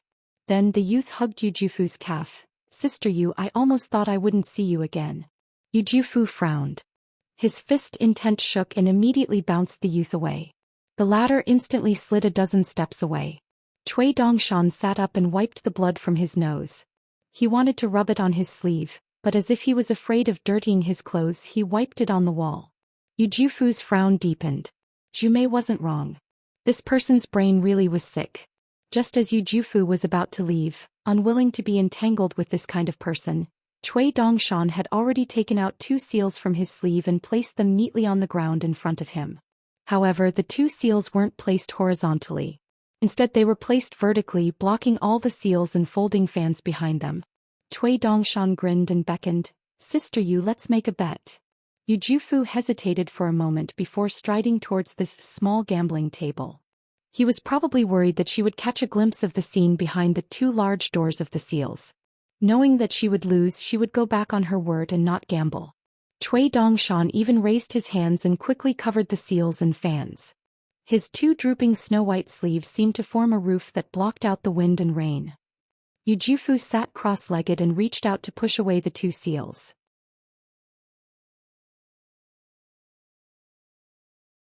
Obviously he wouldn't pay for them. But before Yu Jufu moved, Cui Dongshan stretched out his hands again to cover the 2 seals. All the folding fans were moved away by Yu Jufu's hands. She picked up the seals that Cui Dongshan didn't hide. Looking at the seal, she smiled. It was Yu Hualong. Your homophone. It was a good sign. But Yu Jufu still didn't feel very moved. I Yu Jufu have never liked the name Yu Jufu since I was young. Naturally, I would be grateful for the surname Yu, but not too obsessed. As for whether Yu Hualong or not, she wasn't a qi cultivator. Even if she had seen the magnificent scenery of the Dragon Gate in the central region, she didn't feel much excitement. Scenery was just scenery. Therefore, Yu Jufu still just put it aside and said with a smile, "Only the last 2 seals are left." Cui Dongshan pressed his palms on the seals like an immortal's 5 fingers covering the mountains.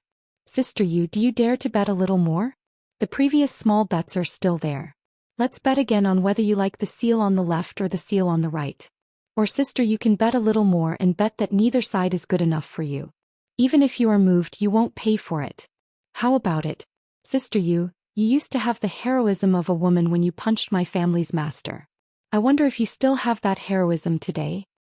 Yu Jufu asked, "What are the stakes for the 2 bets?" Cui Dongshan used telepathy and said with a smile, "The stakes are slightly higher than the previous one, which is that sister you will pass a message to the Yu family for me in the future.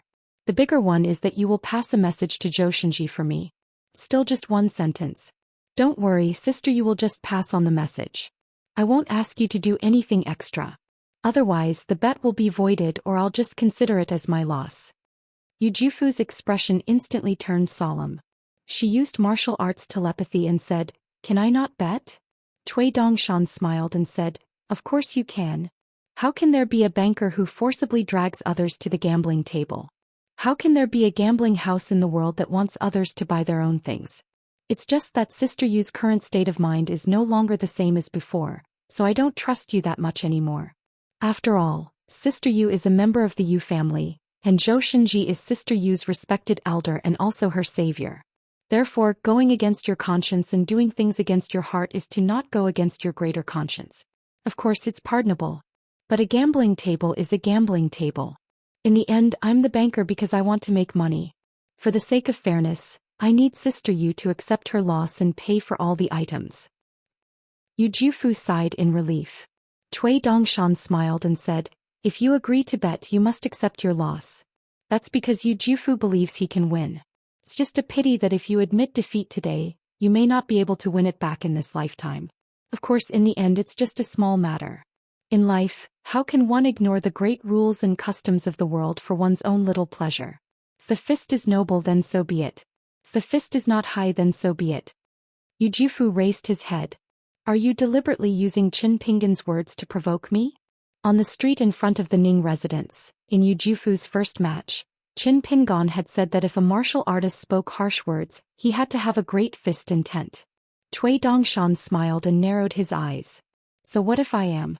So what if I'm not? So what if I retreat today? Tomorrow I'll take 2 more steps." Yu Jufu is not a qi cultivator but a pure martial artist. The path of martial arts is always sailing against the current, not striving for the speed of day and night.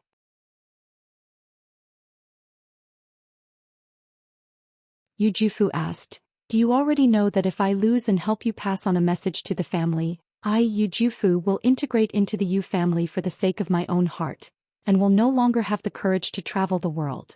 Cui Dongshan nodded and smiled. Of course.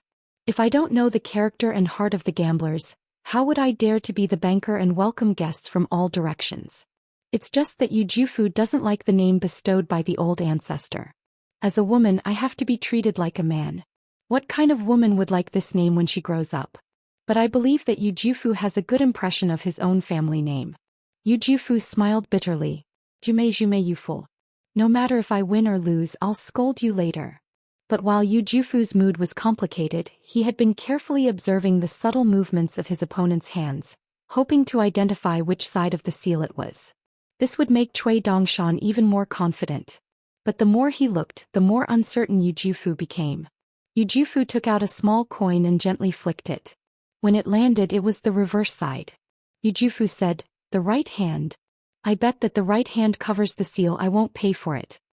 Cui Dongshan bent down and was about to take the money. Yu Jufu angrily said, "Cui Dongshan." Cui Dongshan looked up with a blank face. If I win and don't take money, why would I be the banker and a bag dealer? My family's master is the child of wealth. I'm not.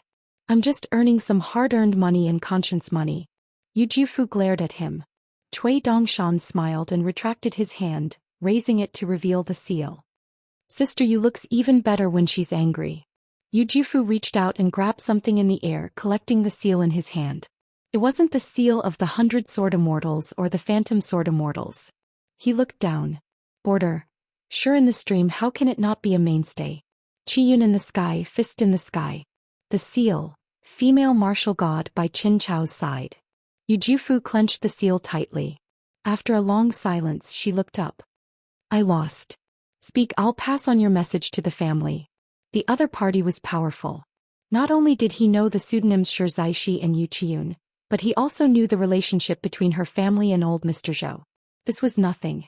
The other party's true strength lay in his ability to read people's minds. He had calculated that she, Yu Jufu, would wholeheartedly approve of Qin Pingan's words. He had calculated that once she lost, she would be willing to promise the family that she would no longer wander around. She would begin to truly serve the family as a Yu disciple. What did this mean? It meant that the other party needed her to pass on a message to the ancestor. No matter what the Yu family's reaction would be, they would at least pinch their noses and accept this kindness. He had also calculated that Yu Jufu's greatest wish on the path of martial arts was to catch up with Chao Ci and Qin Pingan. He would definitely not just watch the backs of those two men go further and further away. Yu Jufu's expression dimmed.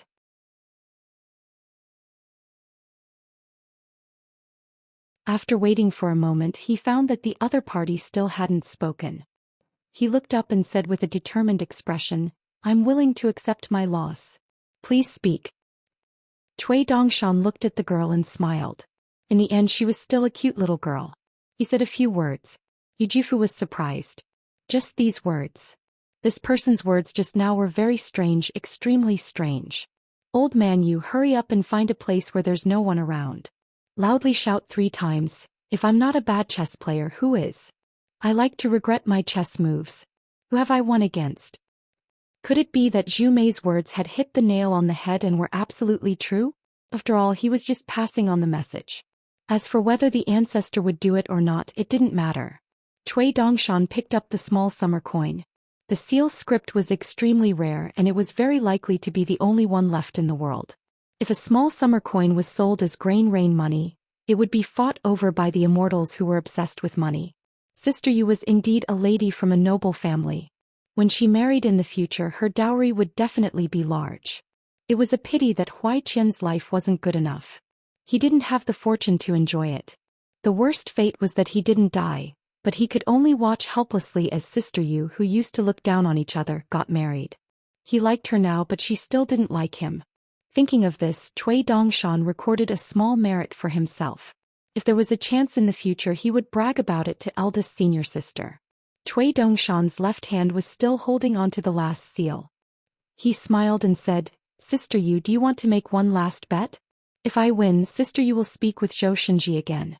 But if I lose, my words with the Yu family will not count, and I'll return this small sum of money to you. Anyway, I've made a careless move and lost the whole game. I'll lose all the bets. What do you think? Yu Jufu thought about it. Even if he was almost certain to win the last game, Yu Jufu still didn't want to bet. Yu Jufu shook his head. I won't bet. The person opposite laughed. Sister Yu's gambling luck seems bad, but it's actually very good. As for why I said that, Sister Yu will soon know the answer and it will be today. Yu Jufu said angrily, still trying to provoke me? Are you done yet? Cui Dongshan grasped the seal that he had been hiding and gently tossed it to Yu Jufu. This is for you. Consider it my apology to you on behalf of my teacher. Yu Jufu caught the seal, dumbfounded. She muttered, impossible, this seal has already been bought by an unknown sword immortal. Even sword immortal Sun Jian couldn't find out who bought it. You've only been at the Great Wall of Sword Qi for a few days. And how could you know? Can only be this seal, it can only be this. Cui Dongshan acted like a little child pretending to be profound. He sighed and said, in the great gambling world, winning depends on luck. Cui Dongshan put away all the items that Yu Jufu didn't care about and stood up. These odds and ends are Sister Yu's generous gift to me. When I think about how I will be acquainted with Sister Yu in the future, I'm happy, really happy. Yu Jufu still sat in place. She looked up. Senior, who are you? To be able to address her old master as Old Man Yu and rotten chess player, and even directly address Old Master Zhou as Zhou Xian, the white-clothed youth smiled and said, I am Dongshan. Cui Dongshan strode away to find someone else. After Cui Dongshan took a few steps, he suddenly stopped and turned around. He smiled and said, Sister Yu, in the future don't throw money in front of others to make a choice. I don't dare to say everything, but most of the time, you think it's an illusory matter of luck. In fact, it's luck because your realm isn't high enough.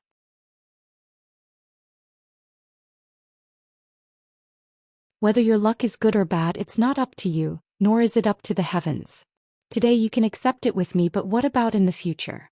Today you're just a martial artist, Yu Jufu, but in the future you'll be Yu Jufu of the Yu family. Sister Yu, please think about my master's words day and night. Yu Jufu was silent. The seal in her hand was boundless, only the seal. Wild goose hitting the wall. Yu Jufu turned to look. The white-clothed youth was walking on the wall and practicing martial arts. He made a lot of noise and his voice wasn't soft. It was a set of martial arts that could probably be considered a tortoise's fist. Sword Immortal Wuxia was teaching the children of the Xiao Yuan dynasty swordsmanship. According to the rules of the Great Wall of Sword Qi, once on the wall there were no rules. If one wanted to set the rules, one had to speak with the sword. Sword Immortal Wuxia was a foreigner. His swordsmanship wasn't bad, but he had a gentle temperament. In addition, he and this group of young geniuses had an average reputation in the Great Wall of Sword Qi. Naturally, he wouldn't target a white-clothed youth who was sitting in the distance and watching them practice. Moreover, the youth had only glanced at them a few times before he quickly went back to reading. Sword Immortal Wuxia glanced at the title of the book. It was a chess manual called Fast and Leisurely Pavilion. It was widely circulated in the central Divine Continent, especially in the Xiao Yuan dynasty. It specialized in solving problems of life and death. There was a sentence in the preface that was highly respected. The level of my skill depends on the opponent's skill in chess. Wait for a strong opponent, then use an even stronger opponent to win step by step. Isn't that fast? Sword Immortal Wuxia smiled. This person's cultivation realm shouldn't be low, but he hit it well. Even Sword Immortal Wuxia found it difficult to see through him. He couldn't be a sea viewing or Dragon Gate cultivator. As for whether he was a Jin Dan or Yuanying Earth Immortal, it was hard to say. Could it be that he wanted to use chess to ruin the scene? Could it be that this young man, whose real age was hard to tell, had come to the wrong place? Apart from imparting swordsmanship, Sword Immortal Wuxia also allowed these future pillars of the Xiao Yuan dynasty to cultivate by themselves and search for opportunities. The young man, who was a disciple of the literary sage's lineage, was quite patient. He sat there and read the chess manual. Not only that, he even took out a chess set and a chess jar and began to play by himself. During a break, all the young sword cultivators intentionally or unintentionally avoided the young man in white. They weren't afraid of him or his teacher Qin Pingan. Instead, they were afraid of Qin Pingan's eldest senior brother. As for left and right swords, They had a tacit understanding and didn't mention a word about it on the city wall.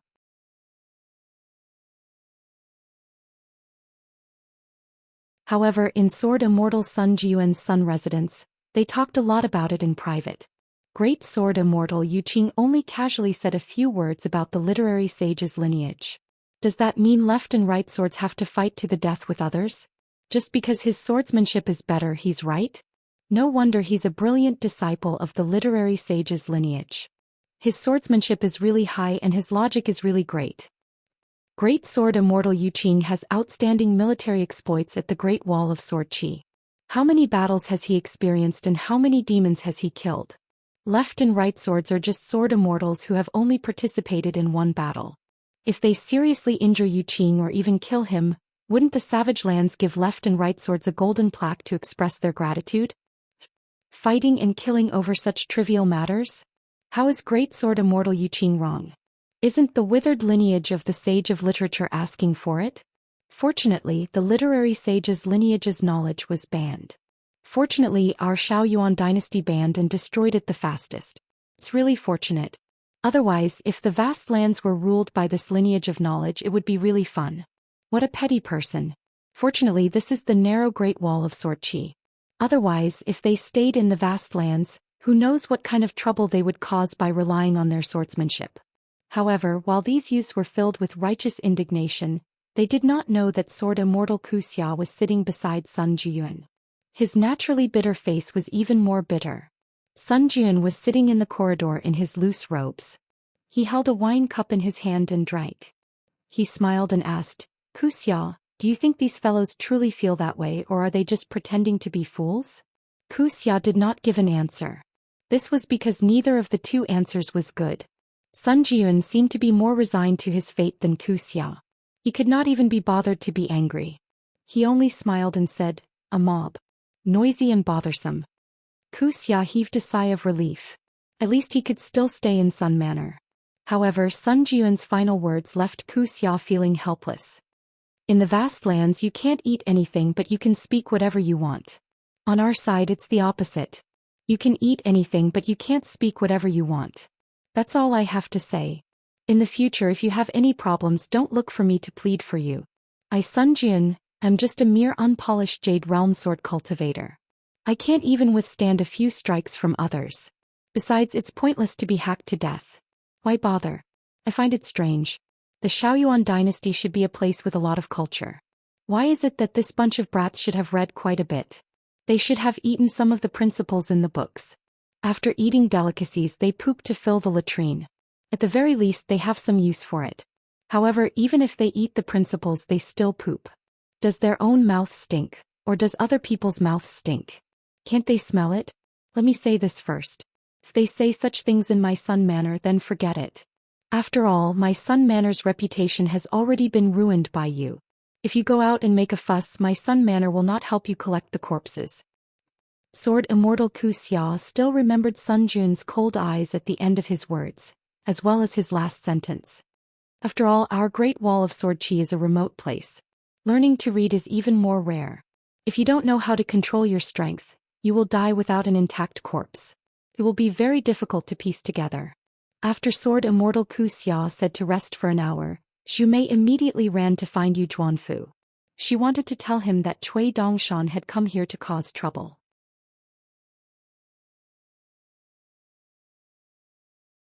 Jin Zhenming was still sitting alone on the praying mat in the opposite corner, silently searching for the threads of sword intent hidden in the sword qi. Lin Junbai was sitting on the praying mat, answering the questions of several sword cultivators. Only Yan Lv got up and walked towards Qin Pingan's student named Cui Dongshan. He jumped onto the wall, turned his head to look at the chessboard and asked with a smile, "Is this the life and death problem of Mr. Shilu's fast and leisurely pavilion?" Cui Dongshan raised his head and glanced at Yan Lv. He didn't speak, lowered his head and continued to solve the problem alone. Yan Lv smiled and said, "Who do you want to play chess with by staying here? Do you want to ask Junbai about chess? I advise you to give up, Junbai won't come here." Cui Dongshan didn't raise his head and said, "Jiang Guanqing, if you want to build a relationship with me and get familiar with my eldest uncle, I also advise you to get lost quickly." Jiang Guanqing? Yan Lv laughed involuntarily. Cui Dongshan raised his head and said, "What, you, a disciple of the secondary saint, want to fight with me on the chessboard?" Yan Lv shook his head, his smile was tranquil and his expression was calm. "You've got the wrong person. Although I, Yan Lv, am not a disciple of the secondary saint, I know very well that the disciples of the secondary saint follow the rules and follow the teachings of the sages. They never engage in meaningless disputes. The truth is in the book and in the heart, not in the sword or the fist, and of course not on the chessboard. I am not a disciple of the secondary saint, but I know this truth, let alone the thousands of students of the secondary saint. What do you think?" Cui Dongshan asked doubtfully. "You're called Yan Lv, aren't you that Jiang Guanqing whose ancestral grave emitted the wrong smoke and whose 2 elders were once gentlemen of the academy? You're a disciple of the Yan family of the Central Plains?" Yan Lv put on a stern face and said in a deep voice, "Please be careful with your words." Cui Dongshan waved his hand, one hand twirling a chess piece and the other holding the chessboard. He looked at Yan Lv from the corner of his eyes and said seriously, "Then let's not talk about that Jiang Guanqing whom you say you care about but don't care about in your heart. I'll just talk about you. Your ancestor is that Xianxia who doesn't receive an invitation every time at the banquet of the god of Green Mountain, the famous big dog Yan of the Central Divine Continent. Every time he drinks, even if he can only drink with the last seat and no one pays attention to him, he still likes to drink with all his might. After leaving the bamboo sea grotto heaven, he immediately puts on a face that says I've not only drunk at the god of Green Mountain, but I've also drunk with who and who's that." Fortunately, there was a fellow who was not tactful and did not understand the rules of the banquet table.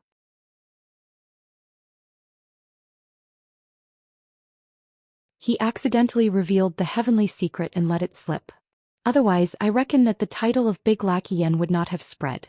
"Young Master Yan, what do you think?" Yan Lv's face was ashen.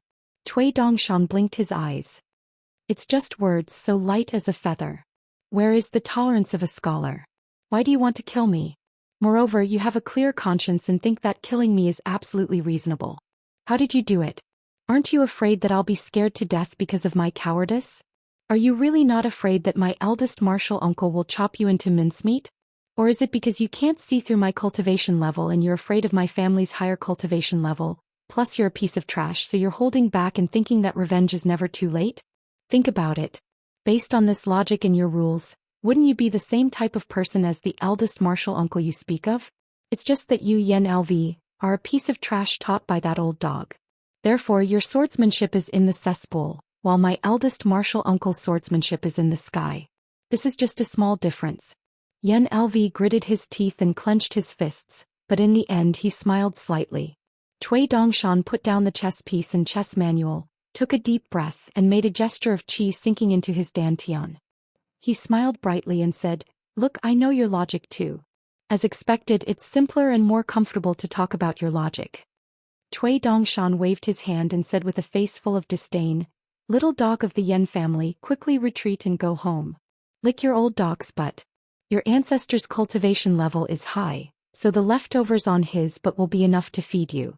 Why did you come to the Great Wall of Sword Qi and follow behind Lin Junbai and wag your tail? Practice your sword, my ass. Why don't you think about who our eldest young master Lin is? He's noble and upright and immortal." Yan Lv was about to summon his flying sword. Lin Junbai just stood up. "All right, Cui Dongshan, I'll play chess with you. There's no need to talk about this little exchange of words." Cui Dongshan pinched his nose with one hand and beckoned with the other. "Young Master Lin, quickly sit down. I can only rely on your immortal qi to help dispel the stench of urine." Yan Lv still wanted to draw his sword, but was stopped by Sword Immortal Ku Xia's voice. "Zwizwa won't draw his sword for himself, but he'll draw his sword for the sage of literature's lineage. He won't care who you are or what realm you're at." Yan Lv's face paled slightly. He jumped off the city wall and returned to the prayer mat.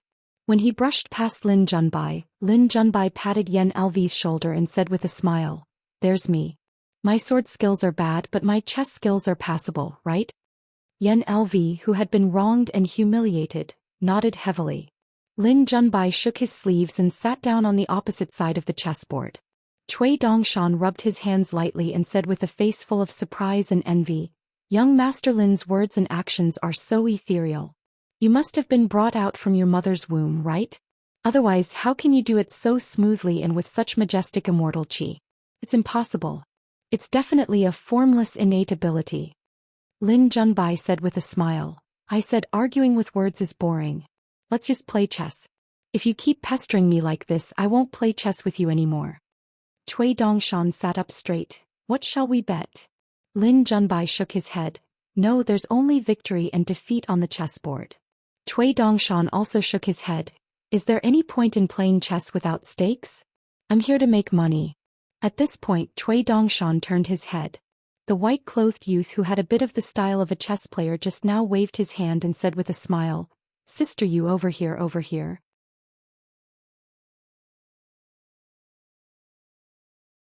I'm going to play chess with young Master Lin. Watch how I beat him. Lin Junbai also raised his head. But compared to Cui Dongshan's outspoken mouth, Lin Junbai, who was also a handsome immortal, was elegant and graceful. He smiled helplessly at Yu Zhuanfu. Yu Zhuanfu was expressionless. Zhu Mei couldn't help but laugh. She affectionately called Yu Zhuanfu, Zai-shi, and then lamented, You really are an idiot. All sorts of feelings welled up in Yu Zhuanfu's heart. Sure enough, the other side had predicted that Zhu Mei would talk to him about this, and also predicted that he would appear. And the appearance of a daughter of the Yu family would naturally arouse a trace of competitiveness in someone like Lin Junbai. For cultivators, even the slightest bit of a mustard seed was no small matter. Everything was still within Cui Dongshan's calculations. Yu Zhuanfu didn't approach the two playing chess. He sat cross-legged and began to nibble on pancakes. Zhu Mei wanted to go to the chessboard to join in the fun, but she was stopped by Yu Zhuanfu to chat with him. Cui Dongshan looked at Yu Zhuanfu's back and sighed softly. If only this sister Yu of mine could look at me more. It could help my chess skills soar and increase my chances of winning. Lin Junbai held his breath and didn't speak. Cui Dongshan turned his head. A small bet for fun. 1 copper coin. Lin Junbai asked, Copper coin? What else? Spending money on a piece of snow is a small bet? Cui Dongshan clicked his tongue. Young Master Lin is really rich. Lin Junbai laughed. Where am I going to find a copper coin for you? That's right, I don't think you'll lose much. If you win, it'll be even bigger. After all, winning a copper coin from me is more meaningful than winning a piece of grain rain money. It'll be more memorable in the future. Cui Dongshan was shocked. I've hidden my unfathomable thoughts so well, but young Master Lin still guessed it.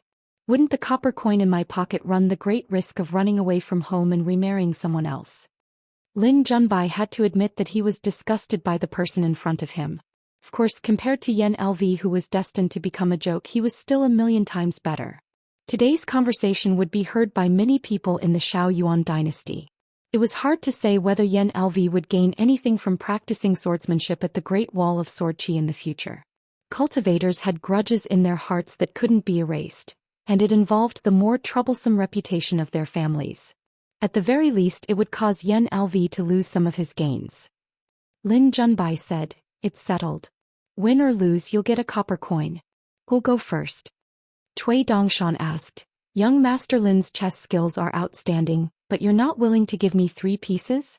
Don't you want to return with a copper coin with a big victory? Lin Junbai had already reached for the chess pot.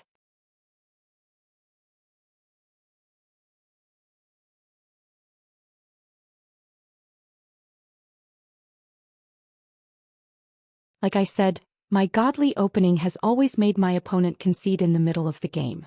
Lin Junbai smiled, not taking it to heart. Pretending to be innocent after gaining an advantage, that was all there was to it. Cui Dongshan thought for a moment. Whether or not young Master Lin will personally borrow the money, I can't just follow behind young Master Lin's butt. After all, I haven't learned the essence of the Yen family's style. However, whether or not young Master Lin will personally send the money, I do have an idea. If I win the second game, the prize will be mine.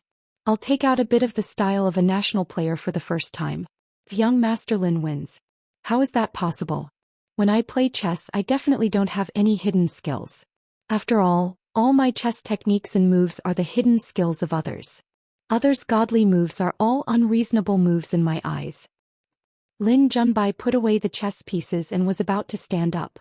Then with a glance, Lin Junbai suddenly realized that the Pleasure Pavilion chess manual had unknowingly been placed on the white-clothed youth's butt. Lin Junbai's expression still didn't change. The person who wrote this manual was the second national player of the Xiaoyuan dynasty.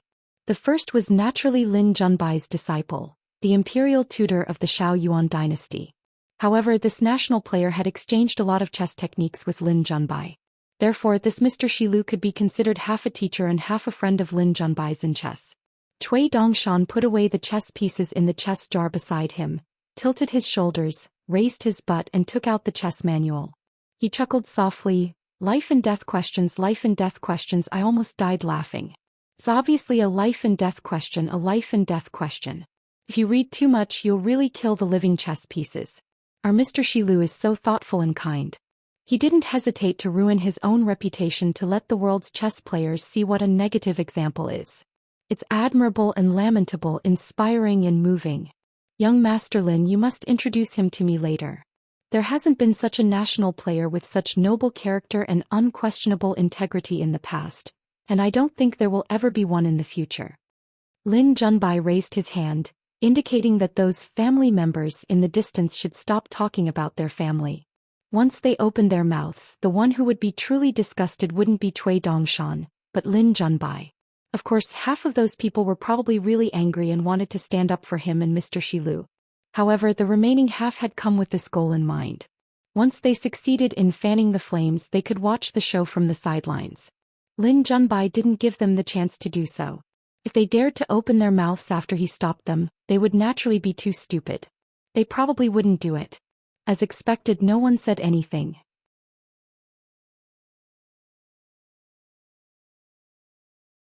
Cui Dongshan casually tossed the chess manual out of the city, nodding to himself. If the beasts of the wilderness picked it up, they'd definitely understand it with a single glance. From then on, it would be like everyone was seeking death. The Great Wall of Sword Qi would have no worries and the world would have no worries. Lin Junbai returned to his seat and smiled. You've won this time. Let's play another round. What shall we bet? Cui Dongshan smiled. Let's bet a bit more this time. A piece of snow will cost money. We'll each come up with a question of life or death. How's that? Until the one who can't solve it loses. Of course, I'm the one who won, so there's no need to guess. I'll just let you go first. You come up with a question and I'll solve it. As long as I can't solve it, I'll just take things too hard and jump off the city walls. I'll risk my life to snatch back that priceless chess manual from the hands of those great beasts who treat it like a treasure and only think that chess is actually so simple. If I win, young Master Lin will obediently give me another piece of snow to spend money. Lin Junbai shook his head. If I can't solve the question of life or death, it's still chess.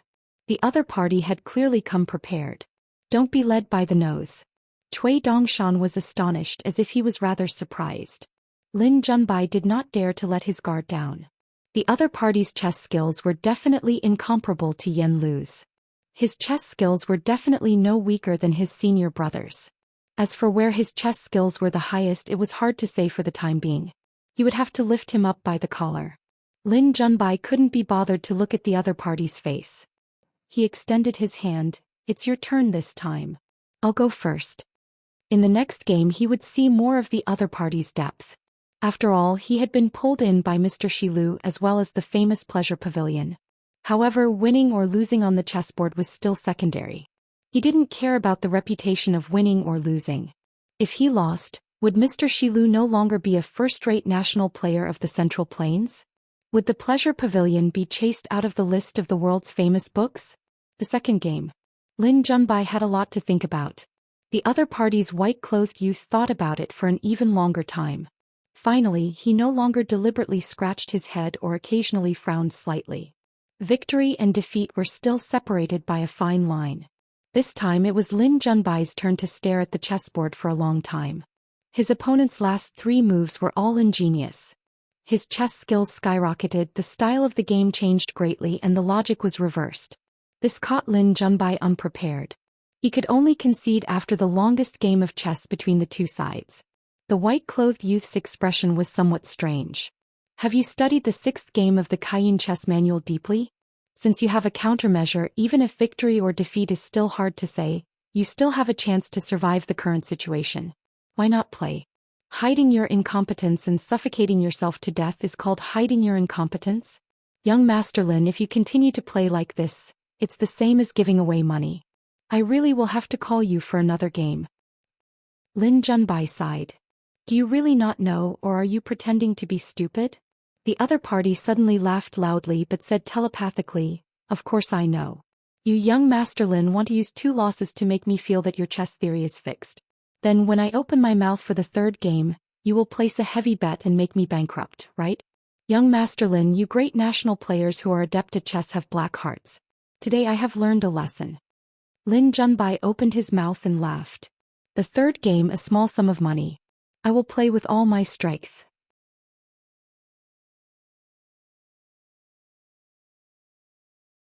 Cui Dongshan clenched his fist and waved it lightly, shaking his head. Sister, you can't lose this small sum of money to you for my fan. As for the other small sums of money, you can choose as you wish. I don't have any in my pocket anyway. Cui Dongshan turned his head and shouted, Sister, you don't worry. Even if I lose everything, I will keep this small sum of money as a sign of brother-sister affection. Yu Zhuanfu turned a deaf ear. Zhu Mei muttered, nothing good comes out of a dog's mouth. Cui Dongshan laughed out loud. Little girl, speak louder. We literary saints don't mind being scolded in front of our faces. If there is a reason, we will give you a thumbs up and say that you scolded well. But scolding behind people's backs is fine as long as we don't hear. Otherwise, flipping through books is like eating shit. If you spout shit while eating, you will be struck by lightning. Zhu Mei was somewhat flustered and sat closer to Yu Zhuanfu. Lin Junbai laughed. Any small sum of money is fine. Cui Dongshan suddenly said, let's add some extra stakes. If I win, you can give me that iridescent cloud manual. Lin Junbai nodded. All right. The 3rd game. Lin Junbai went first. In the end, Lin Junbai, who had taken the first move and was only a hair's breadth away from victory, was almost forced into a cycle of 3 tribulations. Although Lin Junbai's expression was calm throughout, she was finally starting to feel annoyed. Both sides had played nearly 400 moves. To both sides, this was an astonishing conclusion. No one could see the exact trend of victory between the 2 players. Lin Junbai let out a sigh of relief after placing down a piece. Cui Dongshan's expression turned serious. He picked up a piece and leaned forward, stretching out the hand that was holding the piece. His other hand was tucked into his sleeve so as not to disturb the piece. Just as the piece was about to be placed, Lin Junbai's heart settled. He had won.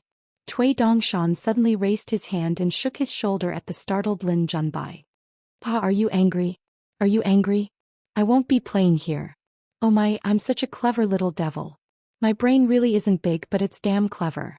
This was probably equivalent to being possessed by the eldest senior sister.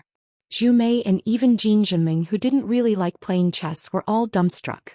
Cui Dongshan pondered for a moment, still bending down to pick up a piece. However, the piece was placed elsewhere on the chessboard. He then sat back down and tucked his hands into his sleeves. I won't play. I'm perfectly satisfied to be able to beat Lin Junbai of the Xiao Yuan dynasty 3 times in a row. The white-clothed youth looked up at the sky. Today's moon is round and full. Yes, how could there be a moon in broad daylight? The youth was thinking of Sister Zhou Cheng. Lin Junbai smiled. I lost. 1 copper coin, 1 snow coin, 1 summer coin. I'll give it to you with both hands later.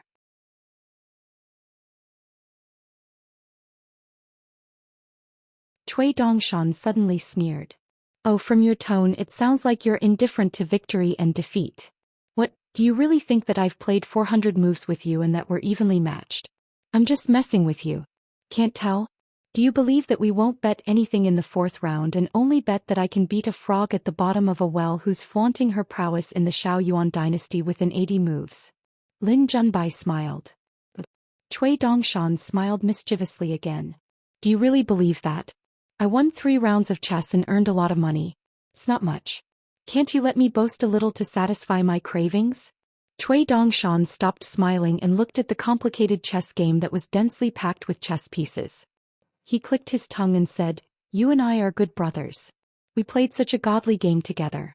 The fast pavilion is about to explode because it's just too fast. Actually, at this moment, no one dared to underestimate this person's chess skills. Yan Lv was even more so. Apart from the borders, his chess skills were the closest to Lin Junbai's. Therefore he was more aware of the white-clothed youth's chess skills. Therefore he started to change from pure hatred to fear. It was still hatred and even more so. However, in the depths of his heart he couldn't help but feel fear. Cui Dongshan waved his hand at young Master Lin, who was squatting in the latrine, and said with a sincere look in his eyes, "Give me the money later.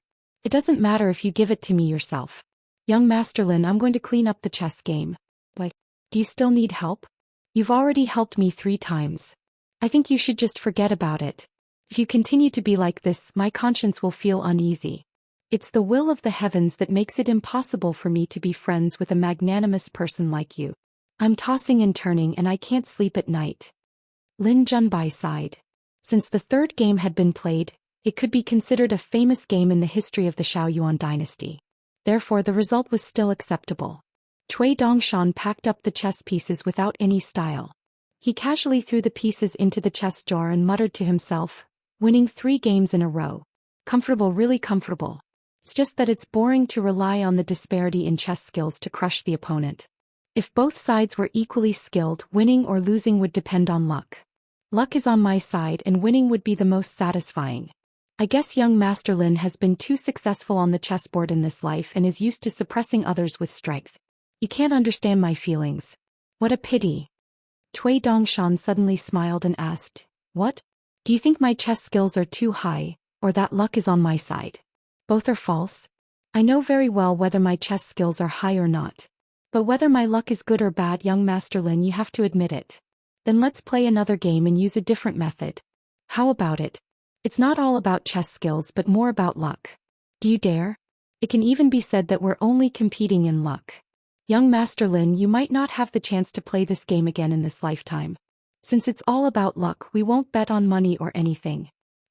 Lin Junbai asked, "What do you mean?" Cui Dongshan smiled. "You decide the outcome of this game. Whether you win or lose, you have to discuss it with Sword Immortal Wuxia first. As long as the outcome is as you say, it's your win regardless of whether I win or lose. What we're betting on is whose luck is better. Do you dare?" Lin Junbai laughed involuntarily. Cui Dongshan smiled. "Let's not talk about chess or sword skills. Let's just talk about Sword Immortal Wuxia's character. I believe in young Master Lin's gambling integrity." Lin Junbai shook his head. "I won't play this game." Cui Dongshan actually nodded. "Indeed.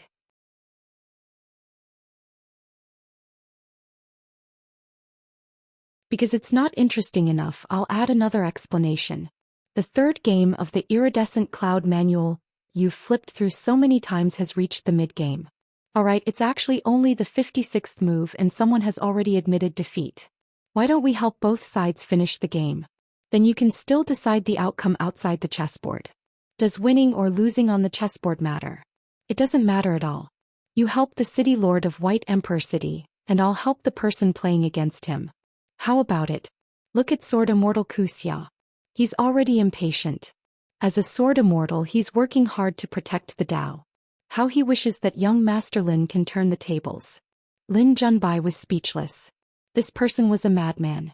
The reason why the iridescent cloud manual was viewed by all chess players in the world as I observe the iridescent clouds of the mortal realm, high and unreachable, was because the winner was invincible.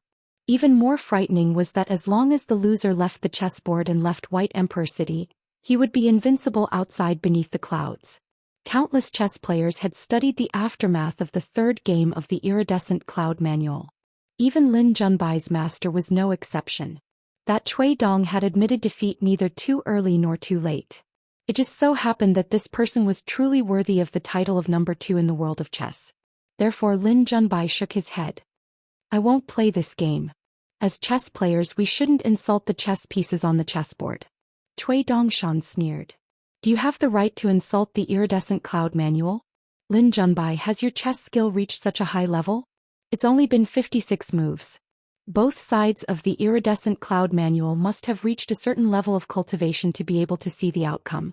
As for the other chess players under the iridescent cloud manual, do they really know what both sides are thinking? If it were you and I playing, would you really have the ability to maintain the advantage of being the city lord of White Emperor City? Who gave you the confidence? Did you lose 3 games in a row?" Lin Junbai said solemnly, let's not talk about victory or defeat outside the chessboard with Sword Immortal Wuxia. I'll play this endgame with you. Cui Dongshan laughed. Alright, then let's add a wager. If I win, you and Sword Immortal Wuxia will have to decide on the outcome of the next game. Lin Junbai said, we'll talk about it after you win the iridescent cloud manual. Cui Dongshan laughed. Fortunately, young Master Lin didn't say, we'll talk about it after you win. Otherwise, even someone who admires young Master Lin's immortal demeanor would spit on the chessboard. Sword Immortal Wuxia was extremely worried. The other young sword cultivators, even Jin Jinming, were filled with anticipation for this game.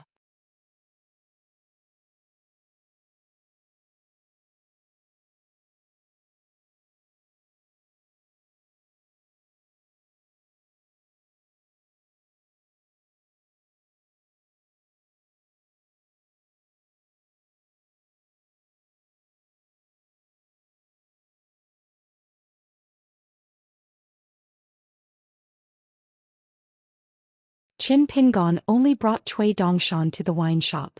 However, they didn't really go there. After a slight detour, Qin Pingon asked Cui Dongshan to help pay attention to the surroundings. Finally, they came to a house in a shabby alley.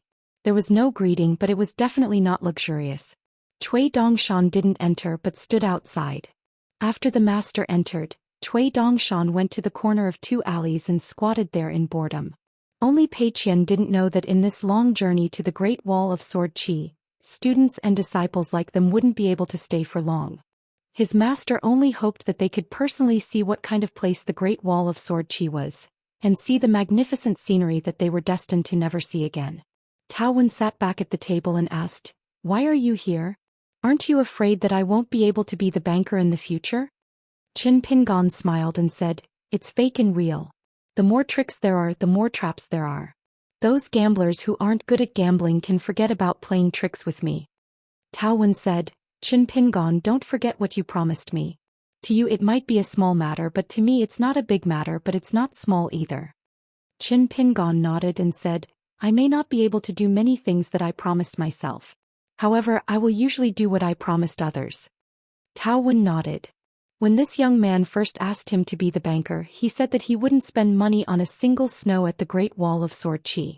Tao Wen joked, did the second manager say this, or did the martial artist Qin Pingon say it? Qin Pingon smiled and said, it was the swordsman Qin Pingon who said it. Tao Wen was silent for a long time. Qin Pingon smiled and took out 2 pots of bamboo sea paradise wine. Of course, they were the cheapest ones. Tao Wen didn't use the heaven and earth sleeve spell. He just got up and took 2 wine bowls from the kitchen.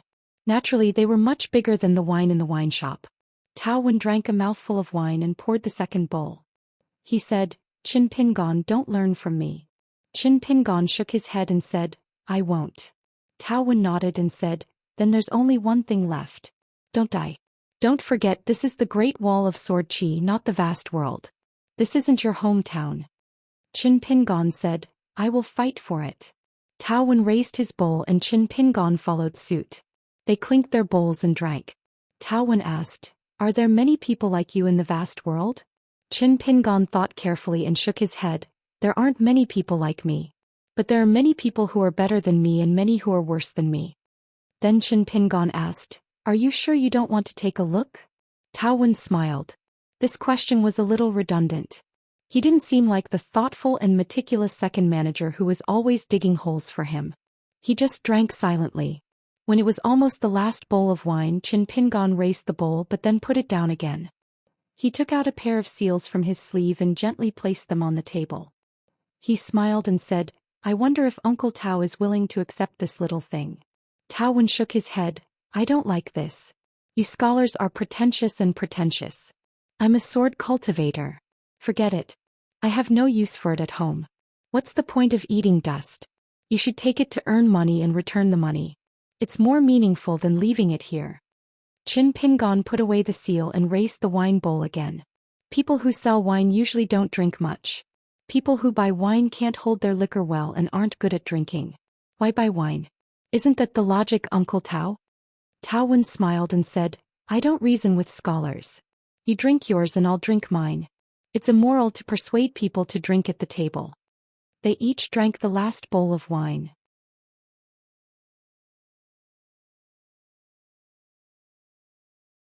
Qin Pingon stood up and smiled with cupped fists. I don't know when the next time will be.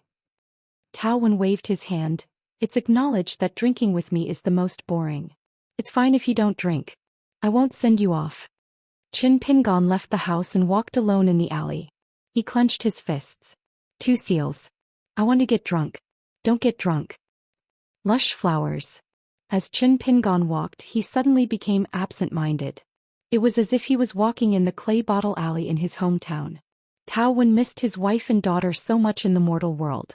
His parents were no longer in the mortal world. Would they also miss little Pingon so much? Qin Pingon stopped and fell into a daze. Then he continued walking. Moments later, Tao Wen suddenly appeared at the door and asked with a smile, I still don't want the seals. However, I want to know what was engraved on the 2 seals. Qin Pingon did not turn around. He shook his head. Uncle Tao, it's nothing. It's just some words copied from a book. Tao Wen smiled and said, You scholar. The young man in green robes with a jade hairpin did not say anything. He did not seem like the second in command at all. Tao Wen leaned against the door and stood there looking at the empty house. The words in the book were painful to the eyes. The wine in the bowl was spicy. It was as if it could make one cry. Then it made sense.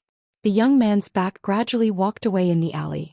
Sword Immortal Tao Wen sat on the doorstep and faced the table in the house. He muttered, Father was late that time and made the 2 of you wait for so many years. Green onions, green onions.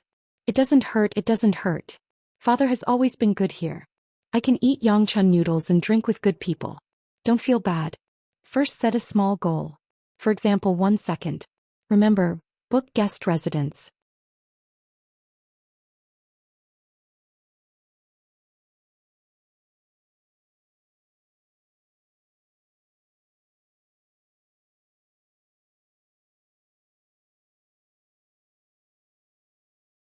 If Cui Dongshan still did not give up and still wanted to consider the power of the literary sage's lineage, then he could not blame Cui Dongshan for calling for reinforcements and calling his martial uncle to support his martial nephew. Cui Dongshan smiled. Lin Junbai is a smart person. It's just that he's young, thin-skinned and too inexperienced. Of course I'm smarter than him. It's not difficult to completely destroy his Dao heart. However, there's no need for that. After all, I don't have a death grudge with him. The one who really has a grudge with me is Mr. Shilu, who wrote the Quasi-Pavilion chess manual. Seriously, his chess skills are so bad, yet he dares to write a book to teach people how to play chess. It's said that the chess manual's sales are not bad. How can I tolerate it? Of course I can't tolerate it. This is a real hindrance to me in earning money. Cutting off one source of income, how big of a grudge is that, right? Qin Pingon was puzzled. Cutting off your source of income? What do you mean? Cui Dongshan blushed and said, Let's not talk about rare cases. Generally speaking, every time Vast World sells a copy of the Colored Clouds, I get a share of the profits. However, White Emperor City has never mentioned this. Of course, he has never taken the initiative to make such a request. It's all calculated by the booksellers on the mountain for the sake of stability. Otherwise, if they lose their heads while earning money, it's not worth it. Of course, I've given some hints. I'm worried that White Emperor City's city lord is magnanimous, but the people around him are narrow-minded. If they aren't careful, they could cause the bookseller who printed the chess manual to be punished by White Emperor City. People of the demonic path have unpredictable temperaments. In the end, it's better to be safe than sorry. Besides, to be able to give money to White Emperor City openly is a rare favor. Qin Pingon was speechless. If Cui Dongshan had not mentioned it, he really would not have known that there was such an inside story to earn big money. He laughed angrily. When we drink later, you'll pay for it. You're so black-hearted when it comes to earning money. You should drink a few jars of bamboo sea paradise wine to wash your heart. Cui Dongshan nodded in agreement. He said that the wine was too cheap, the Yangchun noodles were too delicious, and the teacher was too generous in doing business. Then he continued. Then there's Lin Junbai's teacher, that imperial tutor of the Shao Yuan dynasty. However, many of the grievances of the older generation should not be passed down to the disciples. What others think is never important. What's important is whether we, the literary sage's lineage, can persist in this kind of laborious but unrewarding understanding. Pei Qian doesn't need to teach too much about this matter. Instead, it's Chao Qinglang who needs to look at a few more things and say a few words of reason. Qin Pingon smiled and asked, "So what happened to Lin Junbai?"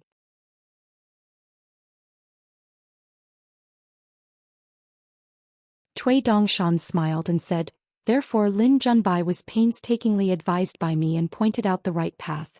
He suddenly came to his senses and happily volunteered to be my chess piece. His Dao heart was firm and he reached another level. Peter, don't worry. I didn't change his Dao heart in the slightest. I only helped him to become the imperial tutor of the Shao Yuan dynasty faster and become the most worthy person beside the emperor. The student surpasses the master. Not only in Dao teachings and knowledge but also in worldly authority. Lin Junbai can obtain more than his teacher. What I did was nothing more than icing on the cake. Lin Junbai carries the fate of the Shao Yuan dynasty and has the right to think this way. The crux of the problem is not what I said or did but Lin Junbai's teacher. He didn't teach enough. He mistakenly thought that by guiding Lin Junbai patiently year after year, he could make Lin Junbai become another him and eventually grow into the stabilizing force of the Shao Yuan dynasty. Little did he know that Lin Junbai's heart was loftier than the heavens, and he was unwilling to become anyone's shadow. Therefore, I had the opportunity to take advantage of this situation. Lin Junbai obtained the full pot he wanted and I obtained the small profits I wanted. Everyone was happy. In the end, it was because Lin Junbai was smart enough that I was willing to teach him the true art of chess and how to conduct himself." At this point, Cui Dongshan said, "Teacher, you shouldn't have asked such a question. You've let these unimportant matters affect your mood to drink." Qin Pingon shook his head. "Teacher's business is the student's business. How can the student's business not be teacher's business?" Cui Dongshan raised his sleeves, wanting to pretend to cry bitter tears. Qin Pingon laughed. "Save the flattery. Remember to buy a few more jugs of wine later." Then Qin Pingon reminded him, "Madame Yu Kuang is a good person. Don't lie to her." Cui Dongshan laughed. "For her and the Yu family it may not be a good thing but at least it's not a bad thing. My relationship with old Yu, who's better at playing chess than chess, has never been bad. Peter, don't worry. I still have a sense of propriety when doing things. Yu Kuang Fu being able to become a good person in your eyes today is, of course, related to her own hard work and the imperceptible influence of her family's style. As for the literary style of the Shao Yuan dynasty, of course it's similar. As long as you pay attention not to the exceptions but to the majority, the logic won't be bad." Qin Pingon was silent for a moment. He turned to look at the big white goose that his first disciple spoke of. Chao Qinglong's little senior brother in her heart. He smiled knowingly and said, "With a student like you by my side I'm very relieved." Cui Dongshan regretfully said, "It's a pity that I can't always be by your side. I can't do my best to relieve your worries." Qin Pingon shook his head. As for Pei Qian and Chao Qinglang, whether it's their state of mind or cultivation as their little senior brother, you have to take care of them. Even if you feel wronged in your heart, I will pretend not to know." Cui Dongshan laughed. "In the world there's only one's own heart that's not cultivated enough. If you think about it deeply, there's no grievance that can be grievance." Qin Pingon turned his head and said, "Is it to teach you how to be a person?" Cui Dongshan felt wronged. "I feel wronged." Qin Pingon said, "For those who are good at calculating people's hearts, the closer they are to heaven's heart, the easier it is for heaven to calculate. You have to be more careful. Take care of yourself first, then you can take care of others for a long time." Cui Dongshan nodded his head. "I have my own plans and considerations." In truth, both parties' final words had their own meaning, but they did not say it out loud.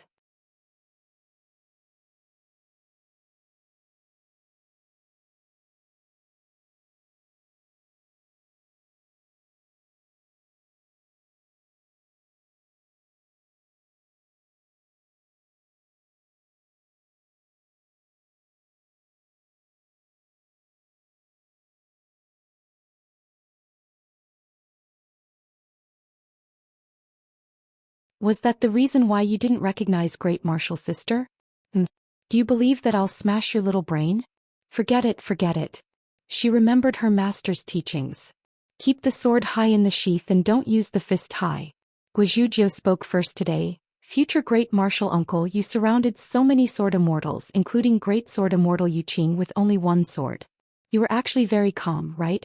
Because in the earlier battle outside the city to kill demons, eldest martial uncle had surrounded so many great demons by himself, chopping melons and vegetables.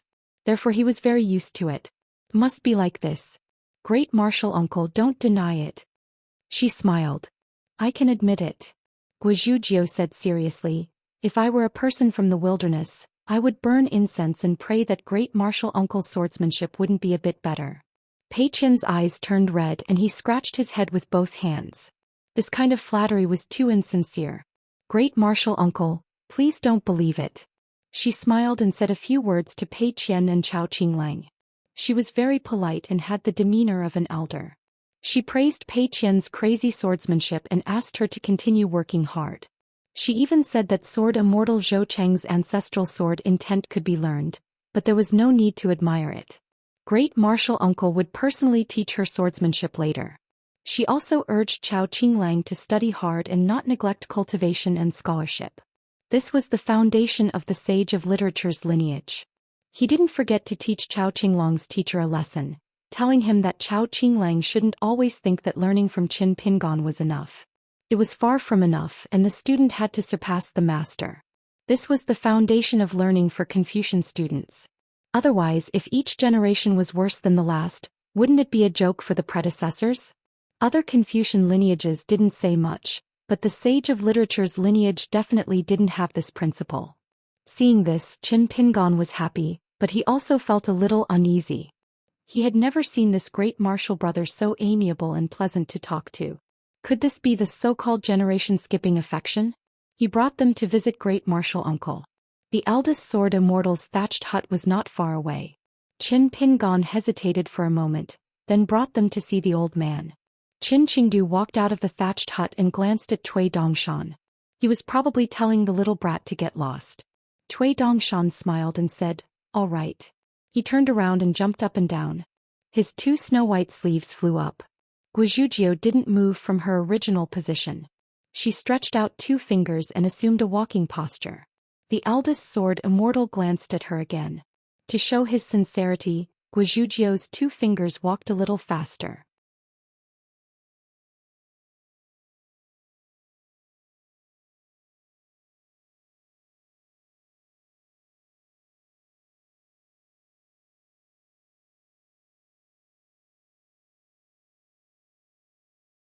"610.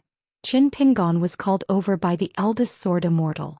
On the city wall, there was only one elder of the sage of literature. Left and right he was not an innate sword embryo. He started practicing swordsmanship later, but he eventually became the best swordsman in the world. Pei Qian was at the pinnacle of a fourth-level martial artist. In the Ning mansion he had been fed many punches by Lianshuang, a ninth-level martial artist. His bottleneck had been loosened. That time, Cui Dongshan had been dragged away by Qin Pingan for a private discussion. Other than the matter of the booklet, it was also about Pei Qian's breakthrough. In the end they had followed Qin Pingan's original plan. After seeing the magnificent scenery of the Great Wall of Sword Qi, they would quickly leave the Great Wall of Sword Qi and return to Inverted Hanging Mountain.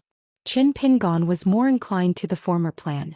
This was because Qin Pingan didn't know when the next great battle would begin. However, Cui Dongshan suggested that they wait for Pei Qian to become a fifth-level martial artist before they set off. Moreover, Mr. Zhong's state of mind was very open and his martial arts talent was very good. Every day they stayed at the Great Wall of Sword Qi would be a visible martial arts benefit. Therefore, as long as they stayed at the Great Wall of Sword Qi for less than half a year it would be fine. However, Qin Pingan was still worried. However, with Cui Dongshan by his side he could only worry. Chao Qinglang was a cultivator at the bottleneck of the cave realm. She was not a swordsman either. In fact, her background, her path of learning and her way of learning were similar to left and right. Guizhou was the only daughter of the sword Immortal Wuxia. She was a swordsman at the sea-viewing realm and was very talented. If she was not grounded at home by her family, she would be the first to defend against Lin Junbai, who was good at hiding her strength. However, she was an outstanding innate sword embryo. After becoming a disciple she wanted to learn boxing. She wanted to learn the peerless boxing that could cause thunder to rumble in the sky. Left and right said, Pei Qian, do you know where the weakness of your self-created sword art is? Pei Qian pulled a long face. She did not expect eldest uncle to be so fixated on her crazy demon sword art. It was just a joke. It was not worth mentioning. Where was the weakness? My sword art has no strength at all. Eldest martial uncle, what do you want me to say? I didn't even dare to do it a few times after arriving at the Great Wall of Sword Qi. Why did eldest martial uncle take it so seriously? Guizhujiu leaned back and glanced at the back of Pei Qian's head. The short eldest senior sister was really timid. She was in a daze when she saw the eldest sword Immortal, but she didn't dare to speak when she saw her eldest senior uncle. As of now, as half of his master's last disciple, he had to take on more responsibility in terms of courage and boldness. At the very least, he had to make up for eldest senior sister's loss. He didn't mind Pei Qian's cowardice and said, "Has anyone told you that your swordsmanship is too messy? You can let go but you can't restrain yourself?" Pei Qian braced himself and said softly, "No, eldest martial uncle. No one has ever said whether my sword art is good or bad." With that said, Pei Qian's voice turned softer and softer. "Only that swinging sword Immortal sister Zhou said something I didn't understand. She gave me a gift the moment we met and I couldn't stop her. When Master learned of this, he wanted me to thank Sword Immortal Zhou seriously before I left the Great Wall of Sword Qi. I promised Sword Immortal Zhou that I would learn that sword intent. However, I couldn't guarantee how well I would learn it, but I would do my best to study it."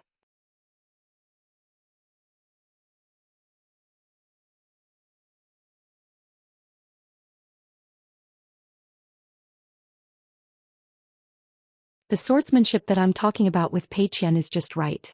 When fighting an enemy to the death, it's not a debate about reason, so why bother about rules? If you want someone to die, just smash him to death. If you have enough sword qi, does your opponent want to use his sword? It depends on whether your sword qi agrees or not. Zhu's 2 fingers cut the snow-white ball of sword qi into 2.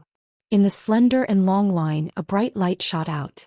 In the end, like a spring thunder, it dissipated. The strong wind surged with great momentum. Countless innocent sword qi in the surroundings were stirred up. Then day after day, year after year, they condensed again. If one was lucky, they could be guided by the remnant will of some ancient sword immortals. After being nourished, they could form a pure sword will similar to Sword Immortal Zhou Cheng's lineage. It was like rebirth.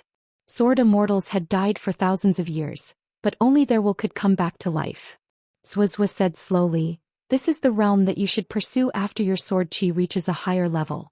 Even if I have the strength of 10,000 pounds, I can kill people with the slightest bit of strength. I will kill people like this." Pei Qian asked carefully, "Eldest martial uncle, can I not kill people?" Zhuo said, "For those who cannot be killed no matter how high their sword skills are, it is not a reason for you to use your sword. For those who can be killed or not, it is up to you to kill or not. But remember, if you need to kill, don't not kill. Don't think that you are bullying others just because your realm is high. Don't think that you can be indifferent and let it go with a smile. That is not the case. The weaklings around you are the absolute powerhouses in the vast world. The harm that the powerhouses bring to the world is much greater than that of ordinary people. In the future, when you have walked the path of Jianghu and met more people, you will understand. These people have run into the tip of your sword. If your reasoning is correct and your sword skills are high enough, then don't hesitate." Pei Qian wanted to say something but stopped. Zhuo said, "The lineage of the sage of literature only talks about sword skills. Of course, it is not enough. The reasoning in the heart is only my peace of mind. It is far from enough. Even if your sword skills are the highest in the world, so what?" Zhuo turned his head and shouted, "Chao Qinglang." Chao Qinglang immediately understood and said, "Eldest martial uncle seems to be talking about swordsmanship, but in fact it is connected to the reasoning. The intertwining of ideas is either fighting and retreating, or like eldest martial uncle's final ball of sword qi, it is a gathering of people who are similar to each other. It is like the formation of a person's fundamental knowledge. In learning, one has to compete with the sage's books and the sage's reasoning, and more importantly with one's own heart, with the way of the world and heaven and earth. In the end, the one who can still win is the indomitable spirit, the sword supporting heaven and earth, and continuing the legacy of the unique skill." Zhuo was very gratified and nodded, "You are indeed the most like me, so I don't need to talk too much with you. Can you understand?" Chao Qinglang smiled and nodded. Zhuo turned his head and asked Pei Qian, "Since eldest martial uncle said so, does it mean that you should listen less to those sword theories?" Pei Qian remembered his master's teaching to treat people with sincerity, so he plucked up his courage and said, "Jealousy is jealousy. Learning swordsmanship is learning swordsmanship. We don't fight at all." Zhou Xian nodded and said, "Very good, it should be so.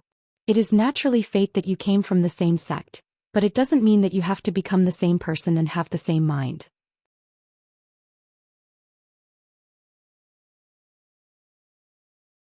It doesn't even mean that all students are like teachers and all disciples are like masters. Keep the big rules, and other than that all words and actions are free. Zhou Xian turned his head and looked at Guizhuzhou. The one with the biggest heart was probably this little girl. At this moment she had heard their conversation and should have remembered it. However, Guizhuzhou's thoughts and eyes floated to her master. She pricked up her ears, intending to eavesdrop on the conversation between her master and the old sword Immortal. Naturally she couldn't hear it at all, but it didn't prevent her from continuing to eavesdrop. Sensing eldest martial uncle's gaze, Guizhuzhou immediately sat down and took a posture of battle readiness. Eldest martial uncle's every word is as heavy as 1,000 pounds. I have to take the blow. Pei Qian lamented, "This little girl is really shameless. She doesn't respect her elders and is lawless." Zhou Xian said, "Guizhuzhou, do you know what it means to learn martial arts, recognize Qin Pingon as your master, and record the vast Luopa Mountain's pedigree?" Guizhuzhou said loudly, "Eldest martial uncle. I don't know." She was self-righteous. Zhou Xian felt that she was actually quite similar to herself in the past. Very good. However, at this moment, with a different identity and being in the same situation, Zhou Xian realized that her master didn't have a headache for her in the past. Zhou Xian had a headache too. Forget it, let Qin Pingon have a headache himself. However, the little girl called her eldest martial uncle, so she couldn't call him that for nothing. Zhou Xian turned his head and looked at Cui Dongshan. Cui Dongshan ran to the top of the city wall. "Eldest martial uncle, do you have any instructions?" Zhou Xian said, "Take out a few magic treasures for your master and give them to Guizhuzhou. Don't be too bad." Guizhuzhou quietly turned around and stretched out 2 fingers on one hand and 3 fingers on the other. As for whether she was going to choose one of the 2 or 5 gifts together, only God knew what she was thinking and why she thought so. Cui Dongshan flipped his wrist and a dazzling 5-colored treasure bracelet appeared. It was the best magic treasure in the world and he threw it to Guizhuzhou. Guizhuzhou caught the treasure bracelet and said in surprise, "You're really giving it to me? I was just casually asking for an exorbitant price. I even wanted to ask little senior brother for an exorbitant price." Although the little girl said so, she put it on her wrist in one breath without any hesitation. Cui Dongshan said with a smile, "It's called the 5 treasure bracelet. It's made of gold essence and copper coins, the root of the mountain cloud, the jade bead that contains the essence of water, and the core of the peach wood that was struck by lightning. It was refined by the 5 thunder righteous method and can be considered the favorite item of a certain farmer immortal in the vast world. I'm just waiting for little junior sister to speak."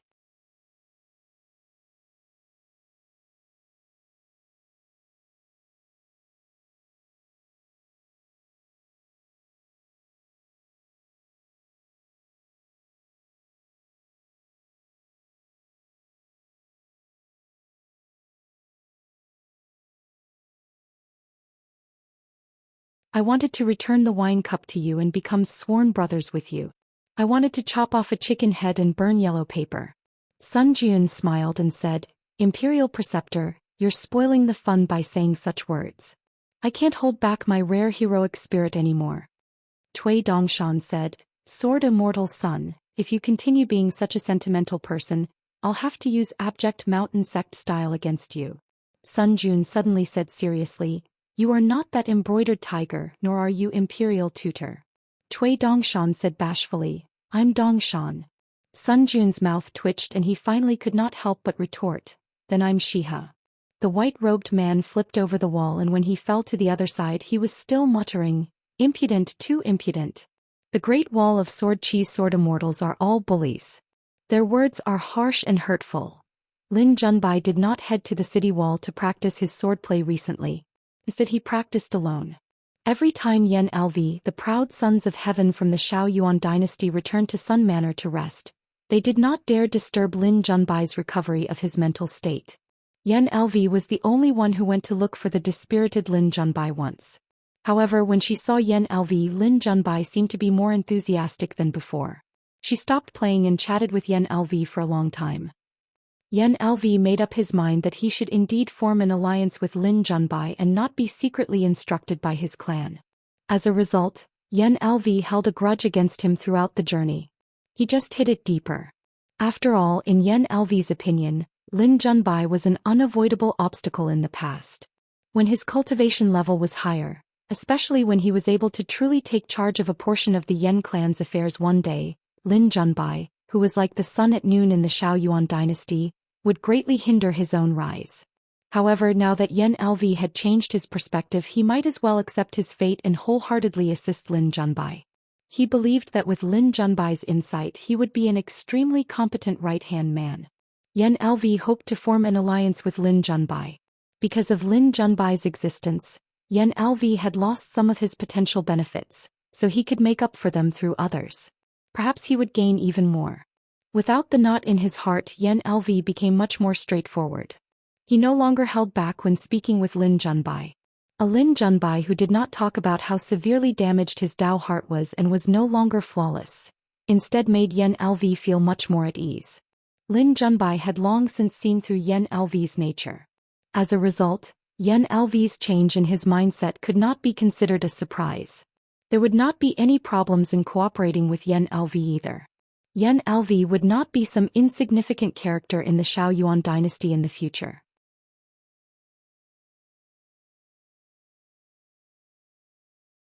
Today his senior brother Bian had made a rare appearance and played a game of chess with Lin Junbai. Bian laughed. "Haven't you been disgusted enough by Yan Lv and the others?" Lin Junbai shook his head. "On the contrary, the human heart can be used." Bian shook his head as well. His chess piece hung in the air as he looked at the game. "I actually feel very disgusted." Many words, if one truly felt that they were reasonable, actually weren't bad at all. It was only because of different standpoints and different levels of knowledge that they would speak differently. In the end, logic was still logic. As for whether it was reasonable or not, that was secondary. For example, Jiang Guanqing. Those who simply did not speak, such as Jin Zhenming, weren't bad either. As for the others, most of them were lying through their teeth. That wasn't too good, was it? Right now, don't these people know how our reputation is at the Great Wall of Sword Qi? Were they the ones who ruined our reputation? Who would remember who they were? In the end, wasn't it you, Lin Junbai, who bumped into things on this trip to the Great Wall of Sword Qi? It caused you to miss Mr. Imperial Tutor's big plans, one after another. As for Mr., when I return to my hometown, I will naturally ask for forgiveness. Lin Junbai quietly waited for Bian to place his pieces on the chessboard.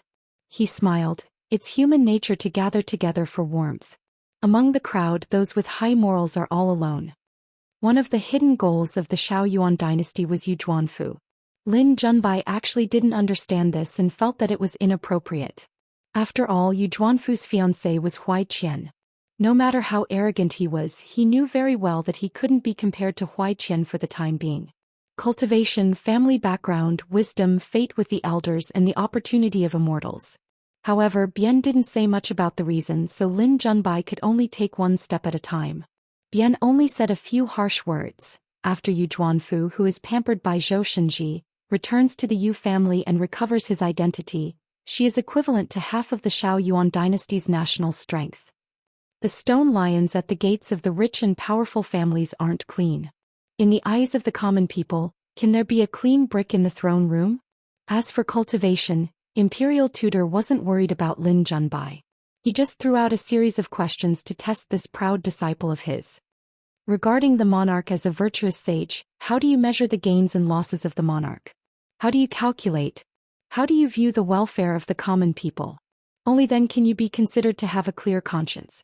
Bian said, "It seems that your problem isn't that big." Lin Junbai smiled and said, "If even senior brother sees the problem, can Lin Junbai be saved?" Bian placed his piece. "Do you know why you keep losing?" Lin Junbai nodded. "I know." Bian nodded. "Then I won't say much." However, Lin Junbai dared to assert that the answer in Bian's heart was definitely not the same as what he knew. Bian and Lin Junbai continued to play chess. Each had their own thoughts. On the Ning Mansion's martial arts field, the eldest senior sister and the youngest junior sister were having a battle of wits. The battle of wits was very gentle. It was a pure martial artist, Pei Qian, using his crazy sword techniques, and the sword cultivator, Guizhuzhou, practicing her fist techniques. Both sides were doing their own things and didn't fight. Qin Pingon left the mansion planning to wait for Cui Dongshan to return. When Qin Pingon approached the martial arts field, the two girls immediately stopped their fight.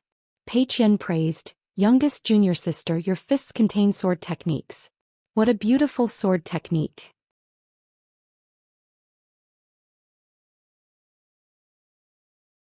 It's not in vain that you've been practicing your sword techniques for so many years. Guizhuzhou praised, "Eldest senior sister's sword techniques contain fist intent. Your fist techniques are invincible. As expected of the eldest senior sister, you've been by master's side the longest." Pei Qian nodded, "Youngest junior sister is amazing. If you keep practicing at this speed, you'll definitely be able to shatter several bricks with a single punch." Guizhuzhou agreed, "Eldest senior sister is amazing. After practicing the sword for several years, you'll be able to walk the mountains and rivers, killing everything in your path. Not even a blade of grass will grow." Coming from the same sect, they truly loved each other and lived in harmony. Qin Pingon pretended not to see or hear anything. He walked past the martial arts field and went to the gate of the Ning mansion. After Qin Pingon left, Pei Qian raised his walking stick high. Guizhuzhou shook the treasure bracelet on his wrist. Pei Qian laughed, "I still have a small bamboo box." Then Pei Qian deliberately paused for a moment before adding, "I'm not talking nonsense. You've seen it with your own eyes." Guizhuzhou grinned, "I don't have a small bamboo box." She also followed suit, pausing for a moment before saying, "Do you have a no like me?" "I don't think so." "Then do you want to have one?" Pei Qian was a little caught off guard. He felt that this little girl was a little silly. Guizhuzhou felt that this little girl was a little silly. Qin Pingon, who had already walked far away, secretly glanced back and smiled. If possible, Luopa Mountain should be very lively in the future. So after waiting for Cui Dongshan at the gate, Qin Pingon reached out to grab his arm and pulled the white-clothed youth into the gate. As he walked, he said, "In the future I'll go to the Baek Kyung building with you. Won't you say anything?" "Sir, I'll take it as a promise." "Shut up. That's it. Very good."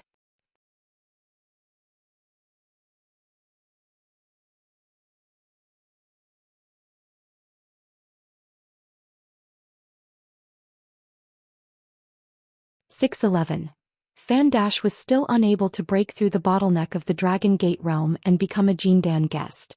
No matter how much wine Fan Dash drank, he was still the one paying the bill every time. However, he was still unable to become as thick-skinned as the second manager. He felt guilty and felt that he had let down the martial arts field of the Ning mansion as well as the puppet that helped Fatty Yen practice swordsmanship. Therefore, every time he drank, the one paying the bill was always Fan Dash. This was not a big deal. Even if Fan Dash was not at the table, it was fine as long as the money was there. At the Stacked Mountain wine shop, all the drinks were on Fan Dash's tab. Among them, Fan Dash drew the most talismans. Fan Dash was confused at first. How could the shop allow him to buy on credit? After asking, he found out that it was Xianxia who took the initiative to help him put a small sum of money in the wine shop. Fan Dash asked how much money was left. It would have been better if he did not ask. Once he asked, he felt sad. Since he had already started, he went all out. It was rare for him to ask for a few pots of wine from the green Immortal mountain, so he simply drank until he was dead drunk. The two youths of the same age who had become long-term workers of the wine shop, Zhang Jiazhen from the Lingxi Alley and Jiang Chu from the Straw Hat Alley, had now become friends with everything. They talked about their dreams in private, but they were not big. The storyteller on the bench appeared less and less frequently. The storyteller also told fewer and fewer stories about the mountains and rivers. The child who had the pottery jar and the secret stash of money, the child whose father helped the wine shop make Yangchun noodles, felt that it was not a good thing to go on like this. The stories were not good, but they were stories after all.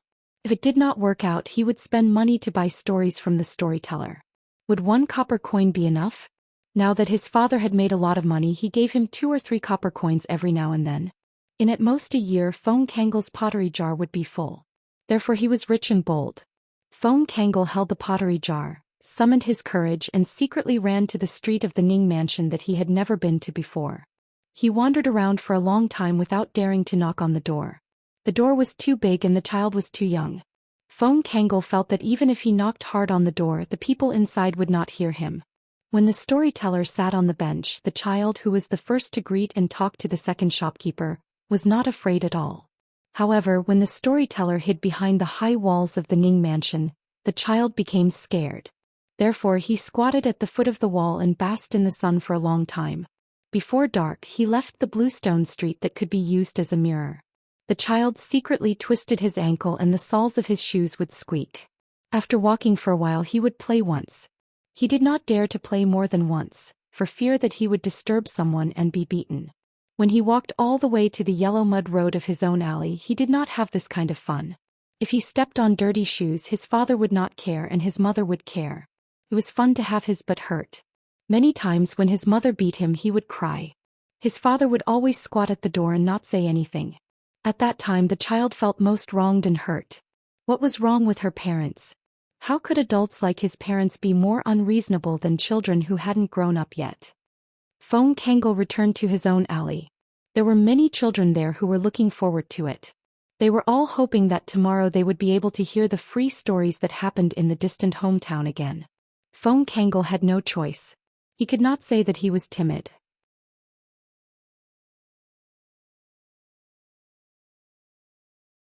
He only saw the door but did not see the storyteller. Therefore he muttered a few words of apology to the storyteller in his heart. Then he bitterly lamented that the second shopkeeper was too stingy and thought that the money in his clay pot was too little. Now he was not willing to tell stories. This guy only cared about money and did not have a conscience. The children followed Feng Kangol and scolded him. In the end, the children were not very angry but more regretful. After all, the previous story wasn't finished yet. He was talking about how the mountain deity forced a marriage and how the scholar beat the drum and wronged the city god's pavilion. In any case, he should finish this story. Did that scholar manage to save his beloved and pitiful girl? Was the second shopkeeper not afraid that the scholar would beat the drum non-stop and break the big drum in front of the city god's house? The little girl, who was not very good-looking but would always bring enough melon seeds, was the most disappointed. This was because after the storyteller took her melon seeds many times, when she played house, she became the wife sitting in the sedan chair. Feng Kangol and the others used their hands to prop up the sedan chair. She sat on it and wobbled.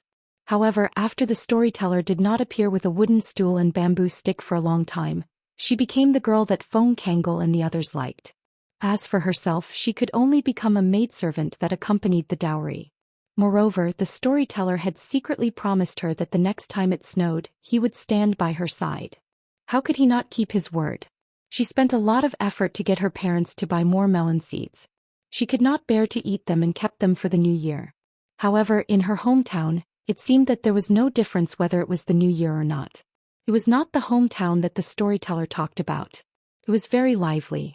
The children could wear new clothes, receive red packets from their parents and elders, and put up spring festival couplets on the door of every household. However, every time he finished telling a story or a short part of it, the second shopkeeper, who liked to tell scary stories about mountains and rivers but was not scary himself, would say some words that were destined to be ignored. For example, he would talk about how good the Great Wall of Sword Chi was and how he could drink wine with a group of sword immortals. When he turned around, the sword immortals would be eating yongchun noodles and pickled vegetables. It was very rare. No matter where in the world, this kind of scene could not be seen. No matter how much money one spent, it would not be enough. Then he would say that of all the places in the world, regardless of whether it was better or worse than their hometown, there would always be only one hometown. It was the place that reminded people the most.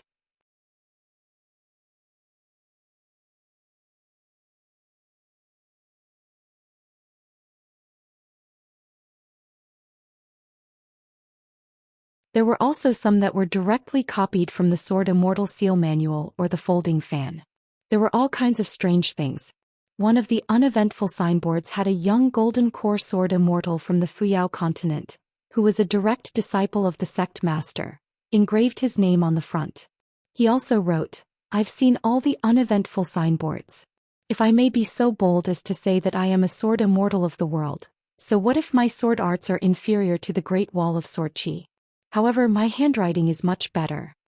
On the back was the name and words of a nascent soul sword immortal from the Great Wall of Sword Chi. His name was written properly, but the rest of the words on the uneventful signboard were immediately exposed. They were engraved crookedly. In the world there are people like you who don't know how to write, and those like the second manager who doesn't know how to sell wine. Give us another dozen of them at the Great Wall of Sword Qi. Left and right were sharing their insights on sword arts with Wei Jin. When eldest sword Immortal appeared, Wei Jin was about to leave. However, Qin Qingdou waved his hand. Just stay. In my eyes, your sword arts are about the same level. Wei Jin smiled bitterly. Eldest sword Immortal, if you want to make senior left and right feel more confident, don't drag me into it. Qin Qingdou went straight to the point. Actually, I have something to ask of you. It's not quite right to call it a request. One is your teacher's order and the other is my hope. It's up to you whether you want to listen or not. After I follow you, I will follow my sword. Wei Jin was helpless. There was no room for discussion. At least that was the case for him. It was hard to say what senior left and right would decide for the time being. Left and right asked, "Why didn't Sir tell me yourself?" Qin Qingdou laughed. "If Sir said something that I wouldn't listen to, what else could I say? If I heard it, would the most reasonable old scholar in the world be punished for being unable to discipline him?" Left and right said, "Indeed, it's my student who has made Sir worry." As long as he said something good about his teacher, it would work on left and right. The only thing that worked was the most effective. Qin Qingdou turned to speak to Wei Jin. "Wei Jin, if I advise you now, you might not be willing. Therefore you can fight another battle. After that, listen to me and leave the Great Wall of Sword Qi. When the time comes, there will be 3 places for you to choose from. South Swirl Continent, Fuyao Continent and Golden Armor Continent. Treat it as a sightseeing trip. Treasure Vase Continent's windy snow temples. Wei Jin shouldn't be a love-struck fool. Besides, it doesn't matter where you are sad. There's no need to stay in the Great Wall of Sword Qi. It's too far away and the girl you like won't be able to see you." Qin Qingdou laughed. "The reason I'm being so impolite with you is naturally because your sword arts are lower than left and right's."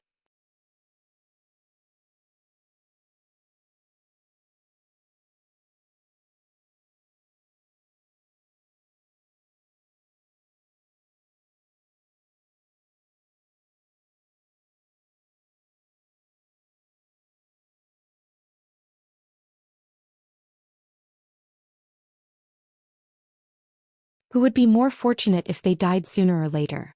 It was hard to say. Boss Sword Immortal had previously instructed him to do something. On the day he needed to go to the city wall to fight, other than the 3 golden core lives that he had exchanged with his contributions, he could leave them behind according to the agreement. However, he couldn't forget to slaughter all the demons in the prison. If he didn't listen to that, he would really be deaf. How could a dead Ascendant Realm Great Demon not be deaf? Old Deaf didn't feel that there was anything to be resentful about. For thousands of years he had chosen 3 demons one after another. The only problem was that no matter how good their aptitude was, no matter how much they could suppress their realms, they would have no choice but to break through after a long time. The reason was very simple. If their realms weren't high enough, how could they live for hundreds of years? Live for thousands of years? They would naturally die. Therefore, every time a few of them died in history, Old Deaf would feel sorry for them. He would wait and wait just like that. Of the 3 nameless disciples who were still alive, countless senior brothers who had quietly passed away while learning the sword had already died. Among the 3 of them, one was only in the Cave Abode realm, one was in the Dragon Gate realm, and the last one was at the bottleneck of the Golden Core realm, almost going crazy. Old Deaf was very open about the matter of accepting disciples. They were his disciples. Once they reached the nascent soul realm, they would have to die. Therefore, when it came to breaking through, they had to weigh it themselves. Outside of the Great Wall of Sword Qi and the city, other than the Mirage in the north, there were also mansions left behind by sword immortals like the Armor Warehouse, Myriad Ravine Residence and Lingyun Inn. In fact, there were also some places that were barely better in appearance. However, there were actually 3 places that could be considered forbidden. Putting aside the prison that Old Deaf was in charge of, there were actually the sword workshop that Dong family was in charge of, the clothing workshop that Qi family was in charge of, and the pill workshop that Qin family was in charge of. The swords forged by the sword workshop were never good. They were just standard swords that couldn't even be considered magic treasures. Sword immortals didn't care whether they wanted them or not. As long as they were sword cultivators who ascended the city, they would be given one. The heirs of rich families and disciples of large clans could rely on their family's inheritance or spend a lot of money to buy them from the vast world. As long as they could get a good sword elsewhere, it was all a skill. In fact, many sword immortals really liked to hang their swords from the sword workshop and used it to kill countless demons. The robes woven by the clothing workshop weren't of high quality either. It looked like child's play.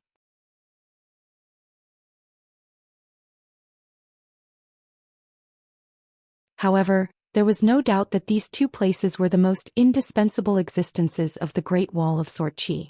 In the Great Wall of Sword Qi, there were no sword immortals who fell from the sky. They were all sword cultivators who walked up one realm after another. The only difference was that there was a difference in speed, but the realm was always there. The function of the pill workshop was even simpler.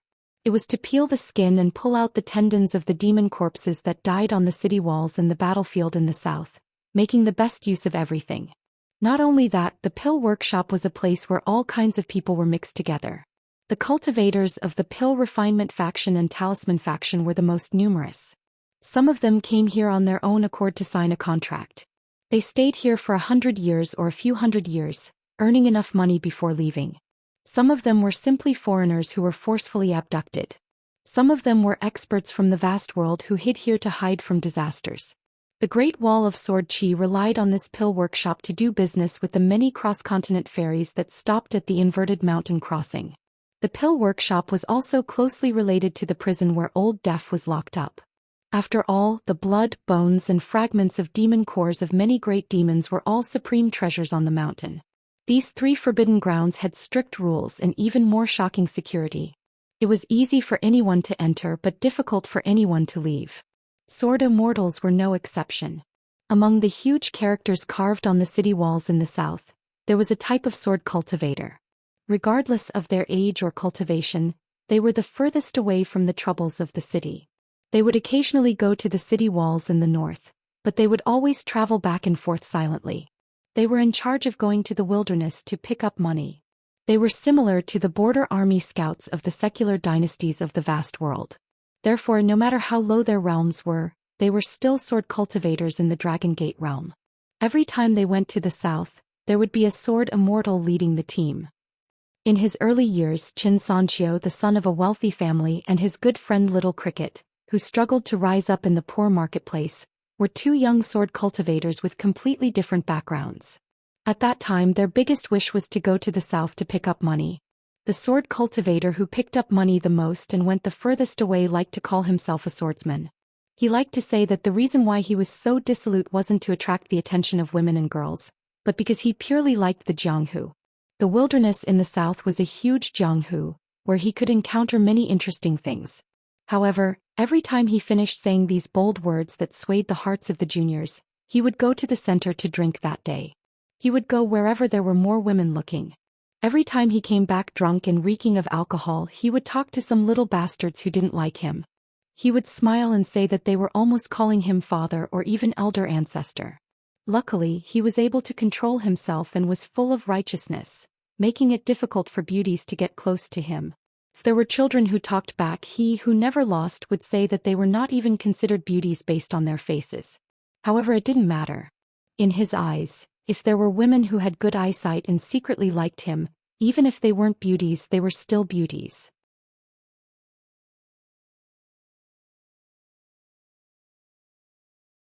What's more, their willowy waists, their long legs that were like two bamboo poles snuggling against each other, and their magnificent peaks and valleys.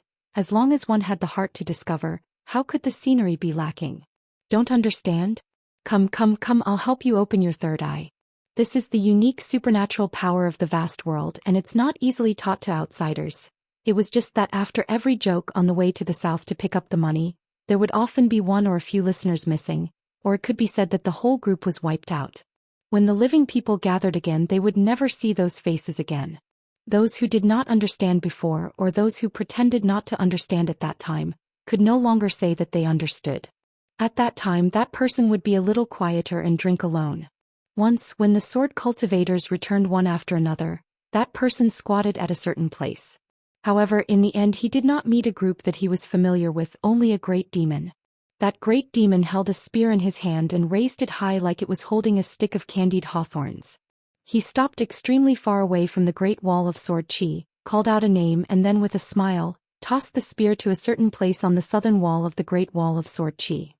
That person caught the spear and gently handed it to his subordinates. Then he traveled thousands of li, heading alone for the heart of the world. He used his sword at Moon-Bearing Mountain, he used his sword at the Yaluo. Wherever there were great demons he used his sword. Recently, Sword Immortal Wuxia's naturally bitter face finally showed a hint of a smile. Lin Junbai had captured 2 strands of pure sword intent left behind by an ancient sword immortal. They were of extremely high quality and possessed both luck, opportunity and skill. What should have been his would have been his sooner or later. However, in just a short period of time he had obtained not just 1 strand but 2. This still exceeded Sword Immortal Wuxia's expectations. A mysterious fortune like the Great Wall of Sword Chi was not something that could be seized by force just because one was a sword immortal. The slightest carelessness would result in a violent counterattack from the sword intents. It was not as if there had never been pitiful foreign sword immortals who had been surrounded and killed by sword intents. The danger was no less than that of a reckless cave-dwelling realm cultivator who still swaggered to the top of the wall and opened his gate wide. Yan Lv and Jin Zhiming had also obtained something. Yan Lv had relied more on luck to retain that strand of gentle sword intent. His fate was compatible and he was close to the great Tao. Jin Zhiming seemed to have relied more on his Jindan realm to retain that unruly sword intent. As long as Sword Immortal Wuxia did not involve himself in the ways of the world and only talked about matters related to the sword, he had an extremely good eye. In the end he was still Zhou Xian's martial nephew.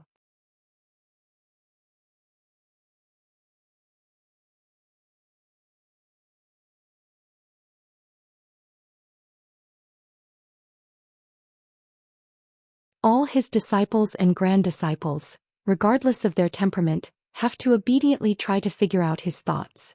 There's no need for him to impart the Tao. Sun Jun shook his head and leaned against the wall. He gently swirled the wine jug.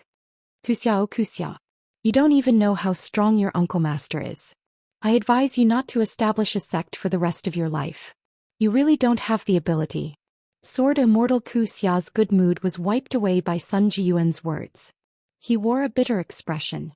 Sun Jun looked into the distance and said softly, "It would be great if all the people on the mountains of the vast world could be like you.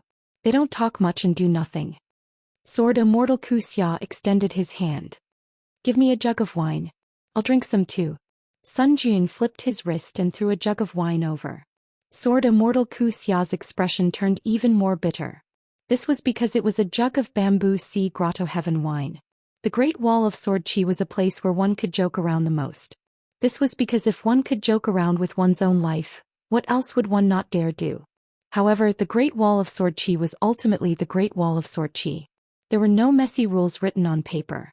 At the same time, there were some unwritten rules that were inconceivable and should not be considered rules elsewhere. If a sword cultivator of the Middle 5 realms saw a particular sword immortal displeasing him, regardless of whether he was drinking or not, he would curse incessantly. As long as the sword immortal ignored him, he would ignore everyone else. However, as long as the sword immortal paid attention to him, he would accept it. 4 outsiders who came to the Great Wall of Sword Chi to practice their swordsmanship or enjoy the scenery, regardless of their disciples or grand disciples, regardless of how good they were in the vast world, the sword cultivators at the Great Wall of Sword Chi would not think highly of them or look down on them. Everything was done with the sword. To be able to gain face from the Great Wall of Sword Chi was a matter of ability. If one were to lose face here and feel unhappy, they could say whatever they wanted in the vast world. It was fine as long as they never came to the Great Wall of Sword Chi again. It was best if they did not approach the Great Wall of Sword Chi. Throughout history, there were many sword immortals and sword cultivators who were all alone before they died in battle. After they died, if they did not leave behind any last words, everything they left behind would be ownerless. If there were any last words, someone would take them all. No matter how big a sum of money it was, or even the sword immortal's sword, even if it was a sword cultivator of the lower 5 realms, no one would fight for it. They did not dare to do it openly, but those who did it secretly should not treat the hidden official's lineage as fools.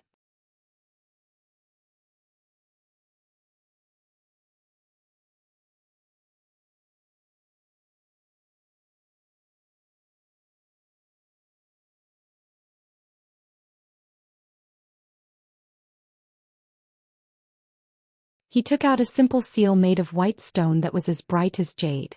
It was given to him by Qin Pingon in private. It had a side stamp and the year it was signed. The side stamp read, "The road is muddy and the people are weary. Heroes don't write about thieves. A true scholar is not romantic, but a big stone stands upright in the sky." The seal text read, "So he's a gentleman." Pei Qian finally came to her senses. In hindsight, she wanted to make up for the time she had squandered by practicing martial arts more. She went to soak in medicine and lay on the bed again and again. After she recovered, she went to the old maid to learn martial arts.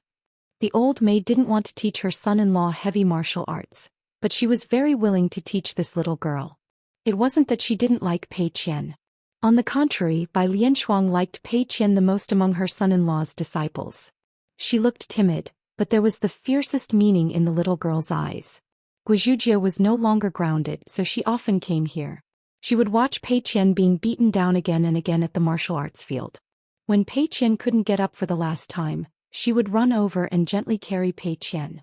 Occasionally, when Guizhuzhou had nothing to do, she would ask the old man about the martial arts. One day, when Pei Qian woke up, Guizhuzhou sat by the door and chatted with her senior sister, who couldn't walk for the time being, to relieve her boredom. As for whether Grand Senior Sister wanted to talk to her, Guizhuzhou didn't care. She was sure that Grand Senior Sister was willing to talk to her. When she got tired of talking, Guizhuzhou would pick up the inkstone and take a deep breath to show off. That day, the white-haired old man passed by the house again.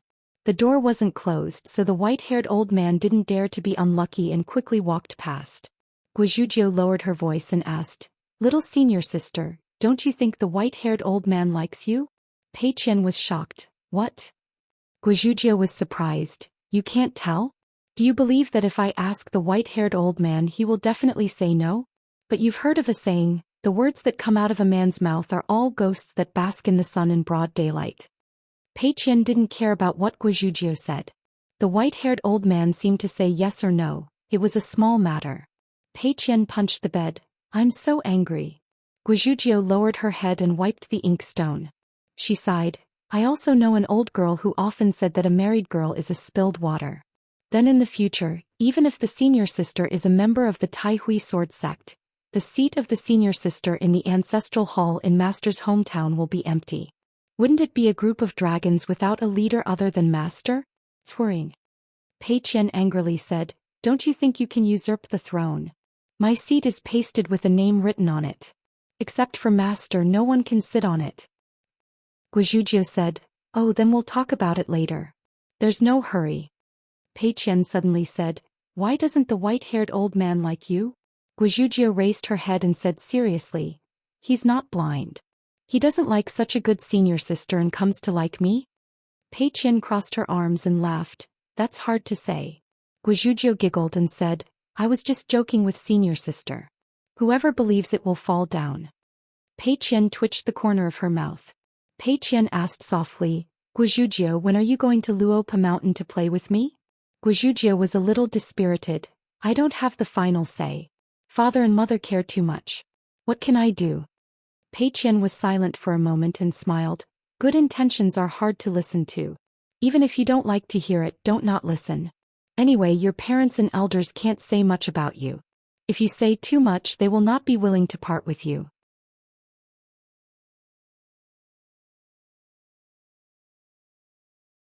Guizhuzhou thought for a moment and nodded. "Okay."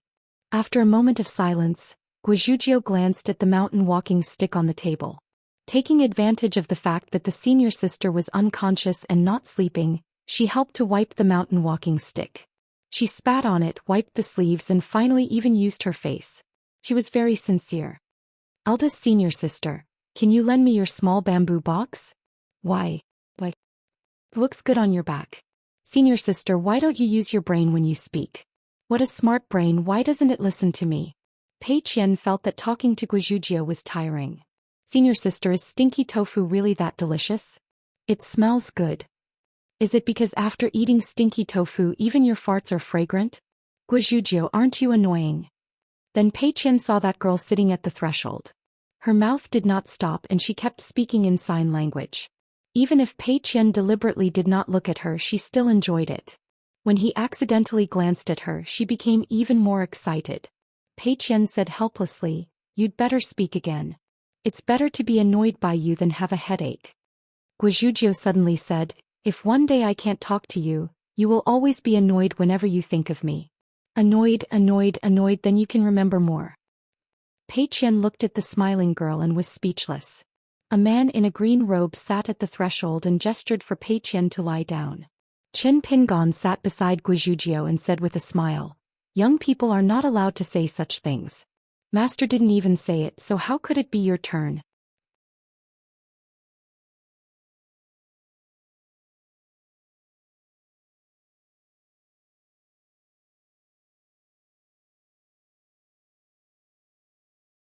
Six 12. When Guizhuzhou returned home this time, she was no longer roaming the streets alone. She was no longer a stray cat on the wall of her neighbor's mansion on Yuhu Street.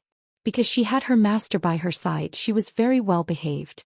A familiar young man was leaning on the wall and asked with a smile, "Lu Duan, why aren't you beating your opponent today? My swordsmanship has improved greatly in the past 2 days. I'm sure I'll succeed. I'll make you take a detour." Guizhuzhou raised her head and asked blankly, "Who are you?" The young man saw Guizhuzhou secretly winking at him and quickly disappeared. This was also Qin Pingan's first visit to the Guo family on Yuhu Street. Sword Immortal Guijia personally came out to welcome him. Qin Pingan only sent Guizhuzhou to the door and politely declined Guijia's invitation. After all, the hidden official's Luo Shan Sword Immortal was still watching him. The Ning residents did not care about this, but Sword Immortal Guijia and his family still cared. At the very least he should put on an act to show that he cared. Guijia pulled Guizhuzhou inside and asked casually, "What did you talk about with your little senior sister over there?" Guizhuzhou said, "Father, even if you torture me I won't say a word. Who am I? I'm the daughter of the great Sword Immortal Guijia. If I shouldn't say anything I won't say anything." Guijia lowered his head and looked at his smiling daughter. Guijia patted her little head and said, "No wonder they say a grown daughter can't be kept at home. Father's heart aches for you." Guizhuzhou asked, "But my mother isn't like that. She married father, but didn't she still protect her family? Father, you're really too much. Every time you're wronged by mother, you don't go to your master to pour out your grievances, nor do you go to your Sword Immortal friends to drink. Instead you go to your father-in-law's house and pretend to be pitiful. Mother is so annoyed by you. You still don't know, right? My grandfather has already looked for me in private and asked me to advise you not to go there anymore. He said that he's begging you, my son-in-law, to take pity on him." Guijia was already used to his daughter's heart-wrenching words. It was good to get used to it. Therefore his father-in-law should be used to it. They were a family, so there was no need to be polite. Guijia's originally gloomy mood brightened up a little. It was a good thing that he had come looking for him once. When he came to reason with him he did not draw his sword. He was much luckier than that great Sword Immortal Yuqing. Of course he didn't draw his sword. He still had his sword on him.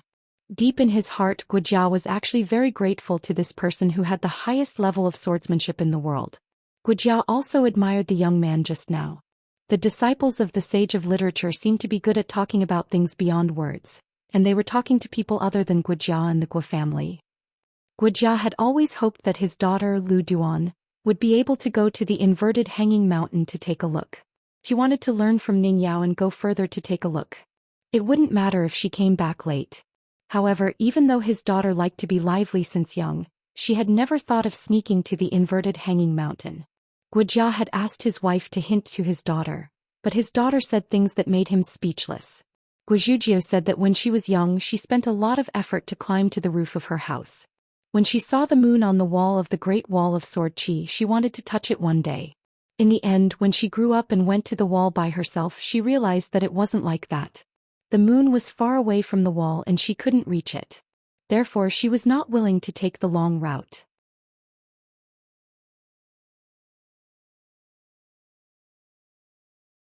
The Great Wall of Sword Qi was so high, she couldn't reach the moon even if she used all her strength to jump.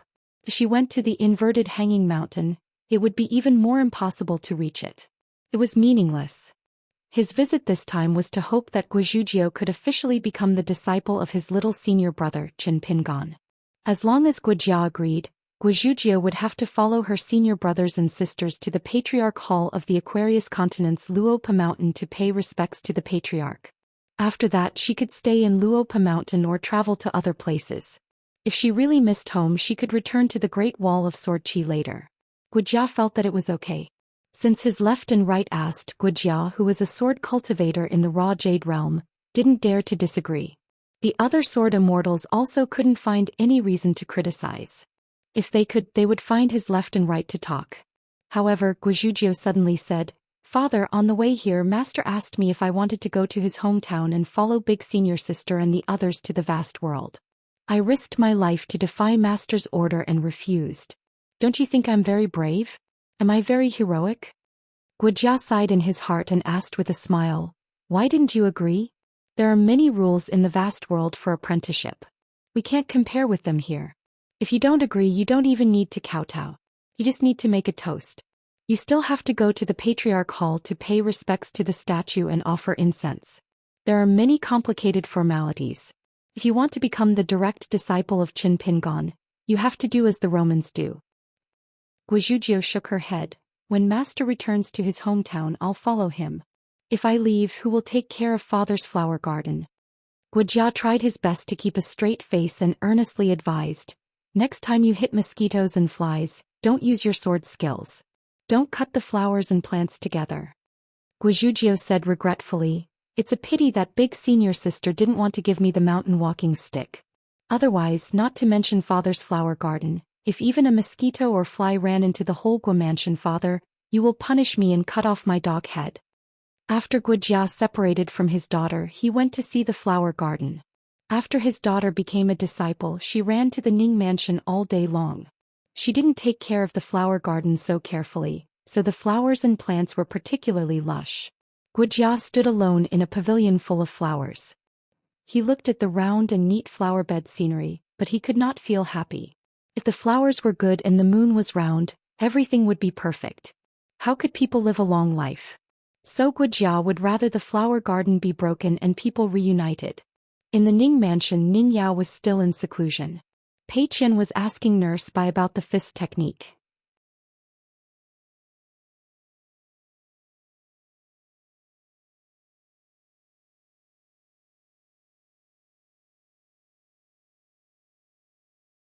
He said that he didn't even dare to knock on the door to see the person at that time.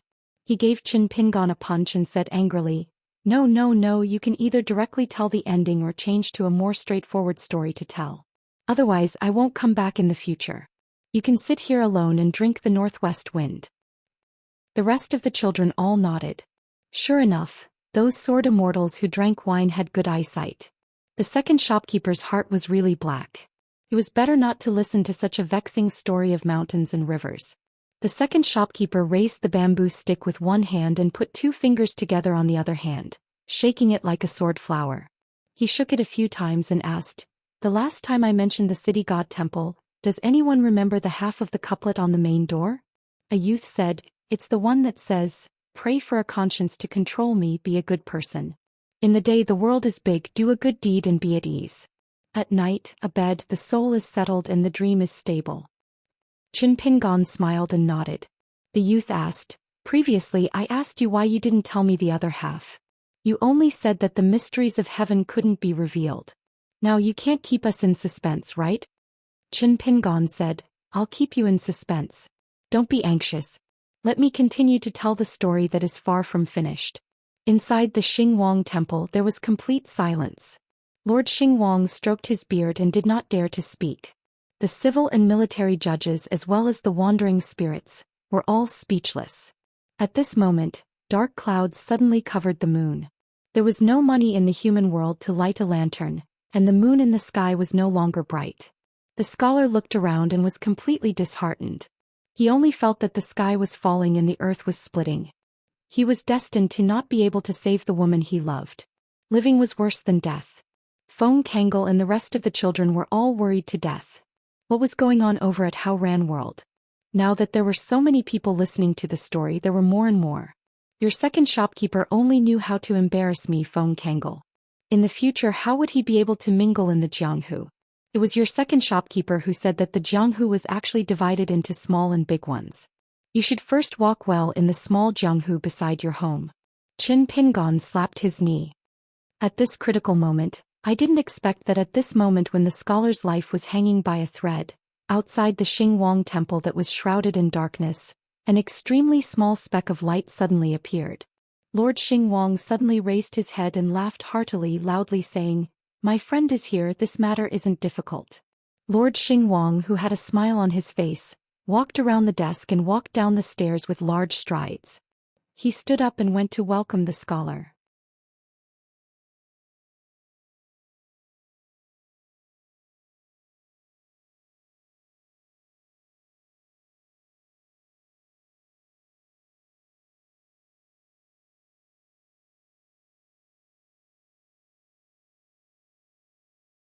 You actually have your own stories. The more you read, the more it will be like this. In the future, I won't be here as a storyteller. I hope that if there's a chance in the future, you can be a storyteller and I'll listen to your stories. Qin Pingon picked up the small bench and stood up. A child asked timidly, "Mr. Qin, are you going back to your hometown?" Qin Pingon shook his head and smiled. "I'll stay here. But I'm not a storyteller who only tells stories to deceive people. I'm also not an accountant who sells wine to make money. So I'll have a lot of things to do." Qin Pingon walked away. After walking for a while, he suddenly turned around with a smile. "How's the prophecy?" Many of the children who had already stood up and moved away roared with laughter. There were only sparse echoes, but their voices weren't soft. Listen to the next story. Qin Pingon smiled and muttered to himself, spare for now." Pei Qian practiced martial arts diligently, just like when she was in the bamboo house of Luopa Mountain. She was afraid that one day her master would suddenly drive her away. Luopa Mountain was very good, but as long as her master wasn't there, it wasn't good enough. Today, Grandma Bai didn't want to use her strength to teach her martial arts. It was probably because she didn't eat enough. But Pei Qian didn't think it was okay because she felt that she was about to break through the bottleneck of the 4th level. This made Pei Qian very happy. She couldn't stop smiling and talked with Grandma Bai for a long time. Pei Qian felt that she could finally confidently stay in the Great Wall of Sword Qi for a few more days. She didn't expect that before she could report the good news to her master would bring Cui Dongshan down from the pavilion of the dragon beheading platform and come to the training field. She said that they could leave for their hometown now. Pei Qian looked at the big white goose. The big white goose shook its head helplessly. There was no other way. Master had already made up her mind. Little brother couldn't change her mind. Pei Qian didn't make a scene. She didn't dare and didn't want to. She silently followed her master to her house to pack her luggage. She carried her small backpack and took her walking stick. It was winter. Why was the sun so bright? It would be great if there was a heavy rain. Then they could leave Ning Mansion later. It would be good to hide from the rain at the gate for a while. Chao Qinglang was also holding her walking stick and carrying her bag. She appeared at the gate of the house with Master Zhong. Qin Pingon left Ning Mansion with them. They walked all the way to the gate where the old female Taoist priest and the old sword fairy were guarding. However, Cui Dongshan went somewhere else halfway. He said that he would meet them at the Stork Inn on the inverted mountain. Qin Pingon stopped. "I won't send you off. Be careful." Pei Qian lowered her head. Chao Qinglang gave her master the seal. Qin Pingon accepted it with a smile. Pei Qian raised her head and said softly, "Master, I left something on Master's wife's table. Remember to tell her when she comes out of seclusion." Qin Pingon nodded. "I won't forget. When you go back to Luopa Mountain, tell Muanshu and Mealy about the Great Wall of Sword Qi. Don't just show off and talk nonsense with them. Tell them what you want." Pei Qian's eyes were red. She nodded. "I'll listen to Master." It was very strange. In the past, it was always her who stayed at the original place to send her master off. Only this time her master stayed at the original place to send her off. Instead, she felt even more sad. Then in the future, would she have to leave Luopa Mountain alone to wander the Jianghu? It was so pitiful to leave her master alone in Luopa Mountain. Qin Pingon looked back and saw a little girl running over. Pei Qian was finally happy.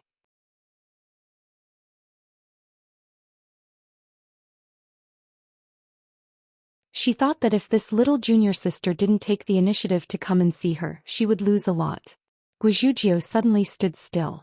Then she jumped and landed beside Pei Qian. She smiled brightly. "Little senior sister, I'm going to leave with Master.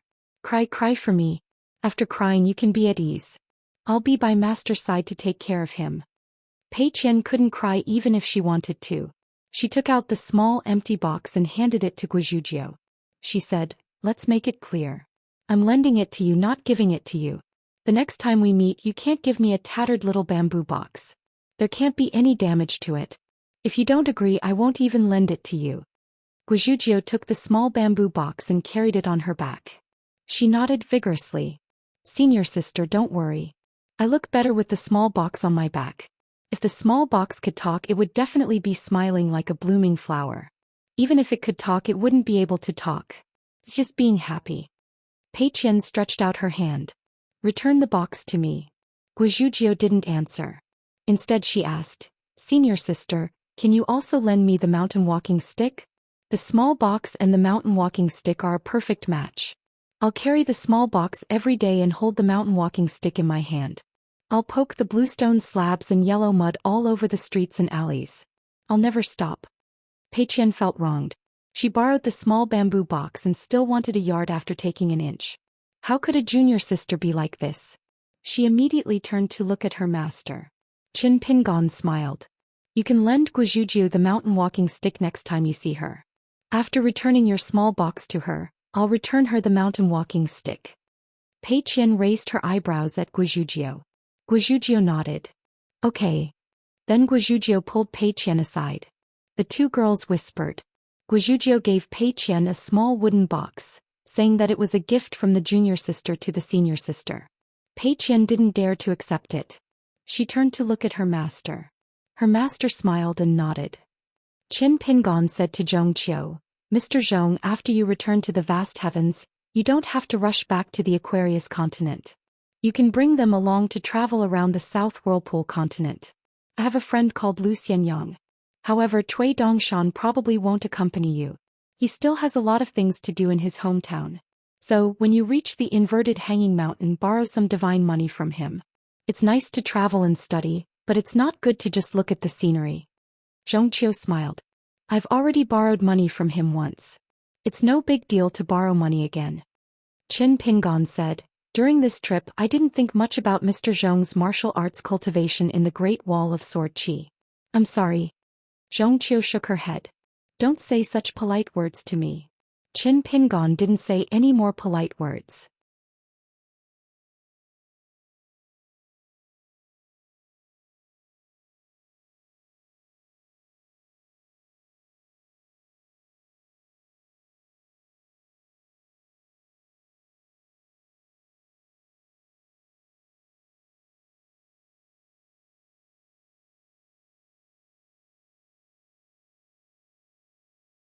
The rolling sand was even higher than the Great Wall of Sword Qi.